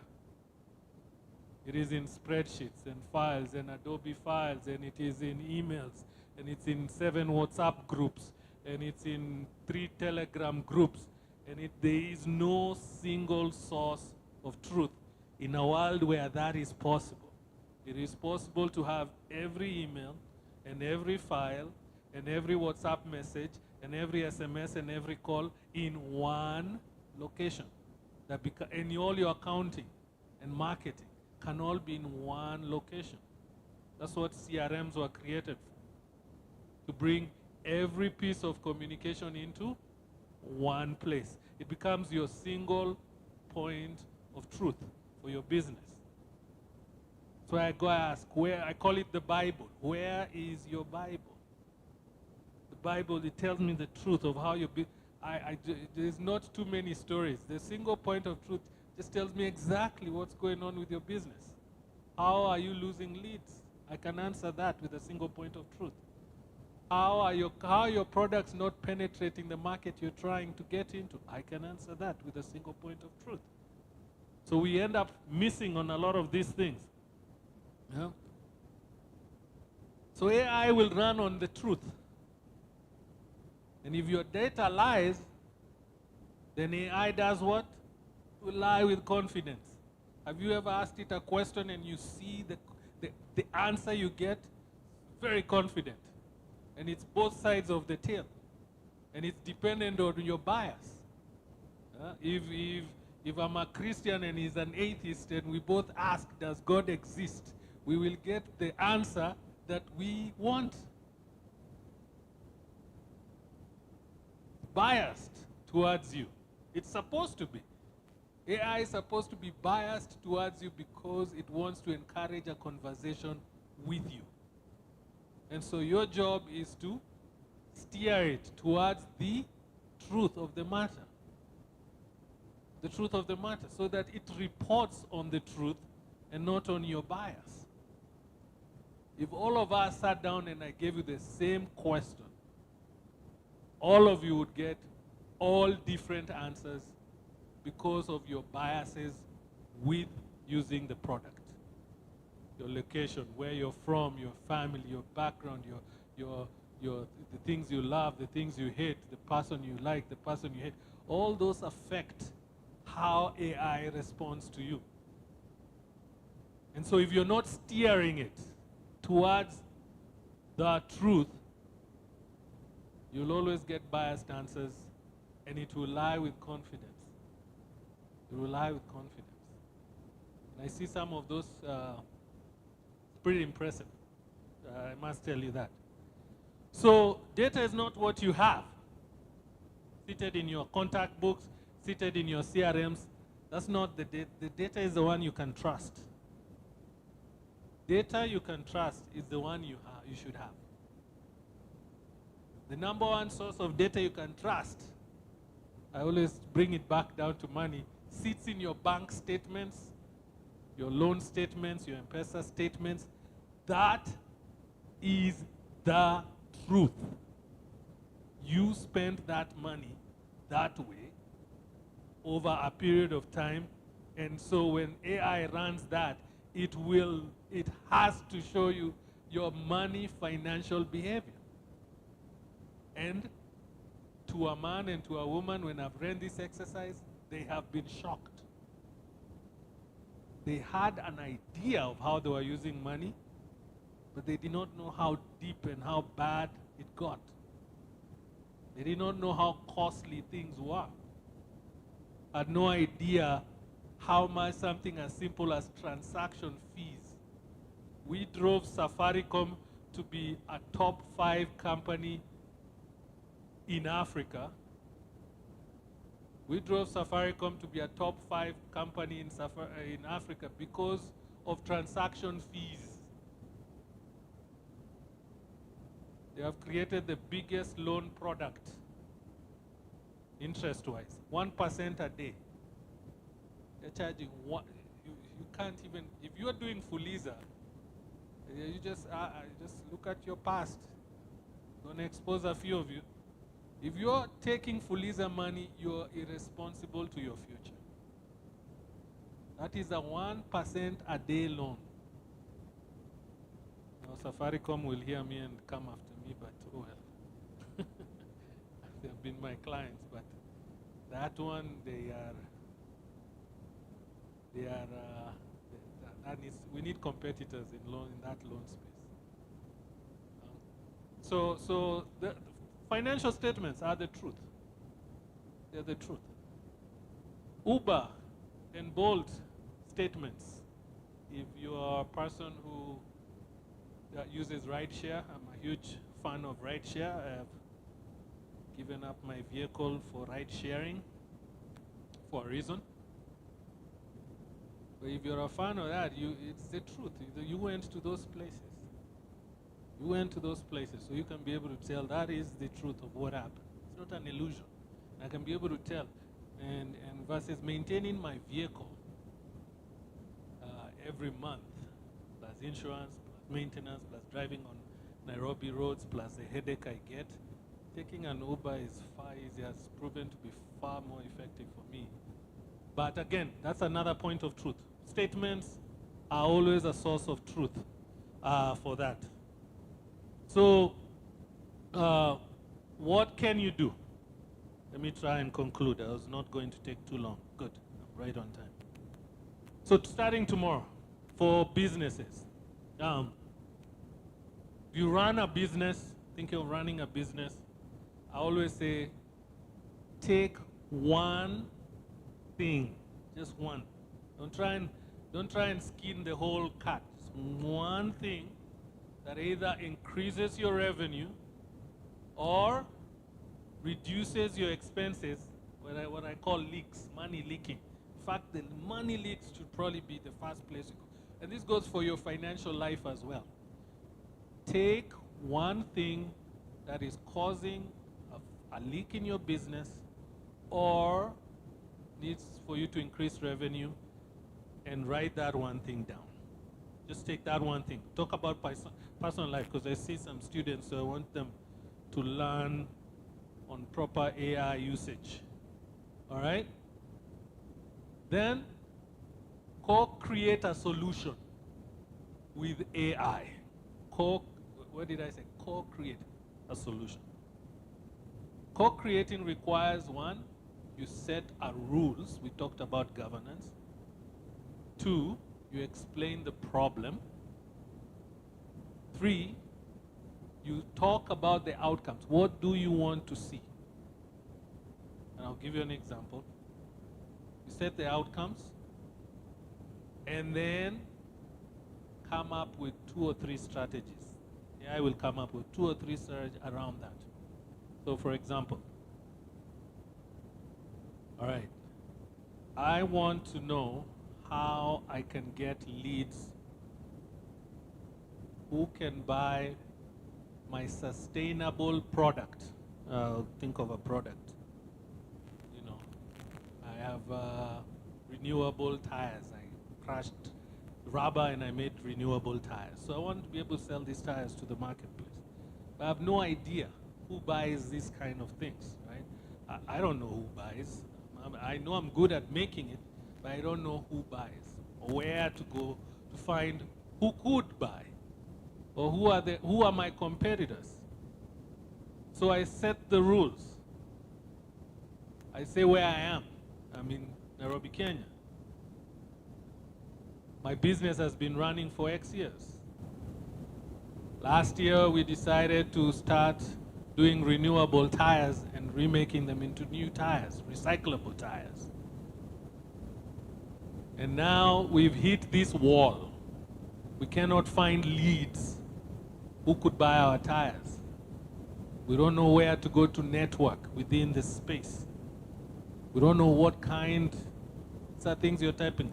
I don't know what kind of buyers who could possibly buy my products. Then now say what the outcome is. I want to be able to sell the products. I want to be able to network with the right people. And I need 3 ways I could be able to achieve what I'm trying to do. Now you'll get an initial set of answers, which will be very impressive. Like I said, AI is very impressive. It can wow you at the first turn. But if you don't ask follow-up questions and try and further determine, after you read, you should be able to say, well, can we do this in 3 months? What kind of workforce will I be able to need? How can I better pitch my product? So you come up, go back and forth until you're satisfied with how you could implement the solution. Then start, and you keep that chat line open. You rename it, you keep it open. Probably even in ChatGPT, you can create what you call these projects, put it in that project, and you keep working that chat line as things become reality. Now you may have a cost of material issue. I need to find vendors who can get me this product at cheaper prices. How can I be able to accomplish that? In the same chat line, over time, you'll notice one thing will happen as you go back and forth, asking questions, coming back with new solutions, uploading different products, putting in competitors. Over time, you will have refined AI so well to where it will know that business more likely better than you. So that if you just now upload a statement, it can now be able to tie that to the plan you had initially going forward for that, right? If your personal life, this is now on your personal life, the first place you should be trying to establish better behaviors and better plans is within your finances. No other area should lead in your ChatGPT other than how do you manage what you take? How do you manage? Every transaction I make ends up on my ChatGPT, every single one. And after a week or after a month, I will ask it some questions. How much did I spend on labor? How much did this project cost me? Why did I spend more over here than over there? Why did this? And it will answer because over time I've had these conversations. So putting in an M-Pesa statement, like I said, or a bank statement, it's assessing it based on the governance I had given it in the conversations we've had over time. It gets better. That's the good news with AI, it gets better over time, like wine. All right? So if you are, like we said, in ChatGPT, the first area you should be working out is within your finances. Second place you should be working out of is your own health. And today, I will tell you, honest to God, if your doctor is not using AI to treat you, he is probably misdiagnosing you. Or he will misdiagnose you.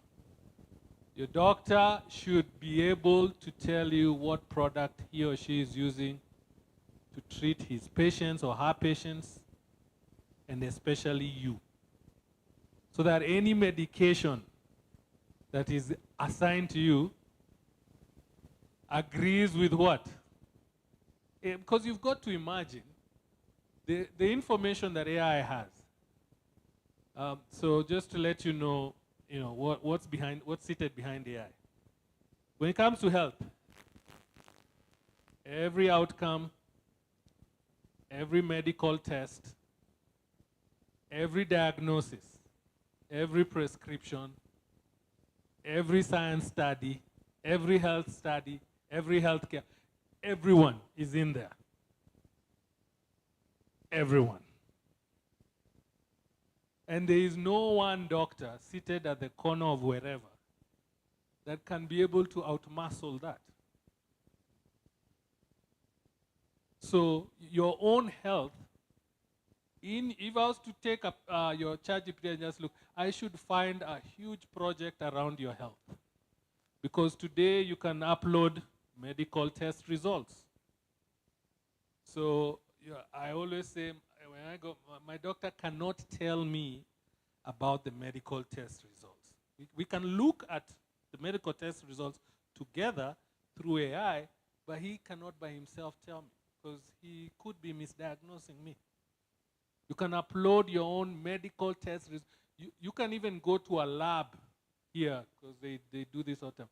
Do some quick tests, your heart health, your cholesterol, your sugar levels, and all that, and upload that on year one. Boom. That's already stored there. You do that again, maybe after 3 months or 6 months, and you upload it there, and say, what's the difference between the first time and this time? And you will be stunned. because it will exactly give you where you are and what you're doing better at and what you're doing worse at from 6 months ago. So the problem is, especially here in Africa, we have too much trust on these doctors. And they take these x-rays and they take these results, and they don't even give you the results themselves. They come and they tell you, oh, the problem was 1, 2, 3, you have high blood pressure. The results were, take this medication. And we just trust and we take the medication. Knowing every single person has a different gene pool in this world. There's no two people with the same genes. So the same medication works differently on him versus her for the same condition. AI, like I said, exposes. And if you're not using it to manage your health and manage your family's health, you're losing the best tool you have at keeping yourself healthy. At keeping yourself healthy. All right? It is by far. So finances, health would be the first two areas. Last year, for the first time, AI outdid regular, trained, experienced psychologists in preventing suicide in humans. For the first time last year. AI-led, trained, experienced psychologists in prevention of suicide last year. After failing the first 2 years, it tried to do so. It recovered, learned from its failures, and today it is the best tool to help prevent suicides, depression, today. So you do not use AI to gain knowledge. It already has the knowledge it has. You use it to be able to design, strategize, and be able to use the product to gain good health, to be able to make good finances and keep your finances, to run better companies, to employ better employees as a strategy. You don't even need to worry about knowledge. Yes, go find the knowledge. It's going to be seated there. But for the first time last year, Maggie and I, we were hiring. We were hiring agents based on advice from AI and not from our experience. She is very experienced at running call centers and knows the best agents and who we should hire, but last year she fought hard and fired herself so that AI could help us figure out who to hire. And it will surprise you. The best people to work for us did not go to college. They didn't have that much of a formal education. They don't live in this city. They live outside. But they are the people we realize, one, have the confidence, because being on the phone requires a form of confidence. They are fast learners. Again, the interviews that we were doing with AI's help were helping us judge how fast and how quickly they can get things done. So that one agent is making initially we needed to make 10 calls in an hour. Then we have this new up-and-coming young kids who maybe didn't have the money to go to college, and they are making 20 calls, double. Some are making 30 calls in an hour. We could have, I'm telling you, Maggie and I, with all our experience, we could have never even come close to identifying the type of workforce we have today. We could have never. Some of them are, 6-hour drives from here in Kisumu. We have some 3-4 guys there who bear. There's no way we could have found them. We have over 80,000 applications in our database of people wanting to work for us. We needed 20. How are we going to get the best 20 out of 80? It's impossible.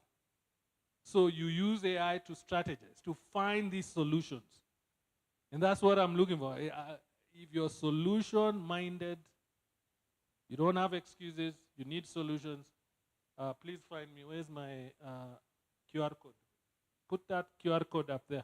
If you scan that, it has my contacts. I'm happy to connect with you. Let's see, where? Yeah, that's a good one. There we go. Yeah, that is, if you scan that, you'll be able to save it, save me directly into your contacts, tell me we met here. And I'm happy to connect with you, but thanks so much for listening. I don't know if there are questions, but let's end there. I'm around, I'm here today, I'm here tomorrow. Find me, pull me aside. I'm happy to help work with you, try and strategize. If you need better approaches to using your AI tool, come bring it to me, I'll help you figure it out and try and go, okay? All right, thank you everybody.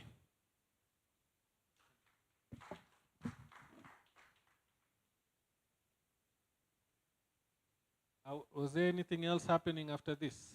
We are done. Can I release people? Wanjiko, what was happening after this?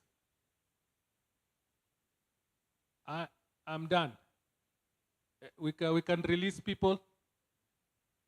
Oh, they're all coming back. Oh yeah, there's an award ceremony. So just give us a few minutes. Let me get somebody up here. You can take a short break and then be back. Thank you.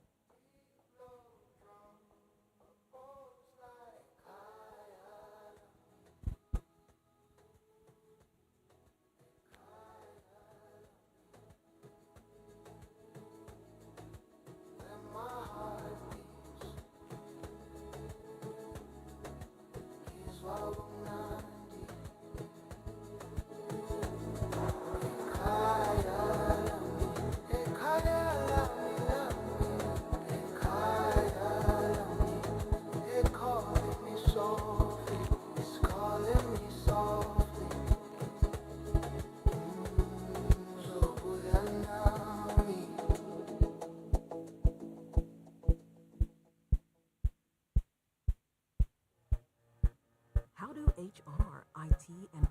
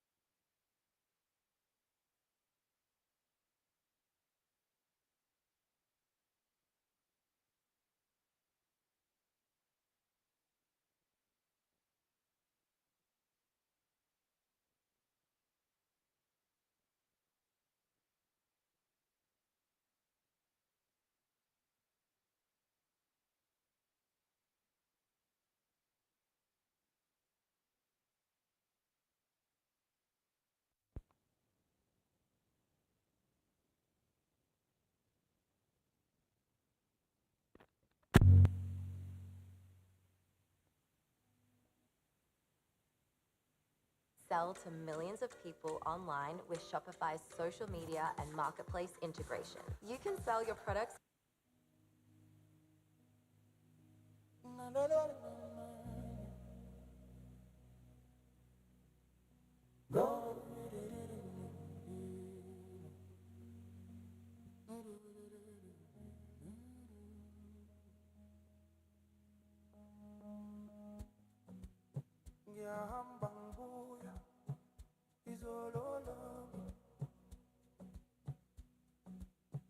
The streets are quiet, the wind's just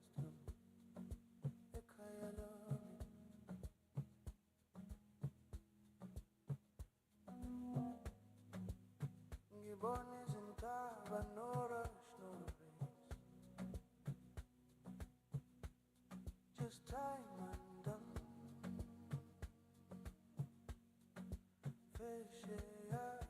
Feshea, Kia Kumbula. Soft and slow, they call me home. Ekayalami. Ekayalami. Where my heart beats.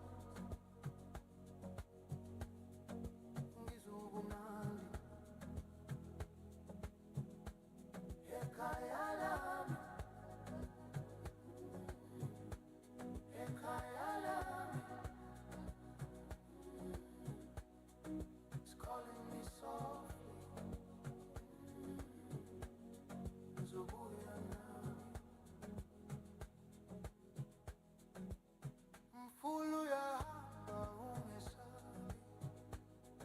The reeds they dance. Oh, they sway so free. I once was lost in Ikelobuka. Found my rhythm like the old fig tree.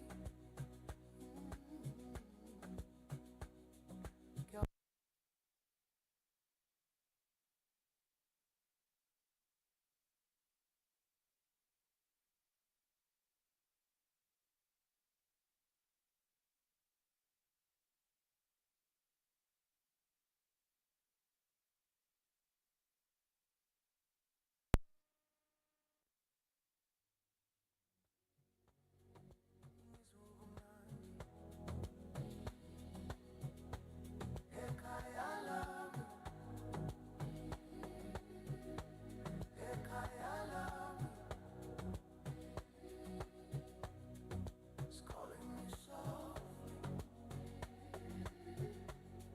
Zubuyanami.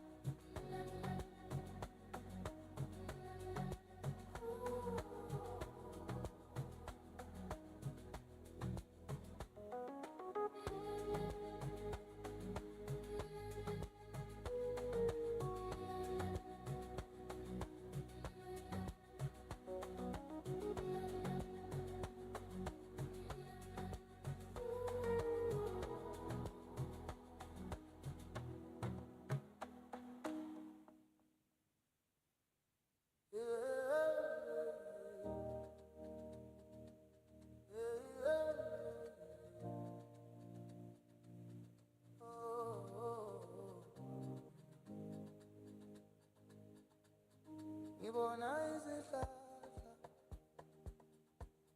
zidlala nomoya kude pakude embolami iphunga lomhlaba yalizwa ngibuyele ekhaya lapho konke kuqala. Ngiyapumula, ngiyapumula phakathi kwethuko nempilo embolami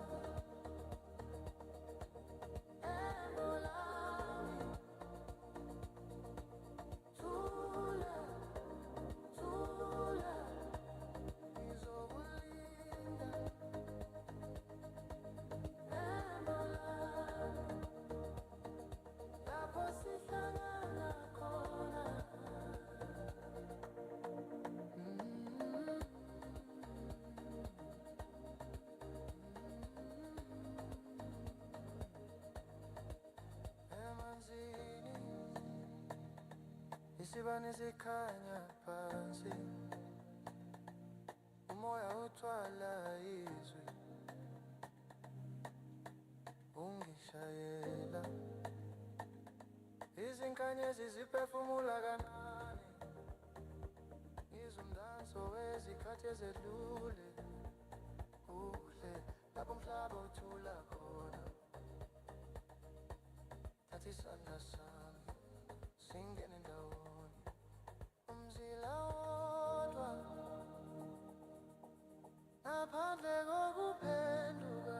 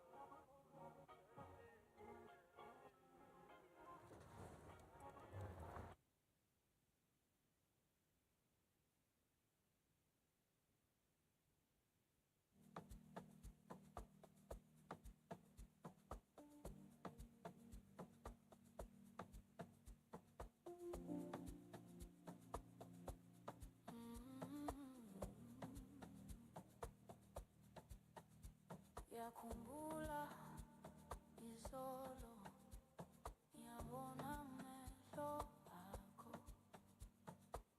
soft winds carry ngicabanga wena ngathi ngizokulinda njalo your laughter lingering long izinkanyezi zethu shining bright zakhanya ubusuku bonke ngiyathandaza sizoqhubeka izinkanyezi zethu kuwe kuphela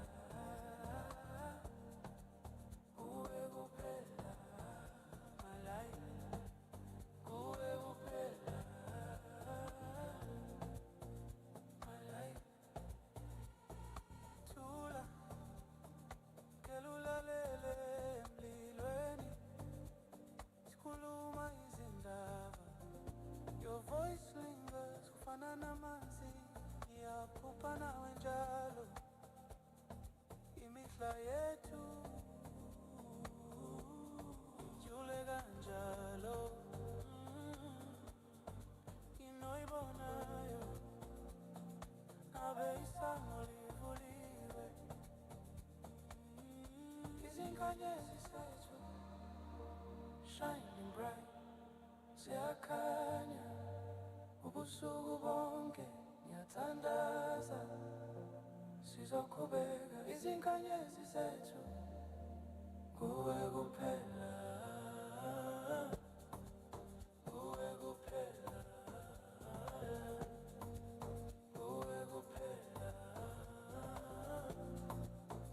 my life kodwa isimo siyajika siyajika abuya nkonda izinkumbulo zethu sihlala njalo kodwa siyahamba siyahamba hamba nami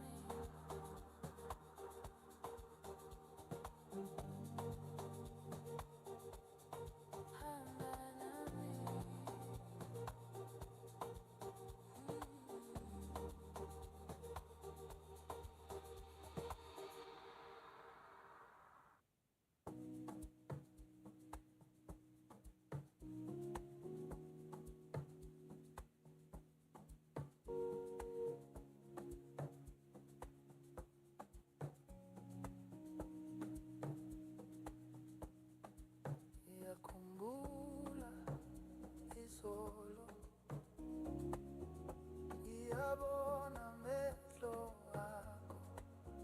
Soft winds carry ngicabanga wena. Ngathi ngizokulinda njalo. Your laughter lingering low. Izinkanyezi zethu shining bright. Ziyakhanya ubusuku bonke. Ngiyathandaza sizoqhubeka. Izinkanyezi zethu nguwe kuphela. Nguwe kuphela. My life.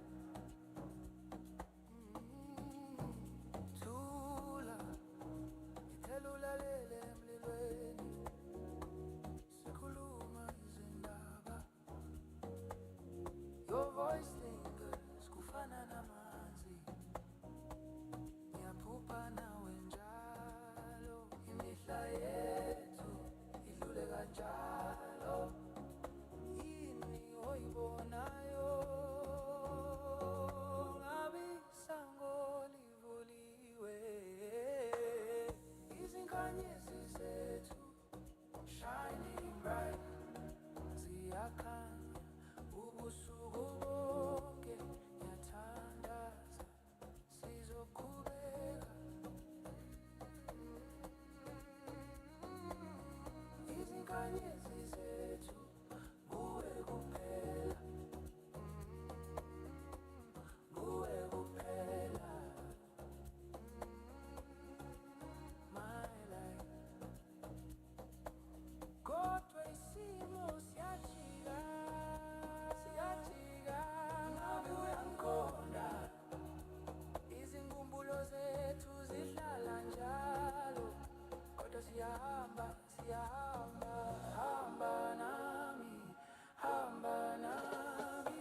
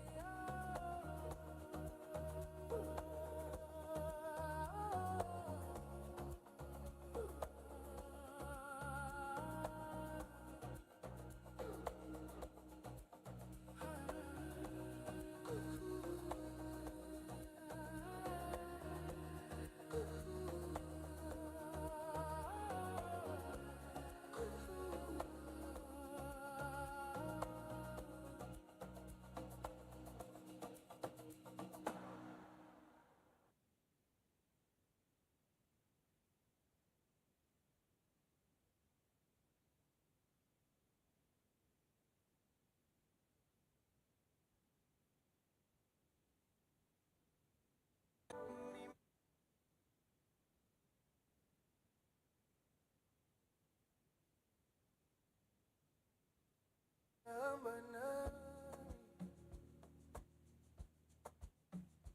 Njalo njalo. Phambili. Phambili. Izinyawo zami sizobona. Ilindile indlela enothando. Kwakukhona izwi umoya uyashintsha.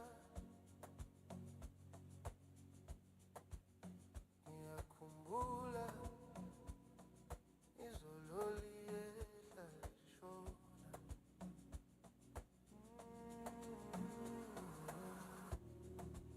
Ngiyahamba nami wena uzongibona.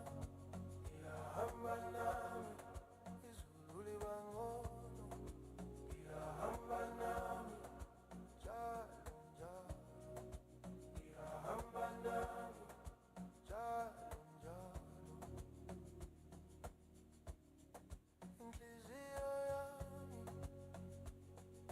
ihlala umkhulu othule. Izandla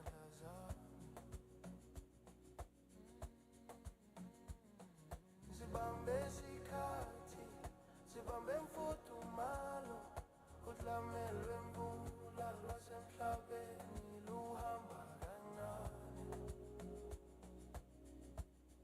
ngaphambi kwamehlo akho.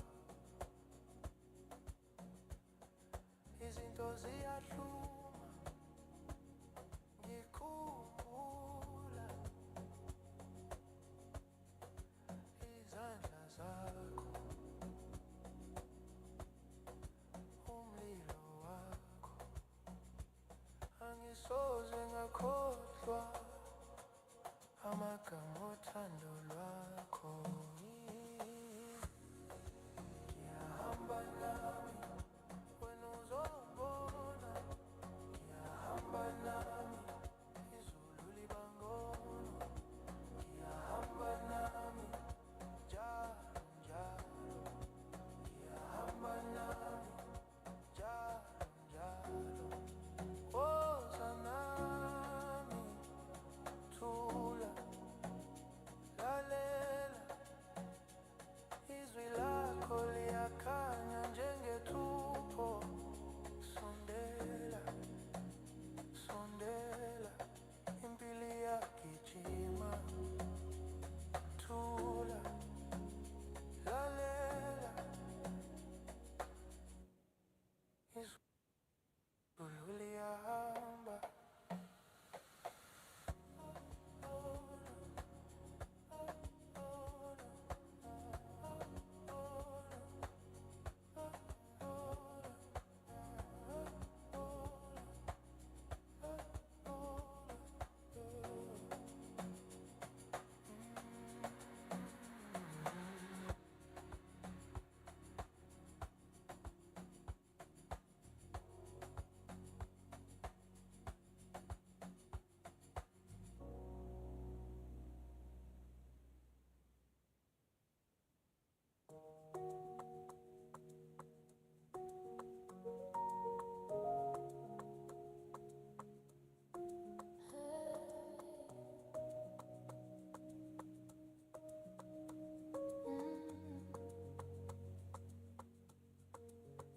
Ngiyakukhumbula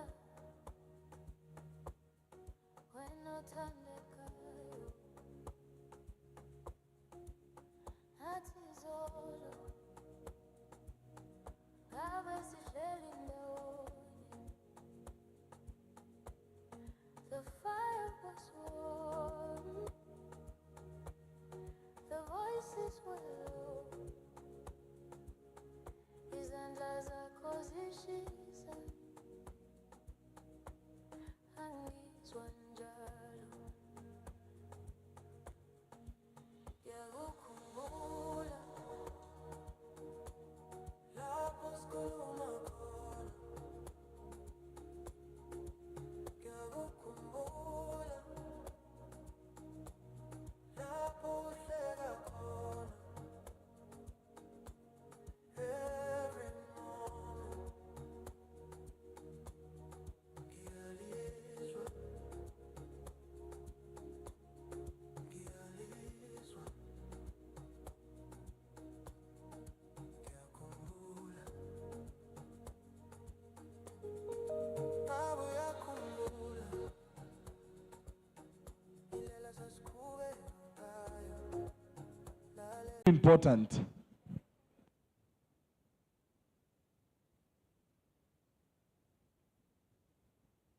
onye sithandwa sami, ezinkondweni zami, kuze kube phakade. Uthando lwami, uthando lwami, ngiyalubeka kuwe.